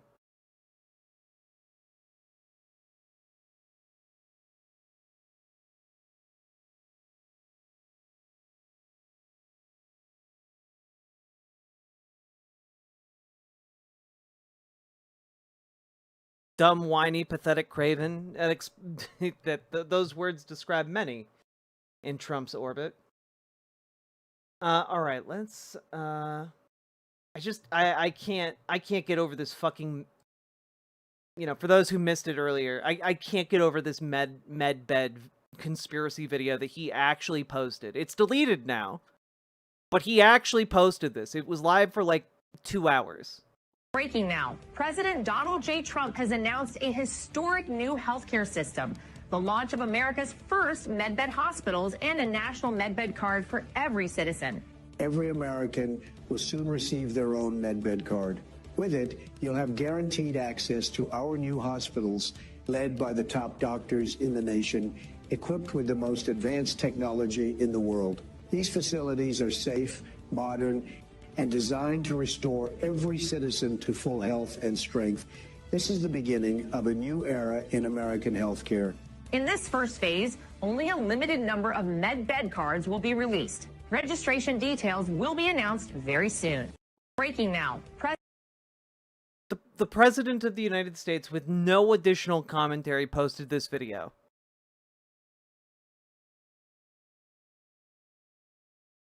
Is that AI? Yes.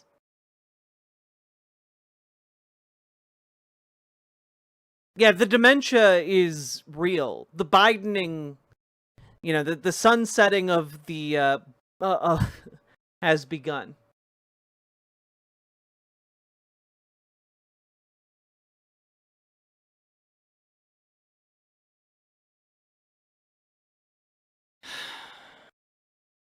God. Jennifer Welch on Majority Report. I like Jennifer Welch. I find her show difficult to watch, but I like her as an individual.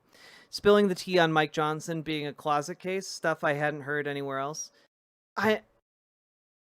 Wait, is that a surprise? Is that a surprise to people? Like that Mike Johnson might be a closet in the closet? No? Like, dude is very fucking bizarre. Like, what with his son monitoring his porn usage? What with, like... You guys know that, like, Mike Johnson adopted an adult man?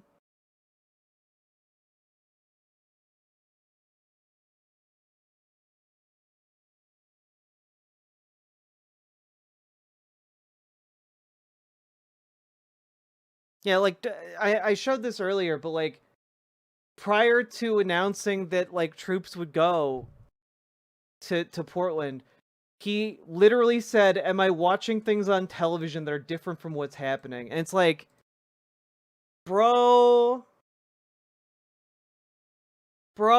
if you're getting your fucking intelligence of what's happening from the television, you need to not be the president. You need to not be the president.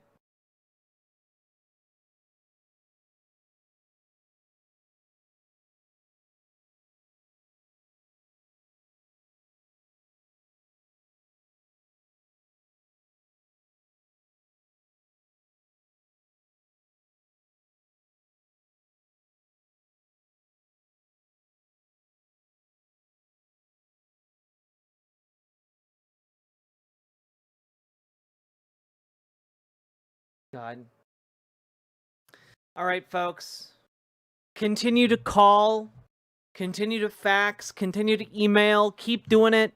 Reach out to your friends, your family, your neighbors, your colleagues. Get them to do it too. All right? How much longer are you going? I think I'm going to do one more segment. Might be a bit of a long one.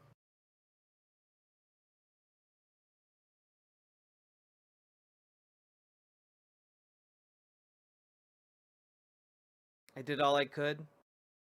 I appreciate it, Soul the Witch.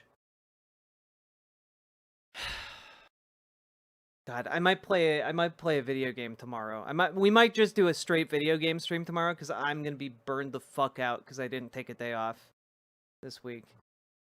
Fuck. All right, folks. If you're enjoying the stream, drop those subs, donos, memberships, super chats.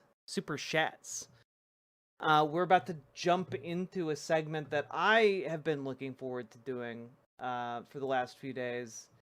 And I think you guys are going to enjoy it too. Because this continues my my streak of shitting on Ezra Klein. And we're going to continue doing that. This is the most fire live stream I've been on in a hot minute. Hell yeah, Benjamin. Let's go. Consider playing Digimon Time Stranger. I should get into the Digimon narrative games. They look fun. Jack, what the fuck is going on? Budget bill negotiations tomorrow. Call your senators and tell them to defend trans rights. That's what's going on. Didn't Anna Kasparian cause a crash out? Yeah, she caused Jillian Michaels to crash out and quit the show live. I gotta be honest. I just my ability to care about her take is very low. All right. We do need to finish Forgotten City as well. We'll see. So we do. See what we do. All right. Maybe I'll finish up Forgotten City and The Drifter tomorrow. Maybe we'll do a 2-for-1.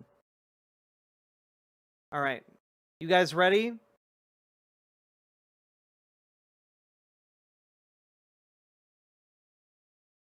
Here we go, folks. So, folks, many of you might be aware of a man named Ezra Klein. He has been giving some particularly egregious takes online for a while now, but really peaked in a book that he co-wrote titled Abundance, the book that sparked the abundance movement. And I say movement here with implied air quotes because, as far as I can tell, the abundance movement is a bunch of paid think tank bros trying to push conservative propaganda into left-leaning spaces, right? And one of the takes that Ezra Klein has spawned most recently is the idea that Charlie Kirk was doing politics the right way. Charlie Kirk, a man who advocated against, basically anyone who wasn't a white, straight, cis man. And, if you take umbrage with that, you can go check out the 3.5-hour long video going over just quotes that Charlie Kirk said. I play the clips.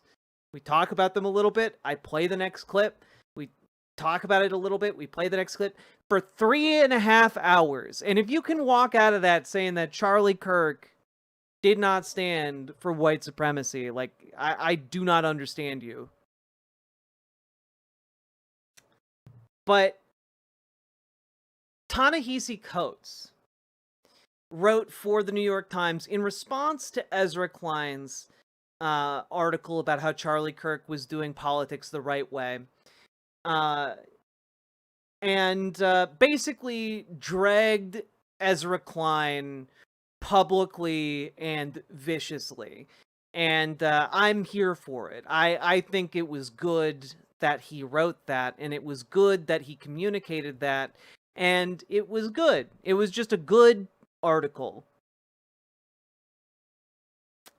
And Ezra Klein invited Ta-Nehisi Coates onto his show, and we're gonna take a look. We're gonna see what's up with this interview, because my prediction is Ta-Nehisi Coates continues to drag Ezra Klein, but this time to his face.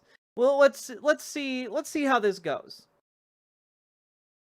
There are two things that are true about what President Donald Trump said at Charlie Kirk's memorial service.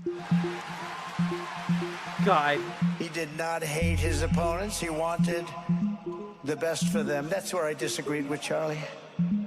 One is that it's frightening to see the President of the United States talk this way about his political foes. I hate my opponent, and I don't want the best for them. I'm sorry. The other, I think, is that it's an opportunity. I don't think that is a strong politics. And for me, one of the central questions animating the show this year, that has been animating it since the election, is how did we get here? How did we let these people get back into power? What went wrong in our approach to politics? Can I just stop and say already, this is why the other day we talked about how Ezra Klein is basically the Ben Shapiro, but for conservative liberals, right? It's true. He has the NPR voice down and makes everything he gasps out seem like it's the most important thing you have ever heard. You are about to see an illusion. It's theatrics, and it gussies up a pretty flaccid politics, right? Because I just gotta throw out there, it is okay to dislike people who are in favor of bad things. This isn't a bad thing to say, but it's bad to dislike people who have good politics for their politics. That's bad. It's incongruous. Donald Trump hates the left because the left wants things like healthcare for everyone, housing for everyone, higher taxes on the wealthy, lower taxes on the poor. more services, stronger social safety nets, etc., etc., etc. And like, to Trump, that's evil. That's evil incarnate. It is absolutely evil and terrible for queer people to have the same rights as straight people, right? And I gotta say, like, I think it is bad to be against people having the same rights in an egalitarian society. I think that's bad. Like, if somebody is out there advocating for an ethno-state, I think that's bad. And I think that they are bad people as a result of what they advocate for. It matters, like, the substance of what you advocate for matters when it comes to, like, the assessment of whether or not you personally like them. That we ended up here. This has been a conversation I've been engaged in since Charlie Kirk's murder. And I wanted to have it with somebody who has maybe not liked who I've been approaching it. Ta-Nehisi Coates is a writer I admire, somebody I have a genuine friendship with. In the days after Kirk's murder, he published a piece in Vanity Fair, pretty harshly critical of what I had written. Oh, it was in Vanity Fair. It wasn't even in the New York Times. Also, like, what a banger! What an absolute banger of a headline. Charlie Kirk redeemed. A political class finds its lost cause. Like, holy shit. Like, just taking him out to the wood chipper, man. Like, just... Oh yeah, found the lost cause Ezra Klein is willing to go to bat for, everybody. Like, yeah, that is devastating to someone like Ezra Klein. He published a piece in Vanity Fair, pretty harshly critical of what I had written. He compared what I was doing there to the whitewashing of the Southern cause after the Civil War. I think it would be the height of hypocrisy for me to say we need to reach across divides and disagreement and then not talk across my own. So I wanted to talk to Ta-Nehisi about the piece, about the aftermath of Kirk's murder, but also about a disagreement, or a question at least, that I think is about more than Kirk. I think there's something very unsettled in the sort of broad coalition of the left around the work of politics, around who we talk to and when and how. When is that work moral? When is it necessary? When is it a betrayal? As always, my email, EzraKleinShow@nytimes.com.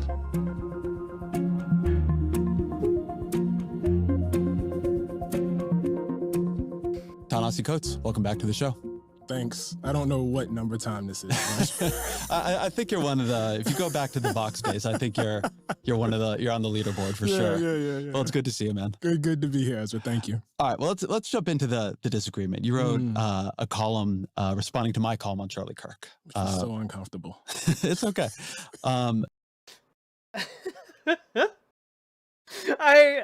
We're really not. We're really not wasting any time here. Let's get right into it.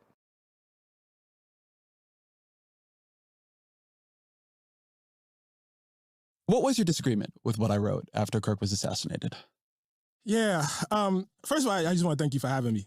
You know, I know that I've had to read things about myself that, criticize my work. It's never Ta-Nehisi Coates is a pretty. I think he's a pretty cool guy. Easy, and people often have a very, very different response than the one you had, which is to invite me here and to talk it out. So I appreciate that. I want to say that up front.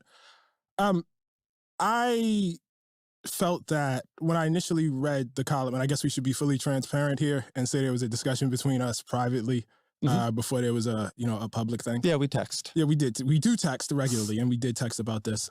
So I felt like, having not done the research that I eventually did for the college, there was something off about what I knew about this guy.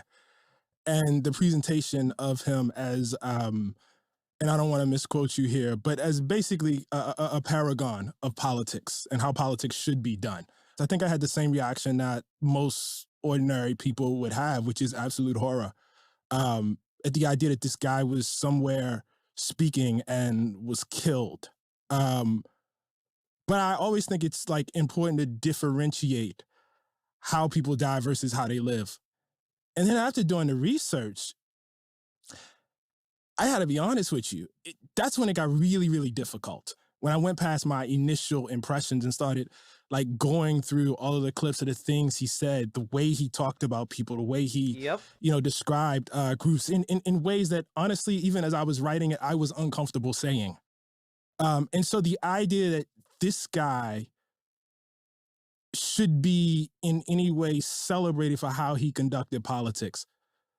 The fact that I fucking love that Ta-Nehisi Coates is just going right off the bat. Yeah, no, this was fucked. Yeah, this was some fucked shit. Just slurred across the board, all sorts of groups of people, and then ran an organization wherein, which appeared to me just a haven of hatred. I would not want that to be a model for my politics. And I know, as we talked between us that, you are not attempting to make a statement for the entirety of it. But I guess I feel like at a certain point, somebody's legacy, or somebody does something that is so large, that it's tough to think about their legacy and take that out of it. And that's how I felt about him. So I think I want to get at the right level of disagreement here. So I think one thing for me is that I think you can actually see Ezra Klein flushed. Like I think his feelings are actually hurt here. Like I think his dander is actually up. Rip his entrails out, buddy. I mean, that is exactly what's happening, right? How many of y'all have been exposed to the All In podcast? I'm not sure what that is.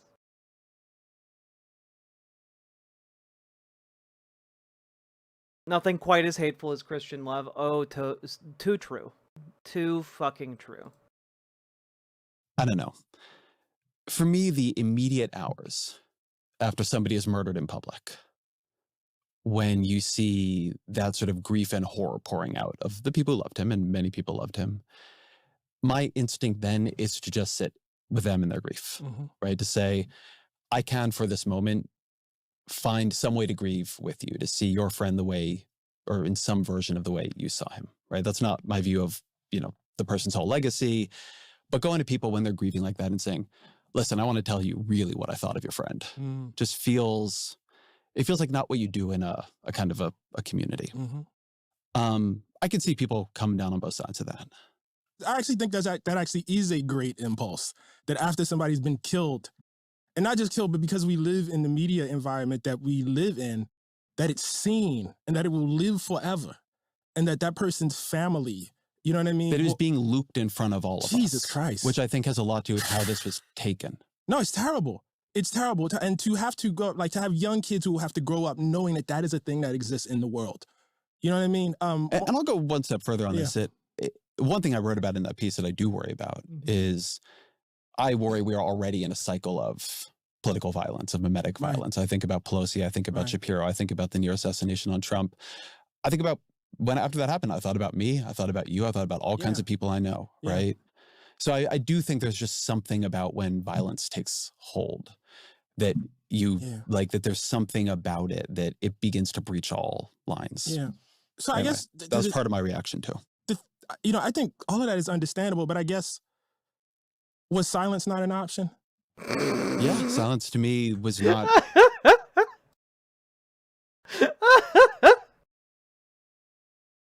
Oh, fuck, that felt good to hear. Like, grieving. I'm sorry. It's not funny, but it is funny. Like,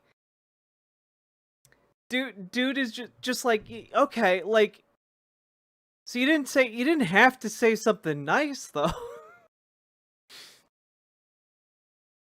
You can just shut the fuck up. With people.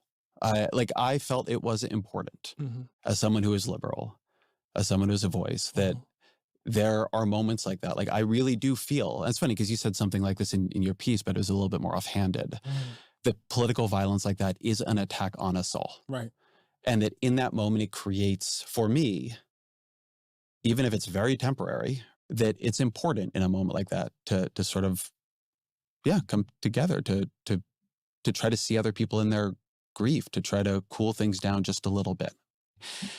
I guess, given everything you read that Charlie Kirk said, and we probably don't have very different views on the value of the things he said, why do you think he was winning? I mean, that's not really hard for me to understand. I mean, if I could just back up for a second, I want to say two things. I published a book 10 years ago, Between the World and Me. And one of the constant reactions to that was that it was overly pessimistic about this country. It was overly pessimistic about the future. Why are you so dark, Ta-Nehisi? Why can't you give us any sense of hope? And the reason I would always say is because any sort of sober examination of the history of this country says that those of us who believe in equality, those of us who believe in respecting the humanity of our neighbors and of everyone, that we're up against some really, really powerful forces of history and powerful narratives. And the implication of that is, however good we felt in 2013, 14, 15, 2008, there will be backlash. People, those of us who were crying in 2008 watching Obama, give that speech, those of us who were so moved by watching him and Michelle and step outside the car and felt so much fear for him, and then when nothing happened, felt so great about that. Those of us who believed that seeing a Black family in the White House mirroring what, some of us felt the best of us was, the best that we had to offer, there are other people watching that too. You know what I mean? And I don't take any joy in saying this, but we sometimes soothe ourselves by pointing out that love, acceptance, warmth, that these are powerful forces. I believe they are. I also believe hate is a powerful force. I believe it's a powerful unifying force. And I think Charlie Kirk was a hate monger. I really need to say this over and over again. I have a politic that rejects violence, that rejects political violence. I take no joy in the killing of anyone, no matter what they said. But if you ask me what the truth of his life was, and the truth of his public life, I would have to tell you it's hate. I would tell you, I'd have to tell you it is the usage of hate and the harnessing of hate towards political ends. Then let me flip that question actually a bit. 100%. Why are we losing? We're losing because there are always moments when we lose. See, that feels very fatalistic to me. It doesn't feel fatalistic to me. It feels like the truth. I mean, and let me express what I mean. I'm Ta-Nehisi Coates. I'm the writer. I'm the individual, right? But I am part of something larger, and I've always felt myself as part of something larger. I have a tradition. I have ancestry. I have heritage. What that means is that I do whatever I do within the time that I have in my life, whatever time I'm gifted with. And much of what I do is built on what other people did before then. And then after that, I leave the struggle where I leave it. And then hopefully it's in a better place. Oftentimes it's not. That's the history, in fact. And then my progeny pick it up and they keep it going. I am descended from people who in their lifetime fought with all their might for the destruction of chattel slavery in this country. And they never saw it. They never saw it. In my personal belief system, they died in, defeat, in darkness, And so I guess the privilege that I draw out of this, the honor that I draw out of this, is not that things will necessarily be better in my lifetime, but that I will make the contribution that I am supposed to make. The fact of the matter is, as horrifying as, that the killing of Charlie Kirk was, and as horrifying as the feeling is, this moment that we are in, an era of political violence, and I don't want to sound flip here, political violence is the norm for the Black experience in this country. Mm-hmm. It just is. I don't even mean like the Malcolm X, Martin Luther King variety of it, right? Which is the norm too. You would be hard pressed to have a conversation with a Black person in this country that is a descendant of slavery and not have them be able to reach maybe right here or to tell you themselves, look, my uncle, my grandfather, my great-grandfather, they lived in a small town in Mississippi, in Tennessee, in Alabama. They got into some sort of dispute with a white man, and either they were lynched or we had to run. Political violence runs through us. It is our heritage. Is that good? No. Do we valorize it? Absolutely not. Do we minimize it? Absolutely not. But a life free of it is not a thing that's really in reach in my time. Sometimes I think that having a historical scope that wide can make the present too deterministic. Oh my God. So to Stop me, I getting look high at the off last, of your own farts, you ass. 8, 12 years. Mm-hmm. And what I see having happened is we, the coalition I am in, the things I believe in, lost ground. And people determinedly worked to make that so. Charlie Kirk worked to make that so successfully, right? I think that when he began going to college campuses and putting out a sign at a table, what he was eventually going to build was not obvious, right? I think he worked. I think he was a successful political actor. And I think that from when in 2016, we lost to Donald Trump the first time, very narrowly, won the popular vote, right? And then in 2020, we almost lost to him and began seeing we were losing a bunch of voters we thought we were fighting for, right? Losing more working class voters, losing non-white voters, right? Something was changing, but we won, so okay. And then in 2024, we really got our asses handed to us. And we let a much more dangerous form of politics fully erupt. And I think that reflects strategic decisions they made. I think it reflects decisions we made. So I think for me, it's not enough to say we lost, their backlashes, sometimes you lose. I think it requires like a very fundamental rethinking, like a disciplined strategic rethinking of what have we been doing? Why are people preferring this to us?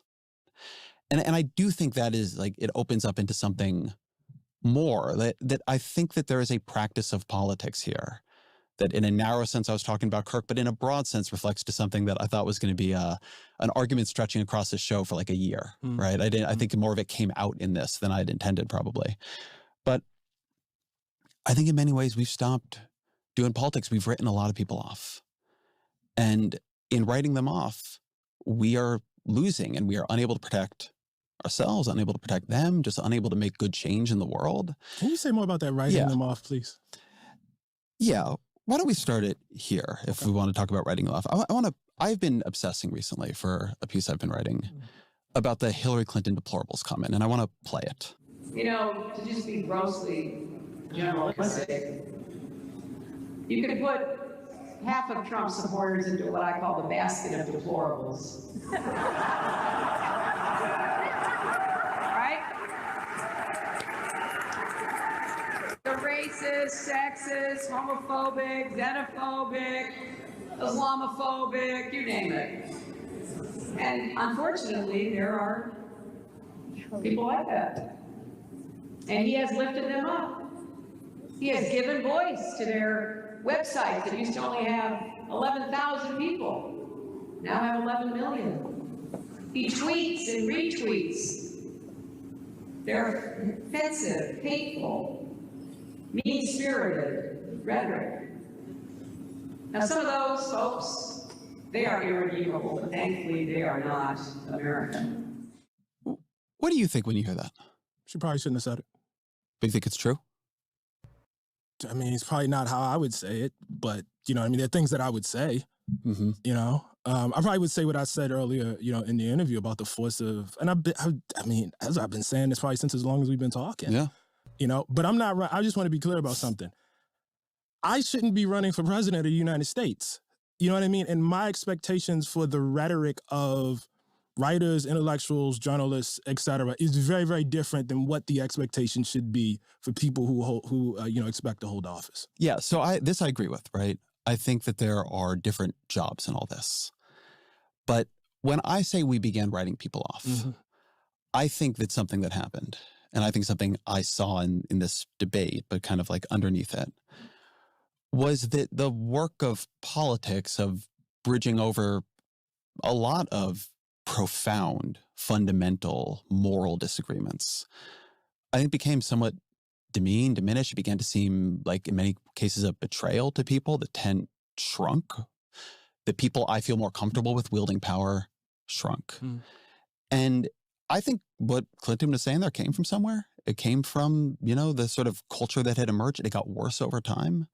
And then I think it really contributed to us losing. And meanwhile, this is why when I say, like in that initial piece, there was something that I respected in what Kirk was doing, like going in, having debates, using them opportunistically. A lot of people have thrown back at me that, he wasn't debating to find truth. Of course he wasn't debating to find the truth. He was doing politics. He was trying to persuade people. And I've watched on our side, not opportunistic engagement, but a lot of, I would say, counterproductive disengagement. Would you like to see one of us put up a sign outside of, say, some white evangelical church in Alabama, debate me on abortion, and then use that content to say such and such smashes, church parishioner here, such and such owns church parishioner? I would like to see. Would you like I would to like see to a see version people of on that? our side. Yeah, go to evangelical churches, go to places that feel unfriendly, have conversations, and look. I put things up on YouTube. They're fairly successful, not the best of the business, and I don't use capital letters destroys in them. I think you can do it more aligned to hopefully our value structure, our political approach, our political aesthetic, or at least the one that I believe in. I shouldn't overuse the term "our" here, but we weren't doing that either. I don't know that we weren't. I know for instance, I have. Like, I know for instance, I don't know if it's on YouTube anymore, but I received an invitation, for instance, I think about when I went up to West Point and I had to go up there and talk about Between the World and Me. I had to challenge them very, very directly about what it meant to have, at that time, Confederate memorials up there, and to, talk about, a Confederate, I can't remember, what the motto is exactly, but basically it's an argument against lying and what it meant, I just, the idea here that people aren't, okay. I don't know how to put this in a constructive way, so I'm just gonna ramble at you guys for a moment, right? I've worked in this space for a while now, right? And I do apologize, I'm looking a little bedraggled, but I've worked in this space for a while now, and the idea that people aren't going out and talking to conservatives, that people aren't going to, say, CPAC and talking with conservatives, that at these large gatherings of conservative-minded folks, that people aren't going out and talking to them, that's just not true. That's just not true. Like, there are all kinds of left-leaning creators that go out and make content and talk to these people. And Ezra Klein is just so isolated in his bubble that he thinks, well, like, obviously no one's doing that, because no one with the following of Charlie Kirk is going and doing it. Like, there are on-the-ground reporters in, like, almost every town in America, every city in America, who are going out and interviewing these people, who are going out and seeing what these people think. And there are content creators in every corner of the country who are going out and interacting with these people on a daily basis and finding their ideas wanting. And I just... Walter Masterson, Good Liars, Jordan Klepper, excellent examples of this. Emma Vigeland would go out and interview Trump supporters for years. There are people who go out and do this. And it just seems to me that, like, there is almost a fetishization of that performativity. That in order to understand the ideas these people have, you need to go and talk to them and just see they're real people. And it's like, we understand that they're real people. We also understand that their ideas are bad. Like, I'm sorry, if your idea is, if you're a rural American and your idea is you want less taxes on the billionaires and more taxes on the working class of America, or if your idea is that you want Medicaid cut to the bone so that your rural hospital closes, I'm sorry, those are bad ideas. They're just bad ideas. And Ezra seems incapable of reckoning with the fact that these are bad ideas. It's not just the performative nature of presenting those ideas to the world, though that can matter in certain circumstances. It's that the ideas are bad. And they are destructive. Or they're hateful. And yes, part of politics is performance. That part is true. But the performance that he's requesting here is one that benefits conservatives. And I think he knows that. I think that's why it's incorporated into his project, into his worldview, into his writings lately. It's because Ezra Klein is a conservative. He's not a neoliberal, he's not a left-leaning fence sitter, he's not a milquetoast lib, he is a conservative. And he can hem and haw, well,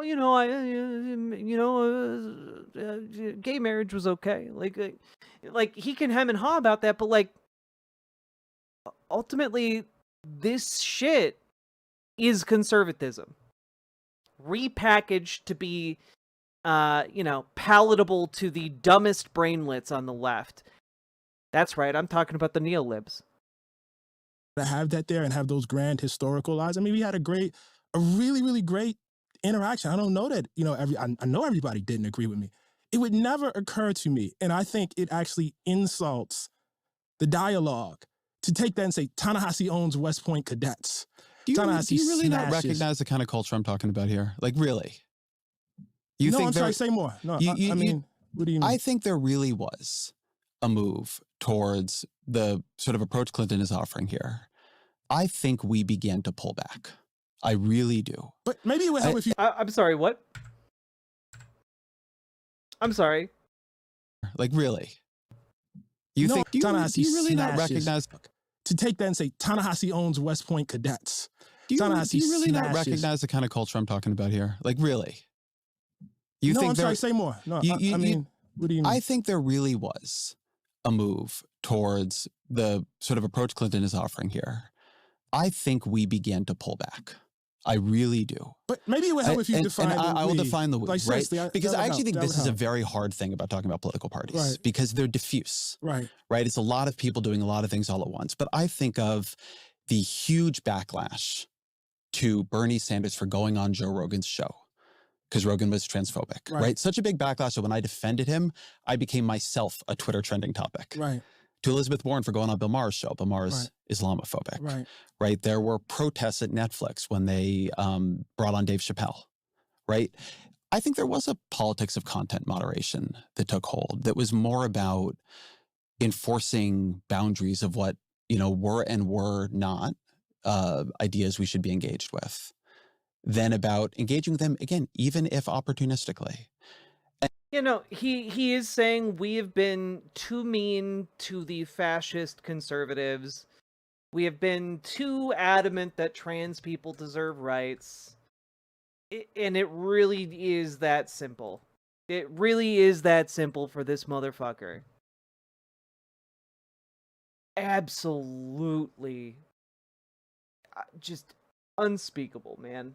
And when I go back to something I was saying to you a minute ago, I am in a process right now of thinking we failed, right? We lost. The loss is having terrible consequences. What do we need to rethink? How do we become competitive again in places where we're not? And I think there is something in here.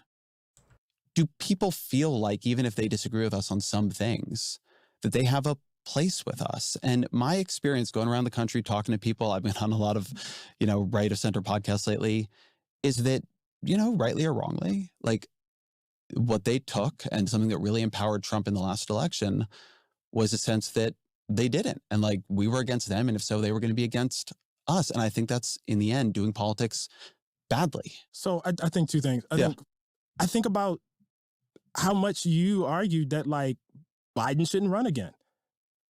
What if he doesn't earlier and you have a Democrat who wins the presidency? Like there are other big explainers that I can see for it. You know what I mean? That don't feel so diffuse. The other thing is, and I know you don't want to talk historically, but, when you say fatalism, like I take that to mean that what's the point of fighting? But I think that misapprehends the philosophy here. It's not that you know what's going to happen. I thought you were kind of off with the conservative call, but you might have a point. He's been on this arc for a while now, guys. Like this is what he is. He's gone mask off. And he's just like, yeah, I'm conservative, but I like the cool things, like gay rights. I'm a cool cat. Donald Trump is is that you don't underestimate what you are up against. It's actually kind of the opposite. I mean, man, you yourself wrote these articles about how high the level of racial resentment was. That this country, or some segment of it, was so, as the term was used at the time, racially resentful. I call it racist, but racist, that it flooded down to Barack Obama's dog, Bo. Mm-hmm. That's not a small amount of power. Like that's not a small force. And so, just really quickly getting back to Charlie Kirk, like I would watch those clips of him saying those things, man, and I would see how people would cheer and get charged by it. People get activated by hate. It's a very, very, very strong force. And so I don't think it requires you to feel that you will eventually lose. On the contrary, I think it requires you to feel that even if you do lose, you have this kind of steadfastness, you know what I mean, to keep going. In today's super competitive business environment, the edge goes to those who... I'm good though. We don't need that. This is a great point. And I think I really saw it, in some ways more in Trump's first term, but I see it now too, which is the worse, from your perspective, my perspective, the other side gets, the more people want their reaction to sort of be, and their strategy to be emotionally consonant with how they're feeling about it. Mm. Because these people are so bad, there can be no quarter, right? I had somebody we both know, I'll say an eminent academic of one form or another, emailed me after these pieces and just say to me, like, we are not on the same side anymore. Right. The what I was doing, it was too far. Right. Like we are just not on the same side. If I could say these things, I have a feeling right now that we are closer to genuine national rupture. Certainly we've been in my lifetime. Right. The idea that this experiment, that America could topple into something else, into something much worse, into some kind of new extended regime, feels very real to me. Right. I remember when I was on the Why We're Polarized book tour. I interviewed you for it. You did, yeah. The end of that book is this recitation of what happened in the 1960s, the political assassinations, the violence in the streets, like what the state was doing, what was happening. But on the book tour, what I would say is my nightmare scenario is that level of violence and fracture with these kinds of parties, where politics is not for all of its flaws, a calming force, because like the views are diffuse across the two parties, but an accelerant. And I think we're much more now in the world I was fearing. Okay, so I think it should make you think, okay, what is some kind of de-escalation before you get to rupture look like? But the other is that there are a lot of people who live in places we used to win. not that long ago. So I've been thinking about Obamacare. When Obamacare passes, there are Democratic senators in Arkansas, in Louisiana, in West Virginia, in Missouri, in Indiana, in North Carolina, in South Dakota, in North Dakota. And I've been thinking that I think for a lot of us, to twist the line about capitalism, it has become easier to imagine the end of the country than winning a Senate seat in Missouri or Arkansas. That is such a failure of imagination. That is such a failure of I'm sorry, you can imagine a thriving media ecosystem where Democrats are like going and debating Sunday morning churchgoers. Something that would definitely end well and not at all terribly. But you can't imagine a world in which we win a fucking Senate seat in some of the most easily winnable places on the planet. Like, I'm sorry, the reason Democrats don't win seats in Missouri or Arkansas is because they do not put money into trying to win that. They do not put messaging out there to try and win that. They do not do shit to win those areas. It's not a crazy issue to figure out here. And I think that's a problem. Yeah. So I think a couple things about that. First of all, I just want to bring in the historical perspective. Not that long ago, I can remember when Obama won. And I believe you would remember this too. And there were all of these pieces about the end of conservatism and the end of the Republic. Like, I'm sorry, the secret to winning those areas, by the way, in case anyone's wondering, is run on pro-worker policies. None of this, like, means testing bullshit that turns off voters, and we know it turns off voters. And also, put money into the goddamn campaign. Get people excited about it. Get people believing it. The secret is politicians doing their fucking job. Yep. The defeatism you don't know is how it's gonna go. Awful. Nobody really. It doesn't mean you shouldn't think about how it's gonna go. I'm not saying you shouldn't, but no one really. I mean, again, and in 2005, there were all these pieces about the end of the Democratic Yes, Party. it was. Right, Democrats had lost touch with the heartland. Yeah. Right, they were never going to get it back. That's right. And so I think it's always like important to keep that in the background.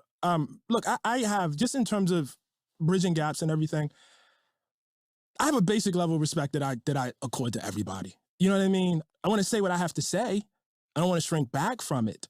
You know what I mean? But I do think on a basic level, there's a respect that has to be had for people that I disagree with, right? At the same time, I recognize that part of my audience, and I would say an important part of my audience, is people who have never enjoyed that respect. You know what I mean? People who, in fact, are subjects of the kind of hate that Charlie Kirk was harvesting. And I can't ever, A, contribute to making them feel like they've been abandoned. And B, I can't ever stand by and watch somebody do that. And in the name of unity or whatever, act like that's not happening, because there are real consequences. And so it's like, when I read his words towards trans people, Jesus, when I read, you know what I mean, the language towards Haitians specifically, which was very, very, Haitians will become your masters if you don't elect Trump. I mean, this is very, very familiar to me. You know, it's this idea of Haitians coming into the country or immigrants raping your daughters. I mean, this was really, really, really dark stuff. It's also blazingly obvious stuff. Like, if you spent any amount of time to try and understand the kind of rhetoric Charlie Kirk regularly deployed, you would understand. And Ezra Klein either didn't do that and had no idea what Charlie Kirk was about, or he knows and he's just carrying water for Republicans. Which is my argument. Ezra Klein is a conservative. Like, what Ta-Nehisi Coates here is pointing out is like, yeah, this is some of the oldest school racism and bigotry around.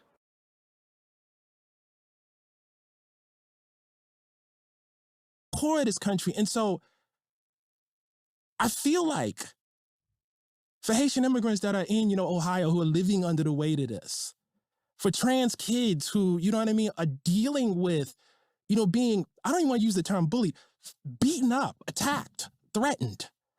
You know what I mean? It's very, very important to me, given the post I have, to say, I see you, but also, this dude was wrong. And I'm all for unifying, I'm all for bridging gaps, but not at the expense of my neighbor's humanity. I just can't. I think the thing we go to there, right? Not at the expense of my neighbor's humanity. Because I've gotten a lot of that in email, right? Like, how am I supposed Maybe that should tell you something, man. I don't know. I don't know what to tell you on that one. Like, if you're getting a lot of feedback that you need to, I don't know, treat people with more humanity, like, people are telling you something there, buddy. Buddy.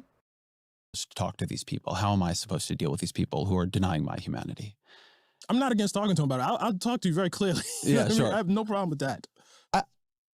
I guess the place where I'm not even 100% sure if we disagree, if you just like sort of see your role differently, right? I think that in losing as badly as we have imperiled trans people terribly. Yes. Politics is for power. Joe Biden did that.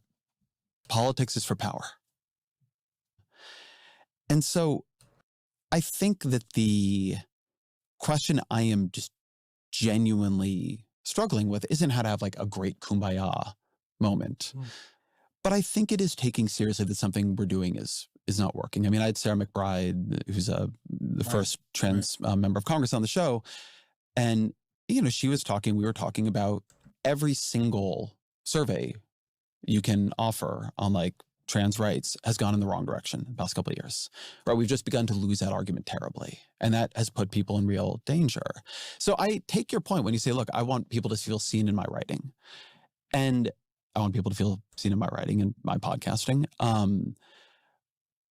But I think the place I'm trying to push towards is I think that there is a diminishment of the political coalition building that we now need to do, because we have come to the view that a pretty wide variety of people are in some ways kind of deplorables. I think it's weakened a bit in the last couple of years. I would never use that language. Jesus Christ. But like, that's not, so when you ask me about that Hillary Clinton, that's what, like, I would never say it like that. That's great. I think it's good that you wouldn't say it like that, but and I'm not saying— I don't even think that, by the way. Like, I don't even focus on people that, look, I am at war with certain ideologies and ideas, and I want them expunged. I want to turn them into phrenology. That's what I want. But I don't want the people, you know what I mean, out. Like, when you start talking about who people are and their bones, like that. So in a way, I'm not sure. I mean, in a way, I think we're saying something not too dissimilar here. I guess I'm not convinced about that, Ezra. I'm not convinced about that whatsoever, man. Place where I felt a lot of pushback, and maybe this was not your pushback, right? True, Nathan Nielsen, true. Was, the first piece I can just sort of, like, I accept that there's a disagreement on, like, what to do in the 24 hours after a death. Like, you feel like I was whitewashing the guy, and I felt like I was sort of— do. Yeah, I know you do. I know you do. It's very upsetting. I know you do.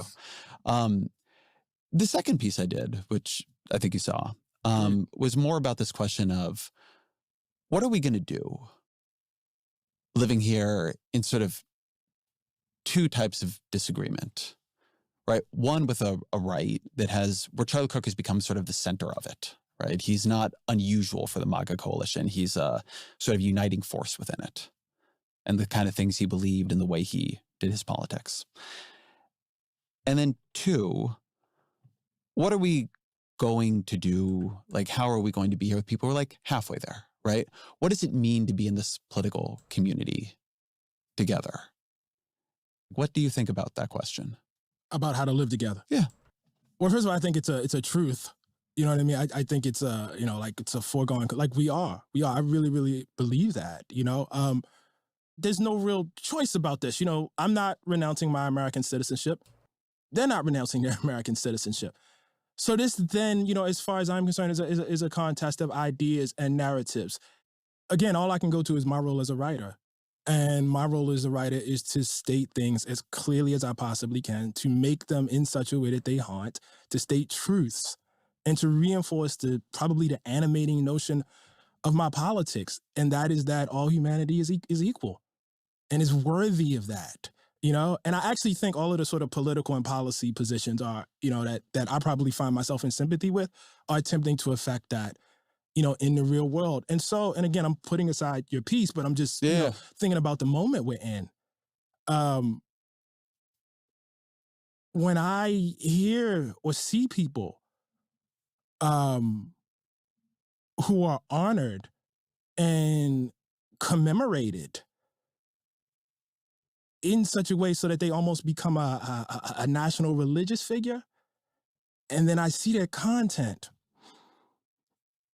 and I see that their content is actively destructive to humanity, I have to draw a line there.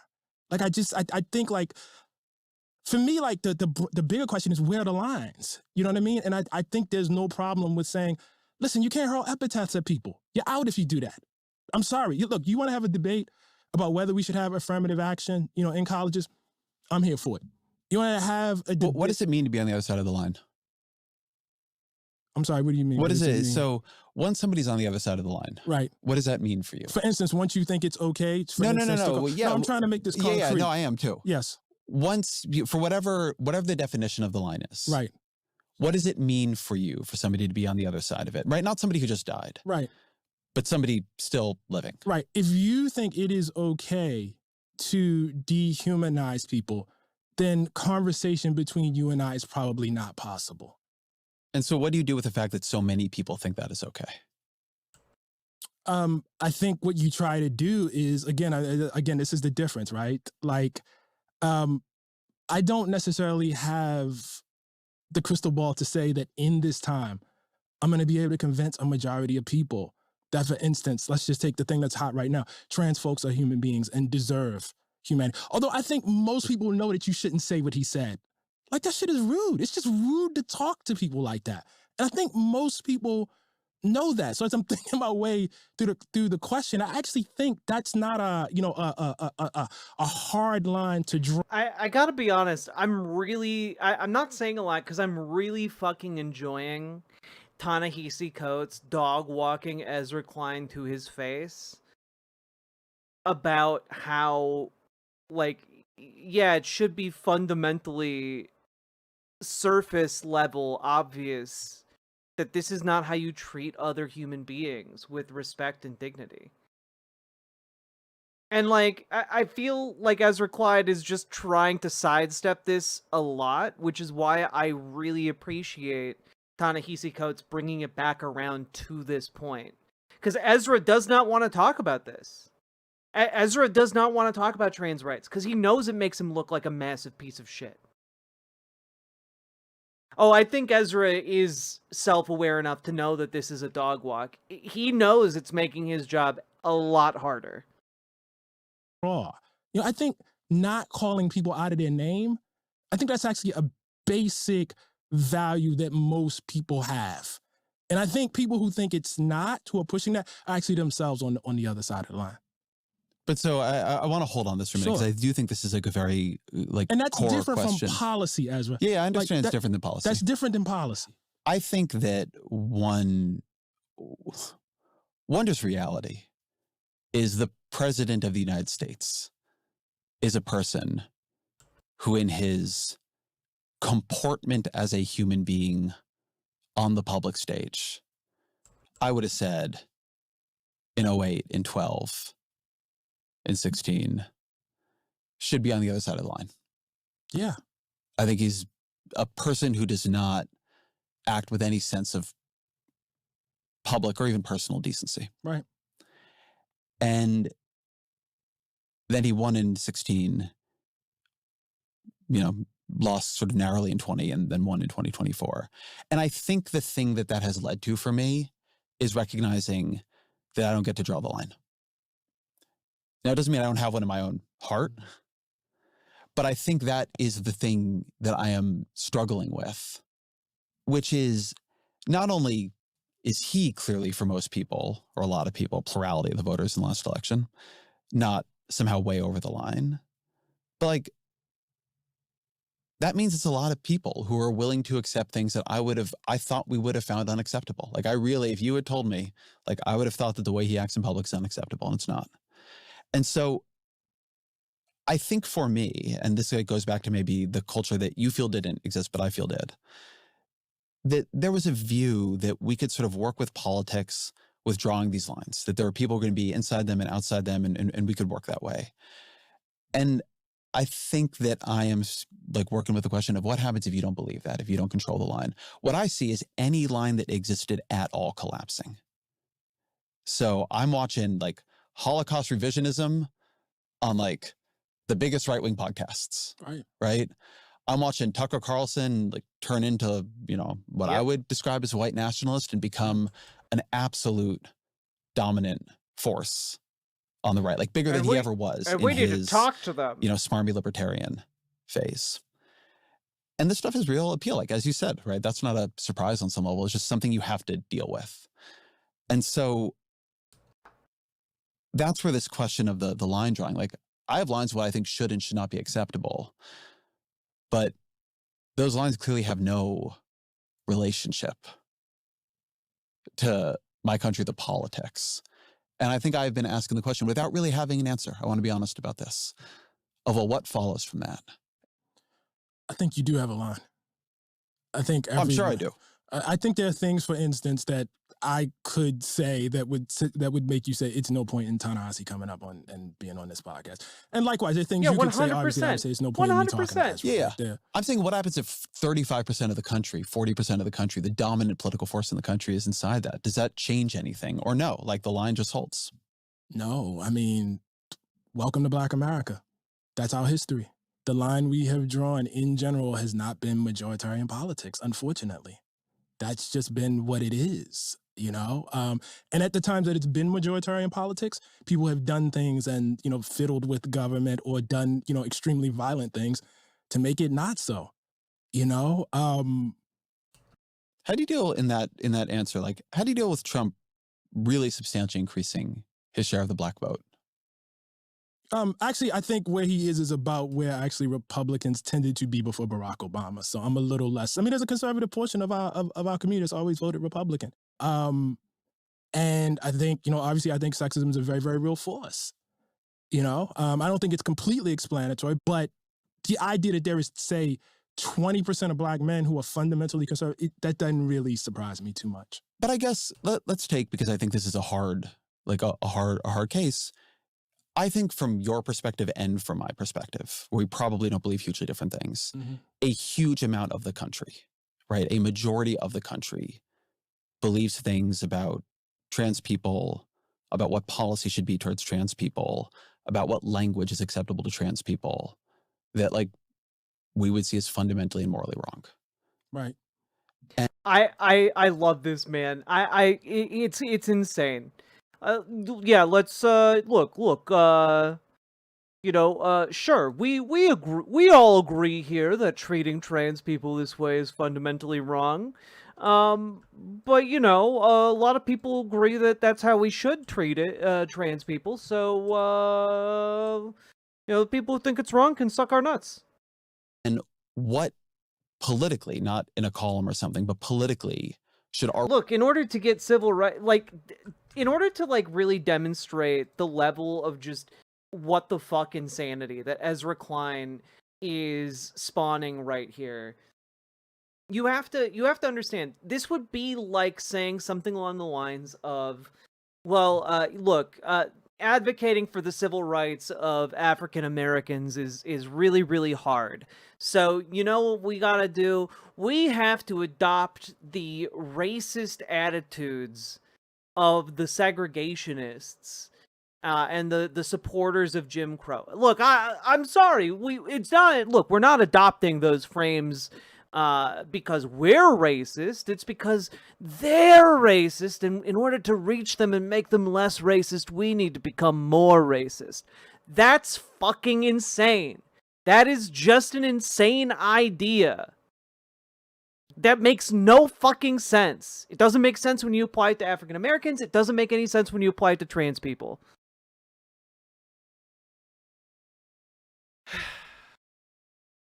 God, it's so frustrating to see it unfold, but it is. I'm finding this incredibly cathartic. Relationship with those people be? Do we win them over? Do we compromise with them? Like, this feels like a very salient question. The Republican Party is going to make sure this is a relentlessly salient question. Right. So I agree with that. Where does the approach leave us? Right? Where do we go on that? Yeah, no, I think that's a great question. Look, I think a couple things. I think, again, look, my tradition is the only thing I have a reference point for, so I'm sorry to keep going back to this. But when I look at the times that we have lost, if I think specifically about the Black tradition, for instance, it's hard for me to say politically they did something wrong. You know what I mean? Like, Reconstruction falls. What was the thing that should have been done? On the contrary, I see, a kind of courage that I wish we had today in a lot of people. You know what I mean? I see people willing to die and take bullets all the time. You know what I mean? What more could Ida B. Wells have done, to get the anti-lynching bill passed? I mean, here is somebody that, was banished from Tennessee on threat of being killed after she saw her friends, murdered and lynched. And one of the things I will say is, when I look back at that long tradition, and I look back in the times that people have won and the places they've won, it's often not been their heroism that was the decisive factor ultimately. It's often not been their strategy that was the decisive factor. Folks look back at the civil rights movement, for instance, and they talk about how brilliant it was to do the sit-ins and, use mass media in the way that Martin Luther King used mass media, the appearance. All of that's true. But if we don't have World War II, and the planet does not get a view of how horrific it can be when you decide you're going to eliminate people based on their traits, civil rights movement happened? I don't know. I think windows open and close. And so I think some of this is up to the decisions that politicians make. I think some of it is also up to what is happening in the broader mass culture at the time. I think all this kind of, works together. I'm not against, this kind of strategizing. That I think that has to happen. But I think you also have to recognize, like, how broad the world is when you say politics. In today's super competitive business, Ta-Nehisi Coates is he's fucking aces. Retool at Ookla. I think that you have actually, I think, been a very prime mover in this. I think there's been a period, particularly on the left, in which the Civil War, pre it, post it, the writings of that time, the people of that time, have become a sort of a rooting period, a place where we sort of go back and look and think about, who are we? What was revealed about us? I'm taking nothing away from that. Right. But that's obviously a period where politics ultimately fails. I actually think, and I've thought about this a lot in reaction I have read in the last couple of weeks, I've thought a lot about how many people believe we are already in a cold civil war, that we are in a time that we are dealing with divisions and questions. I see it on the right, for sure. I hear it on the left. I have a lot of email that's like, we need a national divorce. How that's going to be effectuated, never exactly clear. Do do use that. Do people you respect say that to you? Well, yes, actually, I will say that, but I'm not going to. What are you talking about? Who is telling you that we need to, like, break apart the country and you respect them? What are you talking about? You fucking clown. You fucking joke of an intellectual. People say things to me that are off the record, and I shouldn't say it, but you don't believe that, though, right? You don't believe we are at a point. I think this is really important. I was curious what you would say to this question. You don't believe we are at a point where the next 10, 20, 30 years can't be shaped by decisions we would understand as within normal politics, within elections and legislation and organizing and so on. No. Good. I think that's great. I mean, look, that could happen. Yeah. That could happen. But I guess the broader thing. Coates is just like, yeah, that could happen. You know, hypothetically, you know, maybe. You know, I could be like struck dead by lightning inside of the studio. That is technically possible. I am thinking about is how much does this era stand out in the long sweep of American history? Yeah. It's bad. Well, so this is actually, but it wouldn't make my list for the worst. No, I agree with you. I'm where you are on this, to just be super clear. Okay. But I actually think one reason then the amount we focus on the Civil War period is tricky is because that's a period when it didn't work like that, right? You actually had to go over the cliff of that and have the war. I've been thinking a lot about, because I've been reading a lot about McCarthyism. So I've been thinking about that whole period. And you just sort of brought up the World War II as, you know, sort of a generator of the politics that allows us to have the Great Society, the Civil Rights Act, et cetera. I think another way of sort of glossing that is you have the rise of Red Scare politics, which predate McCarthy. You have McCarthy, Joseph McCarthy, who is just for a period an unbelievably dominant force. It's insane. Everybody who challenges him loses. That's right. He becomes a complete kingmaker. He's eventually boxed out and beaten by Dwight Eisenhower, sort of center-right, you know, very, very anti-communist politician, but who can sort of take the center from McCarthy. But then it's like, what happens next? Nixon, who is the genteel red baiter to McCarthy's non-genteel red baiter, runs in the next election. He's beaten by JFK, who's a very center-left, very anti-communist, sort of runs to Nixon's right on communism. And he does it with Lyndon Johnson, you know, on the bottom of the ticket, sort of representing Southern politics in the Democratic Party. It's a very, very, in a way, checkered series of moves that are accepting huge amounts of McCarthyism at that time. And yet it does sort of lead to political power that is then wielded in a very, very different way within fairly short order. I take from this, I've been thinking about this because I think we're sort of in a new McCarthyism, some lessons on how politics can work and like the give and the take of it. We've been sort of brought up the Civil War a bunch, but what do you take from this period? I take something that we've kind of been circling for this entire conversation, which is that the role of politicians and the role of writers, intellectuals, et cetera, is very, very different. Politicians do things that I wouldn't do. I don't, for instance, I don't hold JFK or RFK up, you know what I mean, as the people. Yeah, me neither. Right. Yeah. I'm not a fan of JFK Camelot revisionism. But, you know, I guess it's not a very good president. That's like a separate thing from whether, you know what I mean, why politics happens the way they do.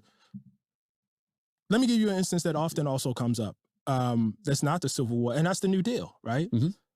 Like, I think there is a pretty strong argument that the New Deal not a strong argument, but it's pretty clear that the New Deal did quite a bit to create the social safety net, create an American middle class, right? That's true. Did FDR want to, in his heart, exclude Black folks in the way that they were excluded from it? No. That was the price of getting the thing done. I understand that as politics. But were I there in that time, it would be incumbent on me to yell at FDR to not do that.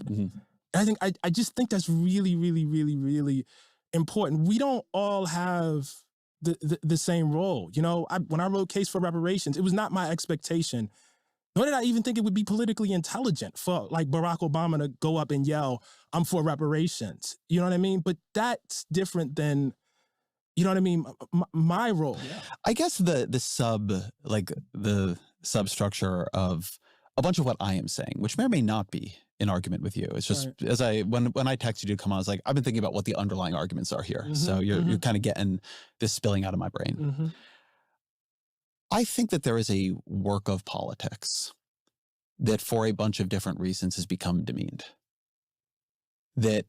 And I think, and this does not speak well of the people, so to speak, in power doing it, but I think that they are not doing it well. I think the culture around them, I think politicians are not always leaders. I think they're often followers. And I think that the idea that that kind of political coalition building across these gigantic differences, building across public opinion, both not just as you wish it existed, but as it exists, has become, seen and like treated as often betrayal, cowardice, moral fallibility. It's not, I think it's fine to say people got different roles. And in fact, it's good for intellectuals to criticize the politicians. But my view is that the political practice became too weak. I don't think that was true for Obama. I went back preparing to talk to you and I read your piece, My President Was Black. Yeah. It's a beautiful piece. Thank you. And it's very much in this tension, right? Where you say quite a bit, like, it would have been a bad idea for Barack Obama to Do you say know the what things I mean?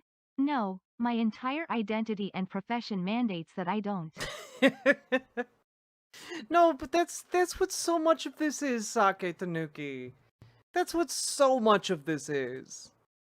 It is just a non-stop cavalcade of like Ta-Nehisi Coates saying something that is blisteringly obvious, and then Ezra Klein doing his best mental gymnastics to avoid engaging with the substance of it. Like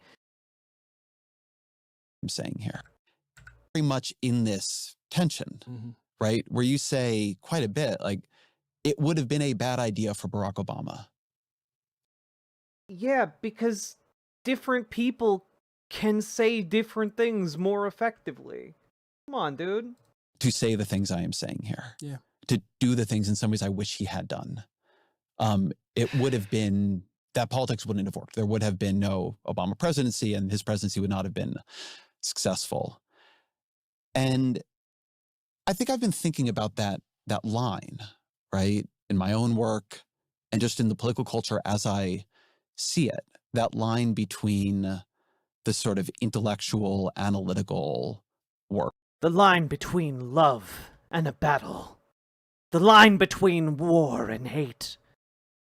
The line between... Nay, the line that demands us ask, can love bloom on a battlefield? Da-na-na-na-na-na, da-na-na-na-na-na. All right. And the actual, like, work of politics. It's just, how do we live? It's just such melodramatic tripe from this man who's just like fumbling around doing his best to make it seem like he's not a racist sack of shit or like he's not peddling conservative ideas. It's nuts. Yeah, the fart monger cometh, and he wants to assure you that his farts smell like fragrant roses. Here with each other work, right? Which I think is actually honorable work. And I think feels right now to me like morally urgent and necessary.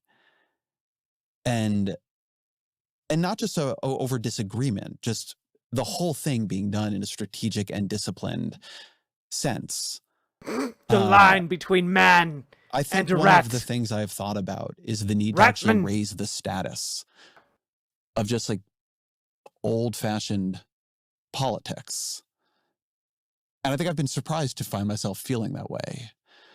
But I think one way the second Trump term has changed me is it's made me a and maybe you always believe conservative. this, right? I'm not putting this on you. I think what got built, for all of its flaws in the back half of the 20th century, was much more fragile than I'd understood. Not just like the legislation or any of that, but the actual sense of like what you could and could not do, what we would and would not accept. And I've just like the sense that we can just tumble all the way back has become much more real to me. And so the work that people did to begin to build those guardrails and like how hard that actually was, you know, and the disappointment we eventually felt. I feel like we began to take something actually quite beautiful for granted. Or only I can't believe this, man. Imagine sitting across from the table from Ta-Nehisi Coates, a man who is straight up talking about how, like, the racist policies and histories of this country have negatively impacted him.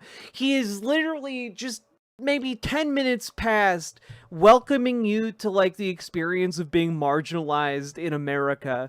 And you're just like, you know, you know what was goddamn beautiful? The politics of 1955. Like, just like, what the hell? What are you doing, bro?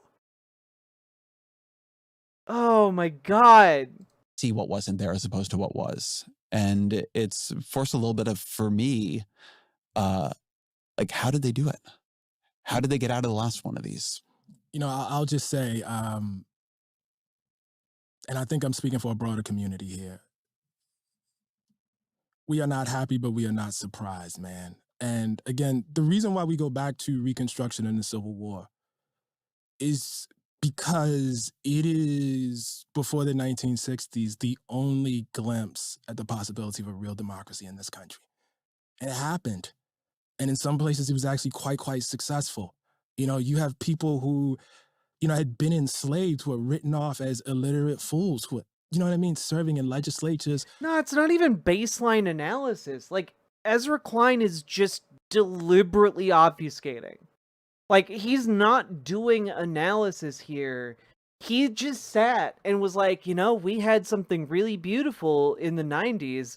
And you fucking know that, like, Ta-Nehisi Coates is just sitting there being like, are you fucking kidding me?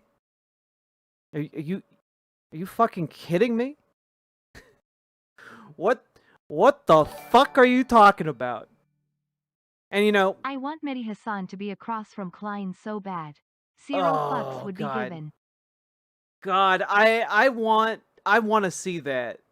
I really want to see that. You know, one of my biggest gripes that has only increased with time is that Sam Cedar was too nice to this man. Like, Sam Cedar sat across from Ezra Klein and was like, heard Ezra Klein say, no, it's totally fine to build like apartment buildings that aren't up to code next to highways without filtration systems. And sure, that will mean that the people who live in that low-income housing and like affordable housing structure, sure, it will mean that they will die earlier due to preventable you know, lung cancers from the pollution they inhale. But you know, that it's worth it to get the buildings up. And it's just like,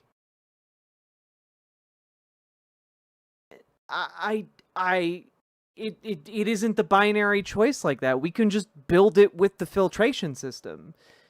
Like, that red tape is only a big deal in your flawed view of politics.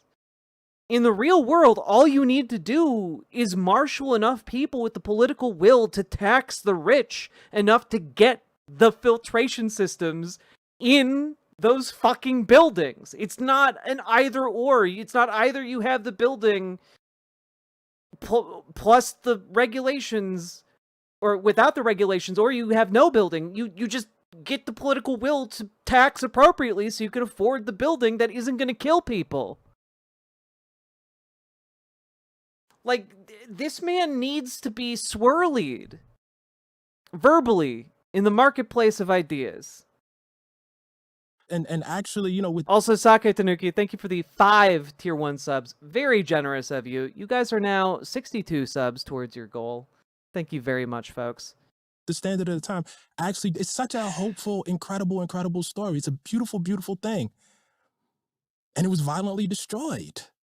You know, once you see that, and once you have that in your heritage, once you know what I mean, understand that, once you understand that Martin Luther King could be standing up, telling his own people, we do not embrace violence at all. It is morally repugnant. We embrace love. and that could get you shot. Not burn it down. Love can get you shot. You know, you just have a different view of your country. You know, it is not, I emphasize this over and over again, it is not a fatalistic view. It is not, it is written in stone that we will ultimately lose, but you understand that losing is a possibility. But so then what does that, there's a Buddhist meditation I like. This is a weird place to go. But it goes like this. I'm of the nature to grow sick. I'm of the nature to grow old. I'm of the nature to lose the people I love. I'm of the nature to die. How then shall I live? And love that. Yeah, I do it because sometimes you need the reminder. Yeah. What I hear you saying in a way is we are of the nature too. Yeah. And I think the place I'm trying to push is then, how then shall we live? Because in this distinction you're making between, like, you would have been there correctly yelling at FDR. And I'm not like asking you, but like me, right? Like my work, my role. Can you answer that? Can you say what I think it's a good point. Would you define for me how you see, like, what your role is? I don't know what my role is anymore. I'll be totally honest with you, man. I feel very conflicted about that question. Yeah, I feel approximately, I don't know, a year and a half away from being a very different kind of role. Maybe with some kind of conservative think tank. I don't know. I'm just spitballing though. I'm just spitballing some of these ideas though. About a year and a half. Give me after the midterms, and I think I'll figure out a way to solve this inner conflict that's raging within me. With a lot of money from conservative consultants. The role I want to have is a person curiously exploring his political and intellectual interests in political peacetime. And the role I somehow have is sometimes that. But I am in the business, I'm a political opinion writer and podcaster and so on. And I'm in the business of political persuasion. And I feel like me and the people who believe what I believe, not narrowly speaking, but, like the whole broad coalition, have failed in a really consequential way. Yeah, I mean, that's pretty obvious, right? Because you're sitting here and telling people that what you really need to do... What you really need to do is talk to more of my political opponents. Surely giving my political opponents and my ideological opposition more screen time and airtime, surely that will solve the problem of the crushing defeat we've been suffering for years. This is just nuts. This is just nuts. It's nonsensical. And I think it is. You feel like you failed in your work. I think there are places I failed. I mean, I think there are things I got right too. Like, I think we shouldn't have run Joe Biden again. I think I was right about that. I think I've gotten a lot right, but I think I've gotten definitely things wrong. But I think we are here now, right? That's what I would really say. And it is forcing me to rethink things I would prefer not to rethink. I will give you an example because people are mad at me on this one right now. Please. I said in a podcast with my colleague Russ Douth, he was pushing me on left radicalism. I was saying, I don't care about left-wing radicalism. I don't think it's some great threat. I don't think it's a huge political problem. I worry about left-wing pessimism, fatalism, that we are losing and don't want to change anything. And I said that the question for me is, how do we win Senate seats in places like Kansas and Missouri and Ohio? I said, I would like to see us doing things like in red states, and here I meant redder than those, running pro-life candidates. People got real upset about that, and I get why. Do you though? But in 2010, do you though? When the Affordable Care Act passed, there were 40 House Democrats who were pro-life at some level. You had to do this whole negotiation with this guy, Bart Stupak. Yeah, I remember. Yeah. And on the bright side, you don't have to have those negotiations now. And on the downside, you can't pass the Affordable Care Act. And the point is not that issue, right? That one issue, although things like, the example, say, Susan Collins, where she's in theory pro-choice, but she votes for Mitch McConnell and John Thune as leader. Right. Like, that's how you build power on some level, right? If you have those, Joe Manchin, like, I wish he were still a senator from West Virginia, as much as I have deep disagreements with him. Oh my God, fuck you. I think that just fuck I you, am man. a What person, good are I think you? you are a person, whether you admit it or not, who is one of the people with a, voice in shaping what our political culture is. And I believe at some level that political strategy is downstream from political culture.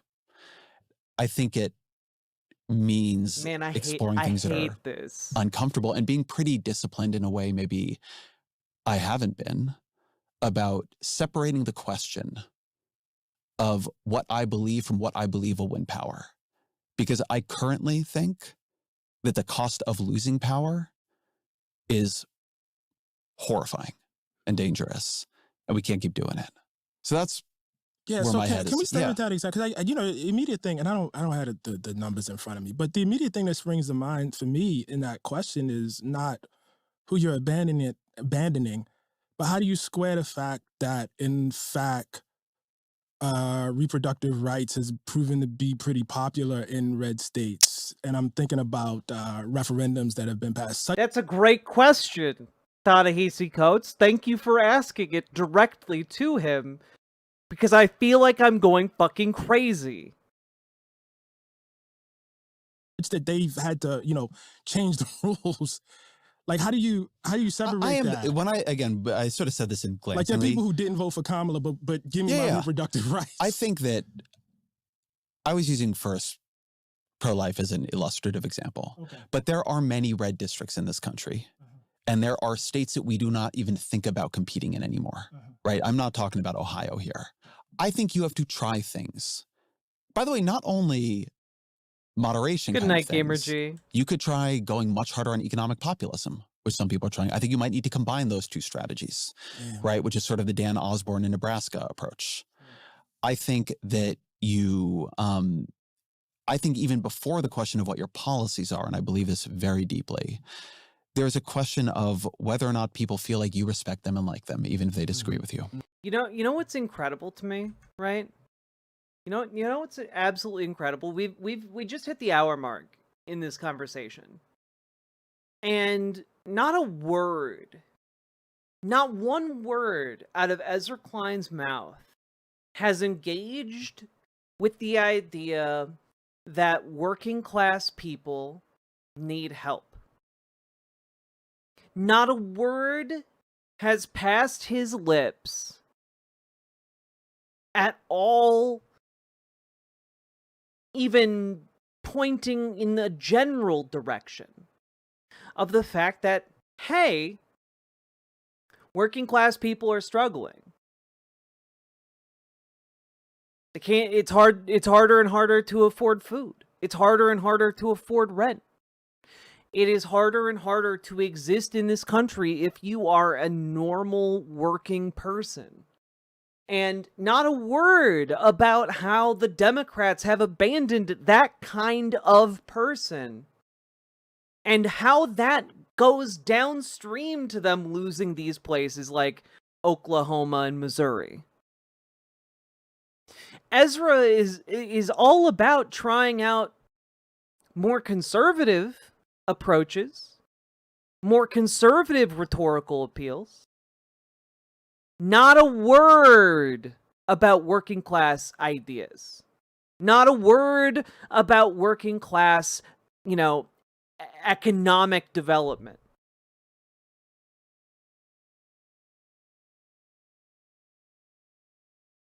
And it bothers me because he makes all of this lip service to, the social issues, as if the social issues were it. But that's all. A lot of the social issues are dressing. They're distraction for conservatives. Conservatives broadly support it, of course, but like they support it like a baby claps for jingling keys. You know? Ultimately, like the reason they support it is because they think, oh, well, maybe on some level economically things will get better for me. But also, hey, look at all these jingling keys over here.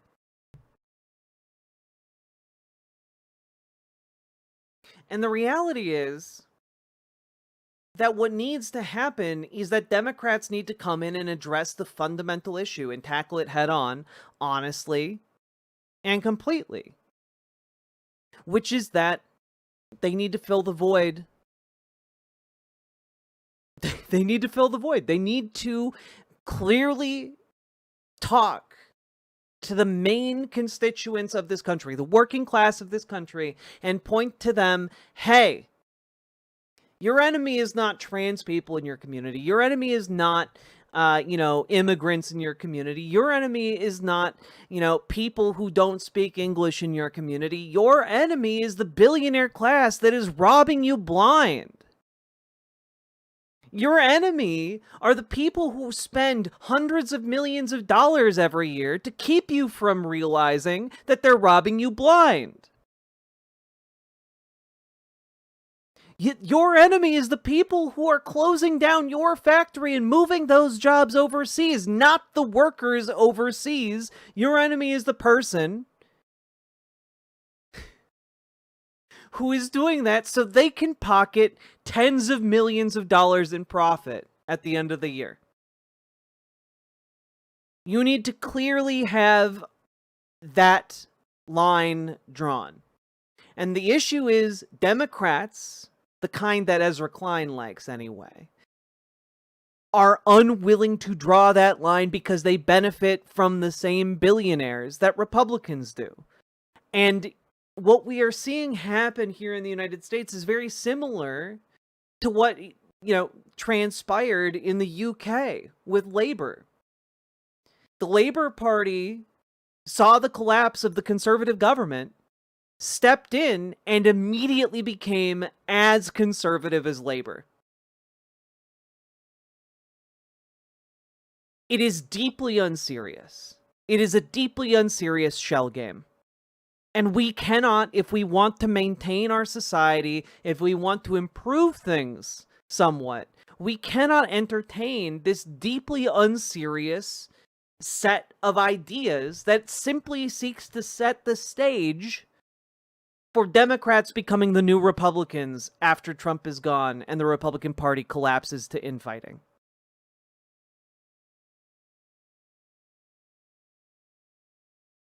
We can't have that. Before I think people will give you power, they don't even ask, do they like you? They ask whether you like them. And I think a lot of the country feels we don't like them. Not, you know what? I gotta be honest, people don't give a fuck if you like them or not. People do not give a fuck if you like them or not. What they care about is, are you going to respect their constitutional rights? Are you not going to discriminate against them? Cool. Are you going to fight for the betterment of their workplace and their working conditions and their pay?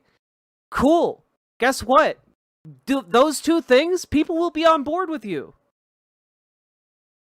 It is not a simple matter of like, oh man, they said mean things about me. I'm a trans person. I'm a socialist. I come online every day on a platform a minuscule fraction the size of Ezra Klein's. And people are mean in my comments nonstop. I get it all the time. But you know what blows my mind? It does. More and more people are convinced by the positions I hold every day because I fight for them. Because I believe it. Because this isn't simply a game about being liked, it is a game about building power. And power is not predicated on whether or not people like you interpersonally. It is predicated on whether or not people believe in your ideas. It is predicated on getting people to cooperate. And that cooperation can be done with people you dislike. Would it be better if everyone liked each other all the time? Sure, I guess. But, like, I don't need to like my coworker to start a union with them. I don't need to like another person in order to fight for their civil rights. It's called having principles. It's called believing in something, and it's called giving a shit. Not only do I believe that, I know that. I've seen the focus groups, I've seen the survey data, I've talked to the people who work on this. And that's going to require, changing that is going to require making moves that somehow send a loud enough signal that people begin to think we've changed it at some level. Sherrod Brown should be able to win in Ohio. Yes. The reason he cannot win in Ohio is the Democratic Party itself is a millstone around his neck that drags him down. So what do you do about I'm not here to tell you I got the answer. Yeah. What I would feel much better about is if I felt there was like a strategic discipline about finding it. So I just if you will take this very gentle pushback. Yeah, please. I think you're here for it. I haven't seen exactly what people are saying, online in terms of this, but I do think like what immediately strikes me is if you take, I know you would just, it's not, the example necessarily that you would hold out, about reproductive rights, but I think the problem with musing about that is abandoning it is a very real possibility for people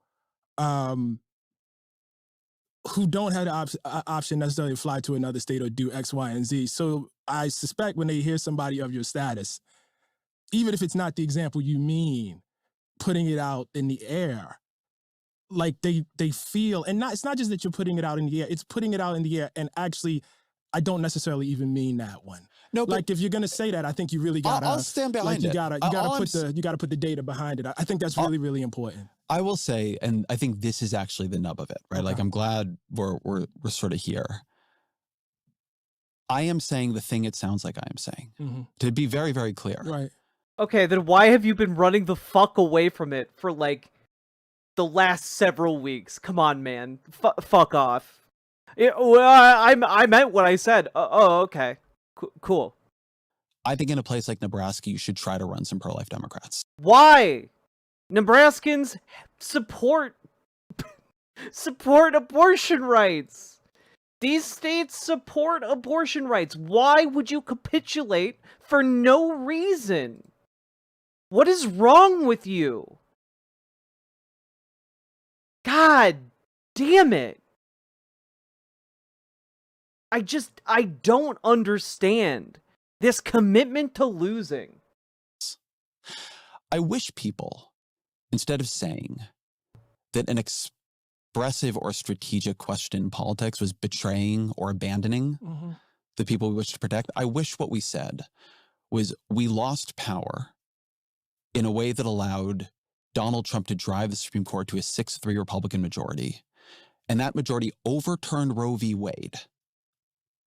Right. It overturned Roe v. Wade and actually abandoned all these people. Right. Actually fucked them over. Right? Right.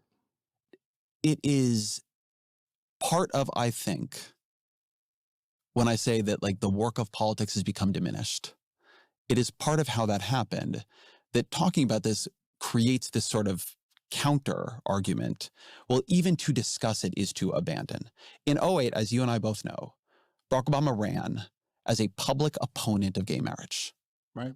He ran opposed to it. Right. At a time when not only, I won't speak for you, was I not opposed to it, but most of us did not, most of us did not think he was opposed to it. Right.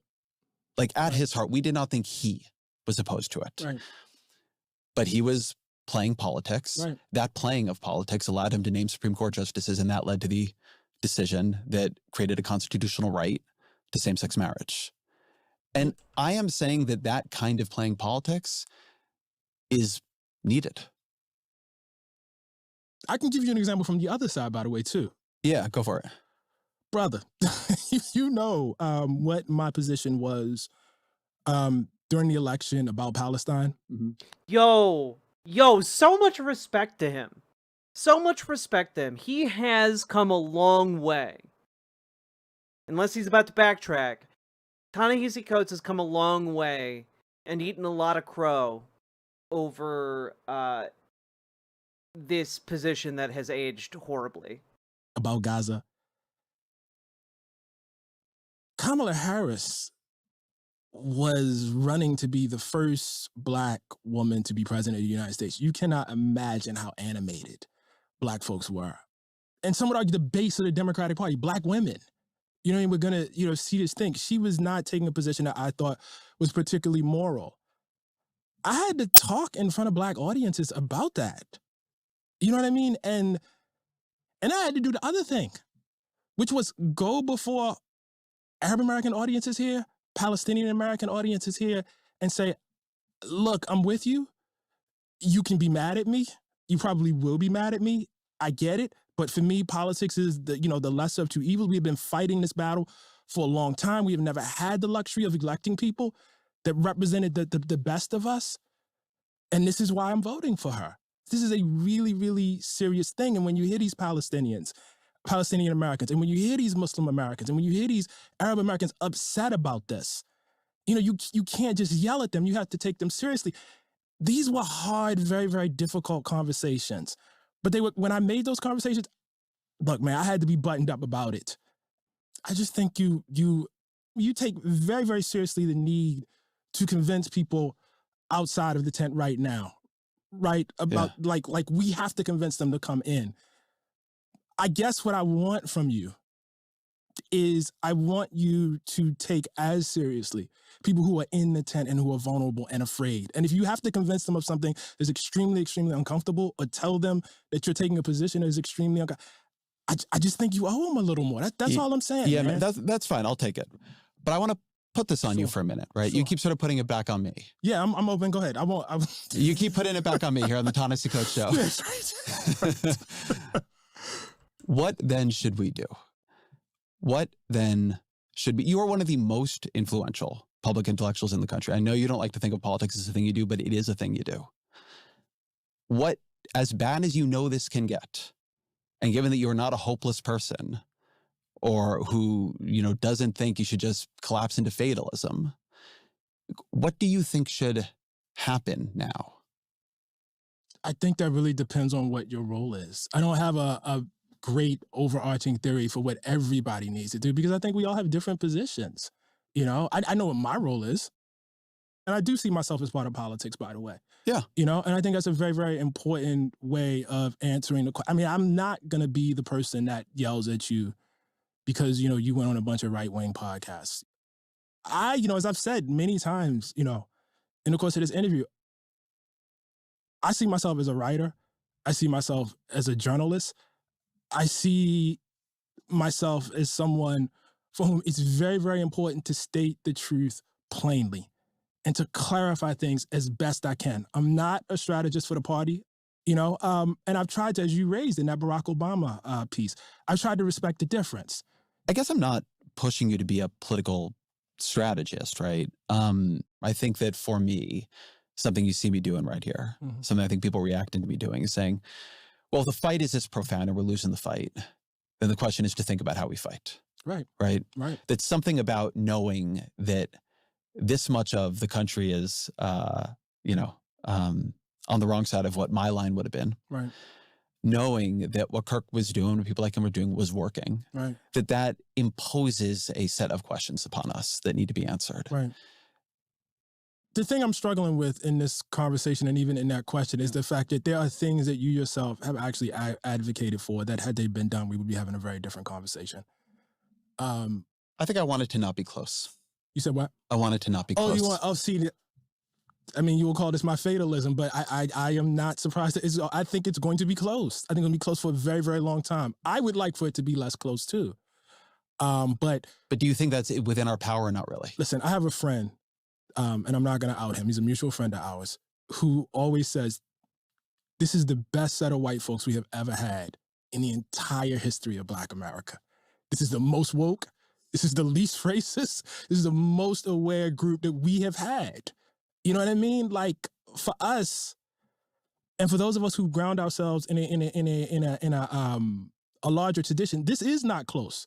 Like this is a, you know, remarkable time, you know, in terms of our freedom, you know, as writers and journalists to speak to people in terms of the amount of people who are empowered and have some amount of privilege and could just look away and are not looking away, you know. It's not a great time politically. You understand what I'm Yeah. saying? But it's just it's not the worst either. No, it's not. It's not the worst, you know? All right, then. I think always our final question. What are 3 books you'd recommend to the audience? So the first book is a book called The Brothers by Stephen Kinzer, which is a joint biography of Allen Dulles and John Foster Dulles, and how incredibly one was head of the State Department, the other was head of the CIA, and how they worked to overthrow multiple countries during Eisenhower's time. It's just an incredible, mind-boggling book, and it's helping me answer some questions about the role of America in the broader world. The second one is an oldie but goodie, which I reached for before I wrote my piece, is Race and Reunion by David Blight, which I think is just essential because it shows how a country forgets, and forgets in service of a politic that I would say is problematic. The third one is our mutual friend Chris Hayes' book, Siren's Call, which I think, in fact, actually tells us a lot about the conversation that we're having today, you know, and the influence of social media screens and distraction. Ta-Nehisi Coates, man. Thank you very much. I appreciate it. Thank you, Ezra. I appreciate it too. Holy fuck, Ta-Nehisi Coates like just blew his fucking back out. That was nuts. That was crazy.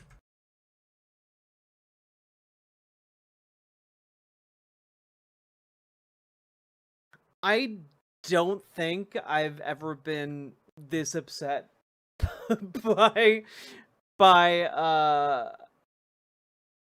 a left-leaning intellectual type. You know? The Ezra Klein gets under my skin like basically no one else. And I've watched like all of the heinous conservative right-wing dipshits. I have watched so many of them, and not a one of them gets under my skin quite like Ezra Klein does. I feel like that was 75% Ezra talking. Yeah, and the other 25% being Ta-Nehisi Coates being like, doesn't that seem really fucked up though? And then Ezra Klein talks for another 10 minutes about how, well, actually, yes, it is kind of fucked up. And I do believe exactly what I said anyway. And I do believe in those fucked up things. So how dare people be upset that I believe these fucked up things and advocate for them on a platform that is paid attention to by all of the prominent Democrats in the United States. How dare anyone hold me accountable for my actions and beliefs that I express all the time? But what if we have no principles? What if we have no principles and just take large checks? You know? Have you ever considered folks, have you ever considered just not being working class and instead accepting very large checks? Be like Ezra Klein. God. Artisanal butt air. Fine vintage. Aged for years. That was deeply frustrating. That was a soul-sucking experience. I don't even know if like that was a good segment to do. I don't know. I don't know if I added enough to this where I'm like I'm just shell-shocked by the vacuousness of it, you know? I really enjoyed Ta-Nehisi Coates basically just playing the role of an actual fucking human being. And Ezra Klein flailing, totally incapable of actually dealing with that fact.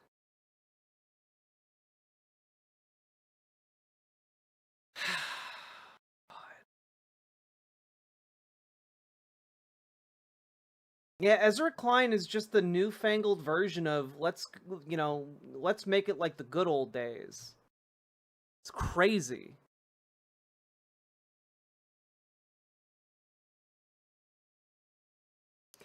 Anyway, glad we're done with that. And remember to like, comment, and subscribe. Do the things.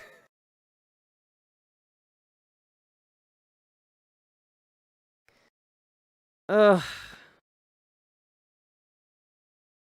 What do you even say to this? I mean, what I say to this is I think Ezra Klein is emblematic of the absolute and complete brain rot at the heart of the Democratic Party. This is the reason and the drain through which all of the principles, all of the actual hearts of the Democrats have circled around and gurgled down. You know, this is the, why can't we have business as usual? Why can't we just go back to the Bill Clinton days? And it's because they haven't believed anything. They haven't believed anything for the past 35 years. Because they didn't have to believe anything. They could, in fact, commodify their beliefs and sell them to the highest bidder. And for a lot of people, that was enough. You know, you got a steady paycheck, made a career out of this politics thing. You didn't have to believe anything that might be uncomfortable or carry consequence. Between Ethan and Ezra, I'm pretty sure Klein is a doomed last name. It's true. You're not wrong. God damn. Leon the Dragon, thank you for subscribing with Prime. And Saki Tanuki, thank you for the 2 tier 1 subs. That felt terrible. Also, folks, if you've been enjoying the show, hit the follow button, hit the subscribe button, hit the like button. We have an entire song about what to do.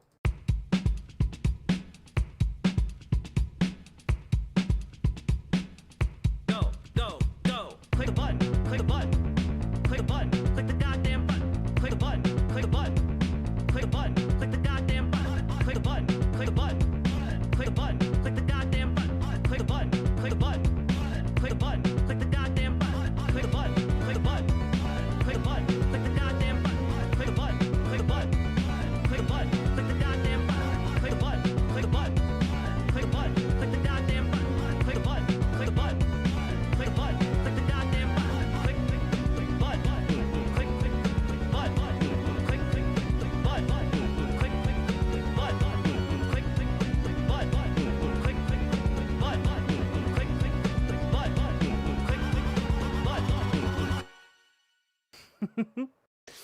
And also consider supporting the show with those subs, donos, memberships, super chats, etc. We've been going for over 6 hours, almost 6.5 hours. And I'm tired. It is 4 o'clock in the morning here. But also, notably, it is 5 a.m. Eastern time. And I would expect on a day like today that staffers are going to be filing into their offices in DC in either, if not now, in like the next hour and a half for sure. So, folks, if you haven't yet, now is the time to make your calls. Now is the time to drop a fax. Now is the time to write an email.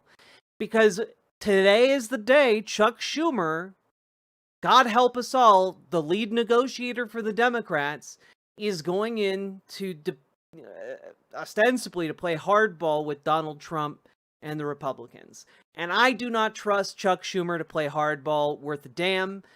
Neither should you. So what you need to do is you need to put your finger on the scale. And the way you do that is by contacting your senators. Okay? You can call them, you can fax them, you can email them. A fax will put a physical piece of paper in their office. Okay? An email, you know what an email is. You know what a call is. leave them a voicemail, leave them an email, leave them a fax. And you can fax for free over on faxzero.com. Faxzero.com also has a tab you can click on at the top of the page that will bring you to a list of senators who have fax machines that you can contact. Now, I would also point out that on that list on faxzero.com are a number of senators that say they do not have fax machines available. That's actually not accurate. If you want to join our Discord and double check to see the full list of senators with fax machines, just !Discord in any of the chats. And I would encourage you, please check that out. Contact them in each of these three ways. And please consider doing the same for Chuck Schumer in particular. Because we need to remind them that they need to defend trans rights and healthcare in the budget negotiations. It is imperative that they do so. There are a number of riders for the budget bill that currently, as far as I'm aware, Democrats in the Senate have little to no pushback on. And those riders threaten healthcare for trans adults, for trans kids. They threaten the ability of trans people to be able to participate in sports anywhere in the country. They threaten hospital funding. They threaten children's hospital funding. They threaten a lot of fucking things. They even threaten LGBTQ plus foster children. Okay? So you need to call, fax, and email. If you need to call, a very useful tool that you can use is 5calls.org. I'm going to throw a link in chat that will help you connect you with your senators. Here you go. You can get the phone numbers quite well here. Hopefully this doesn't detract from the call to action, but what can people do to help from outside the US at these people on Twitter? You could give it a shot. Not the worst idea. You could also activate any of your US friends, poke them, remind them, tell them, hey, get the word out. Call, email, fax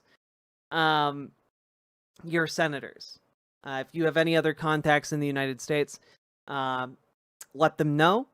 And also, you can volunteer to help progressive campaigns across the country. So that means you can actually phone bank, because a lot of phone banking is done online. You can volunteer to phone bank for progressive campaigns that you like. I believe there are some limitations on what people from outside the US can actually do, but you can volunteer to phone bank, and I believe as long as you are not accepting any like compensation for doing so, any kind of like payment or gifts or anything like that, you can volunteer and phone bank, which is an incredibly valuable thing for especially small progressive campaigns. But call your senators. If you want to be extra, call your representative and tell them to pressure your senators. If you want to be even more extra, call Chuck Schumer's office, fax Chuck Schumer's office, email Chuck Schumer's office, because we need to get these people to grow a fucking spine and actually defend their constituents. It needs to happen. And y'all, no one is coming to do it for you. We must do it ourselves. Okay? Yeah, send carrier pigeons if you're in the DC area. Exactly.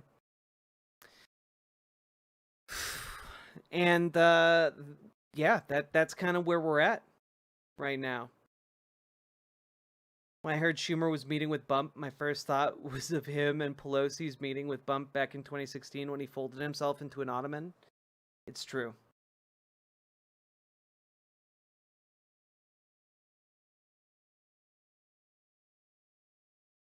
God.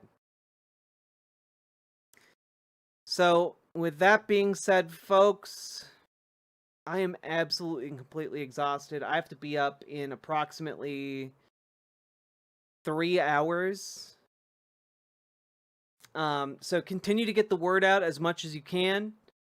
I am going to go get what little sleep I can before I have to be up for the day and do things in the world. But you all stay classy. Hit the like button. Like, comment, and subscribe. Do the things. Drop the subs. Do the things. Etc. Etc. Etc. A church shooting happened in Michigan. Yep. Talked about it a little bit already. How do you function with this schedule? Not well. And I will be back tomorrow. Or I might take tomorrow off. Or maybe I will be back and play like a video game and have a chiller stream. We'll see. We'll see what happens. Remember, if you like the stream, support it. You guys make the show possible. You're the ones who fund the stream. So thank you all for how you've come through for me. I really, really appreciate it. See you all later. Bye.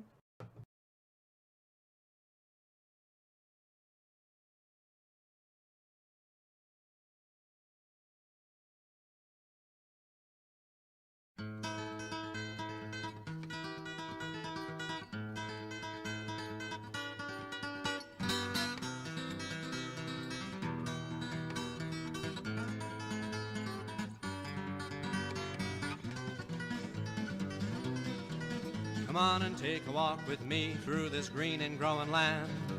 Walk through the meadows and the mountains and the sand. Walk through the valleys and the rivers and the plains. Walk through the sun and walk through the rain. Here's a land full of power and glory, beauty that words cannot recall. Oh, her power shall rest on the strength of her freedom. Glory shall rest on us all. From Colorado, Kansas, and the Carolinas too, Virginia and Alaska, from the old to the new, Texas and Ohio and the California shore. Tell me who could ask for more? Here's a land full of power and glory, beauty that words cannot recall. Oh, her power shall rest on the strength of her freedom. Glory shall rest on us all. Yet she's only as rich as the poorest of the poor, only as free as a padlocked prison door, only as strong as our love for this land, only as tall as we stand. For here is a land full of power and glory, beauty that words cannot recall.